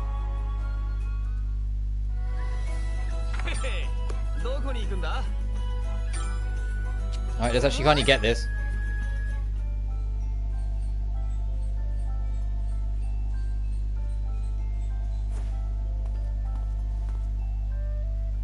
Hi, my beautiful goddess friend. I need your help.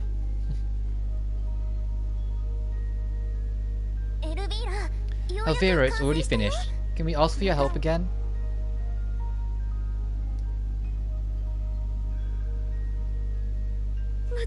Of course. Let's get down to business. It is affecting her though, so I'm not sure it's wise for us to keep on doing this to this poor girl. It was evident when we made the gravity thing that it had a negative effect on her afterwards.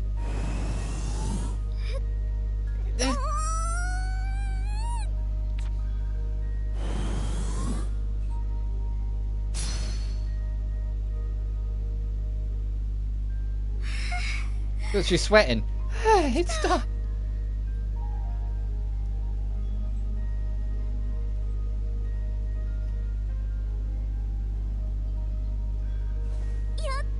Great, thank you, Elvira. It's alright. You don't need to thank me. Oh. Yeah, that's it. That's fucking exhausting her. Did you push yourself too hard, Ellie? No, I'm fine. Looking away. Looking away. She can't. You look so pale and in pain. You know I can see that you're lying, right? Yeah, Ram going mum mode again. Elvira, is that true?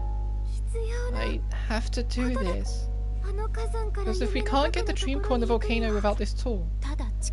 I know you're not just tired from infusing that thing with your power. Tell us the truth.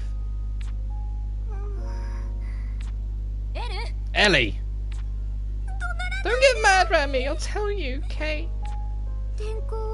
We did just infuse the tool with my power, only it's not something I can recover from by resting. To infuse the tool with the power, I need to sever a piece of my own power. What? You idiot! Why would you do a thing like that? That was the loudest baka I've heard in a while. Didn't I tell you to be honest with me if there was ever a problem? If you had, we probably could have found some other way.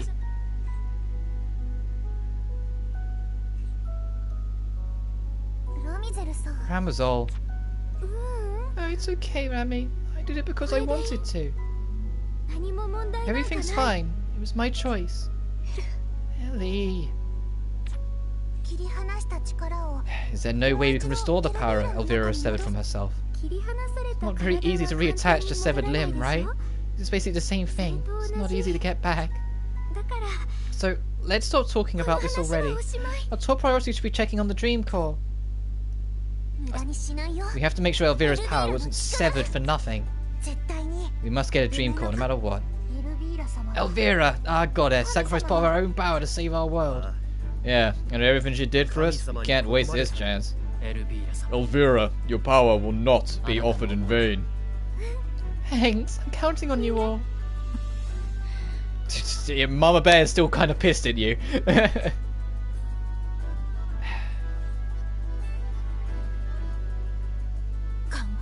You stubborn thing. Give me your hand. You're in such a state, you plan on coming with us, right? Of course, I'm the goddess here after all.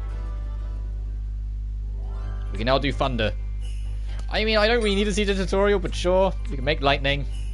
Storms can produce varying effects, including providing a spark required to power certain devices. Lightning rods for a sign of location may reveal new secrets during thunderstorm. Check. Make sure. I even said there. Check where you've been before. Trophy unlocked. Weather Oracle. Get all weather control. Oh, there's a part of me that's kind of like, oh, what? That means that I kind of wish the trophy didn't spoil that, but whatever. Before we go back, then.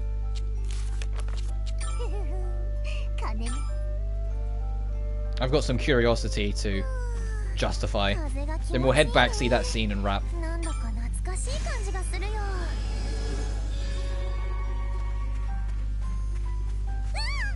Ah, that thunder sure is loud. It scared the heebie-jeebies out of me. Okay, so Sophie does have a slight fear of lightning. Whoa, what was that? That was like a black bolt out on the distance. Whoa, whoa, holy shit. This game's got a cool lightning effect. Black lightning, sure. Whoa. Oh, and here's where the fucking rainbow punies have been. Take that.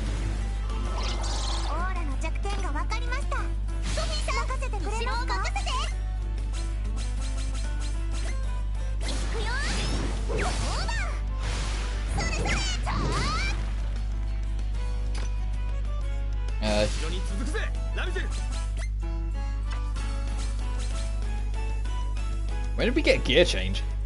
Increase normal attack count by 3 and applies 2 stacks of acceleration. That sounds kind of cool. I like it.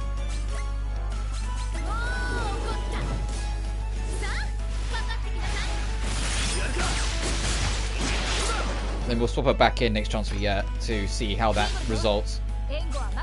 And we got great cleave. Oh, I guess we just hit a level and I just was too busy talking about whatever and didn't notice.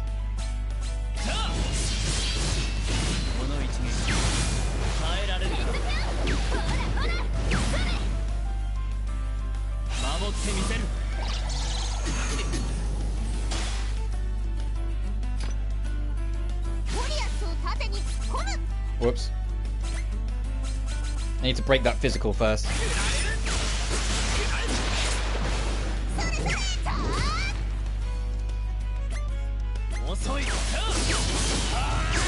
Wow, how many strikes extra did he get? Alright, we've seen that one. Have we seen Eisenkampf? I don't know, let's go for it.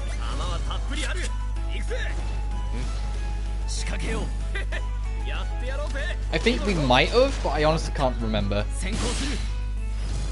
Actually, no, I don't think we have. Oh, hell yes! Past the blade. Oh, fuck yeah, that's sick. Okay, no, we haven't seen this one before.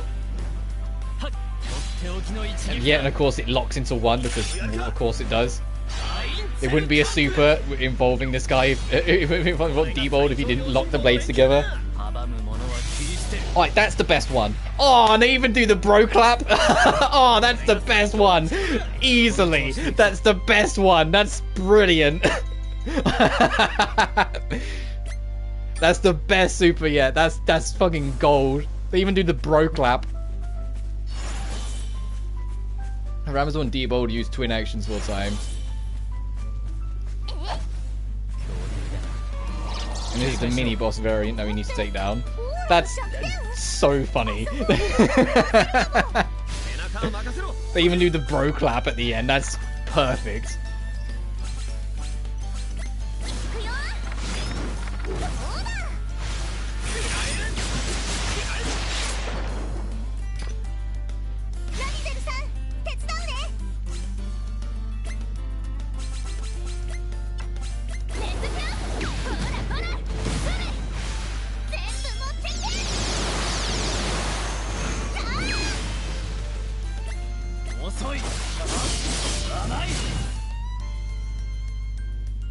You can take it.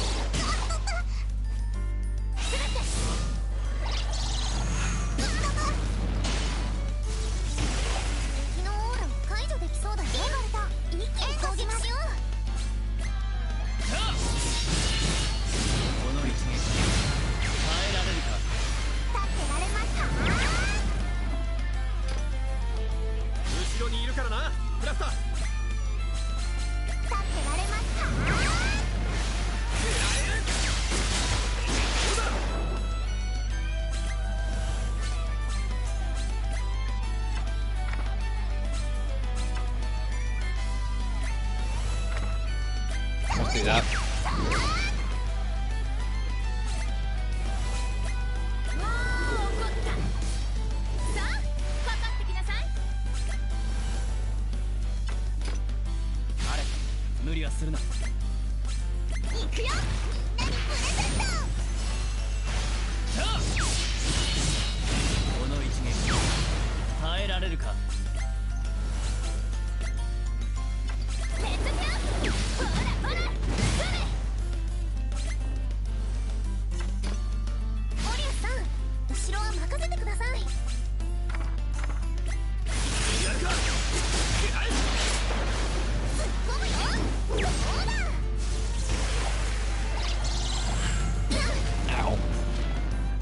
He's a bulky boy, this guy. God damn, it's literally only physical that you can get away with.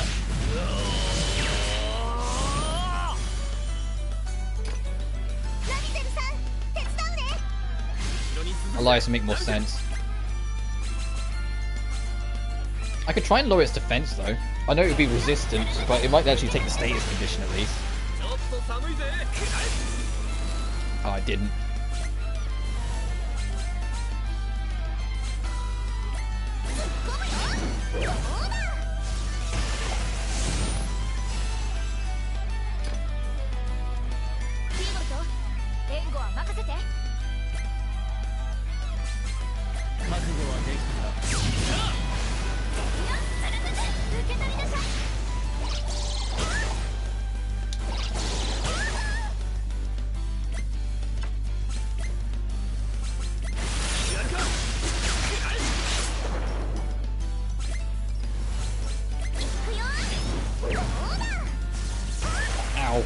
Oh, she's getting low. Need to be careful.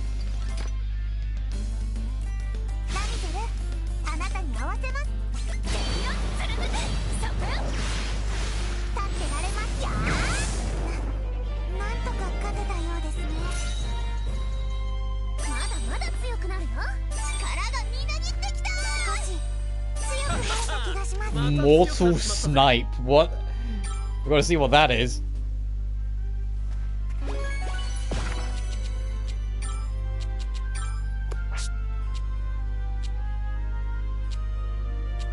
It's a new attack. Charges up for 2 turns and deals magic damage to a single enemy. Wow, okay, that's a commitment. That's a commitment skill. Because you got to set it up and then just wait.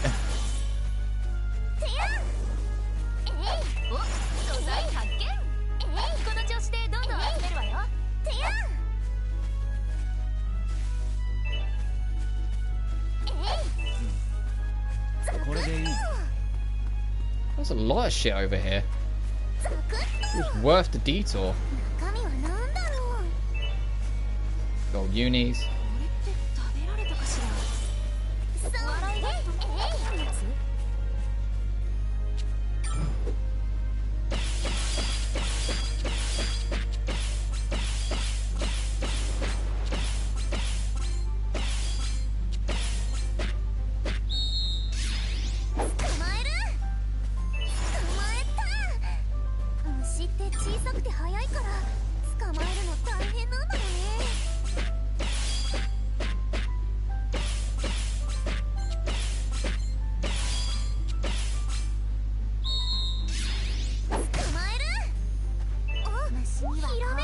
Oh, now we can make a better net.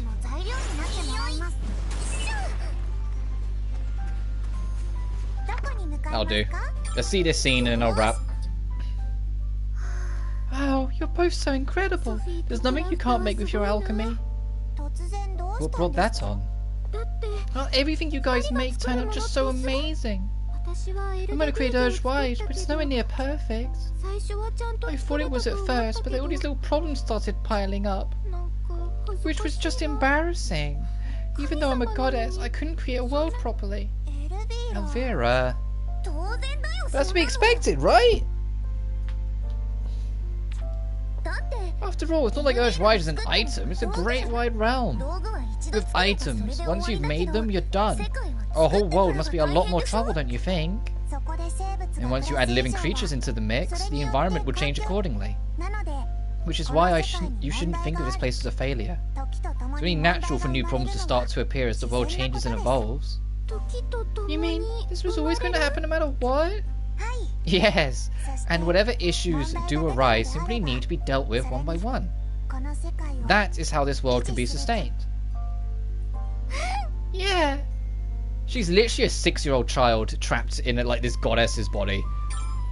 It's why I can never be mad at Elvira. I just worry about her because she's literally a child stuck in an adult's body. And they even said earlier on that because she never spoke to people, that is basically her mindset. She is a child, basically. But that'll do it. That'll do it for now. Let me manual save. We've continued onwards and made more great strides. We made it to the volcano and ended up kind of changing into a whole thing, but we got there. I'll be back tomorrow, but like I said, tomorrow we're going to start, instead of going back to the volcano, because I think that is next, yeah. I want to go detour. I want to go explore those DLC dungeons, and I also want to see if there are other places, as you can already see already, that we can mess around with our lightning abilities. Because there are a few things that we can go do. I know we can. So I want to go see what that's about. So that will be kind of like tomorrow we'll start off with no plot, but instead mostly clean up and exploring other things. But until then, thank you so much for watching as always, and I'll see you guys next time. Peace.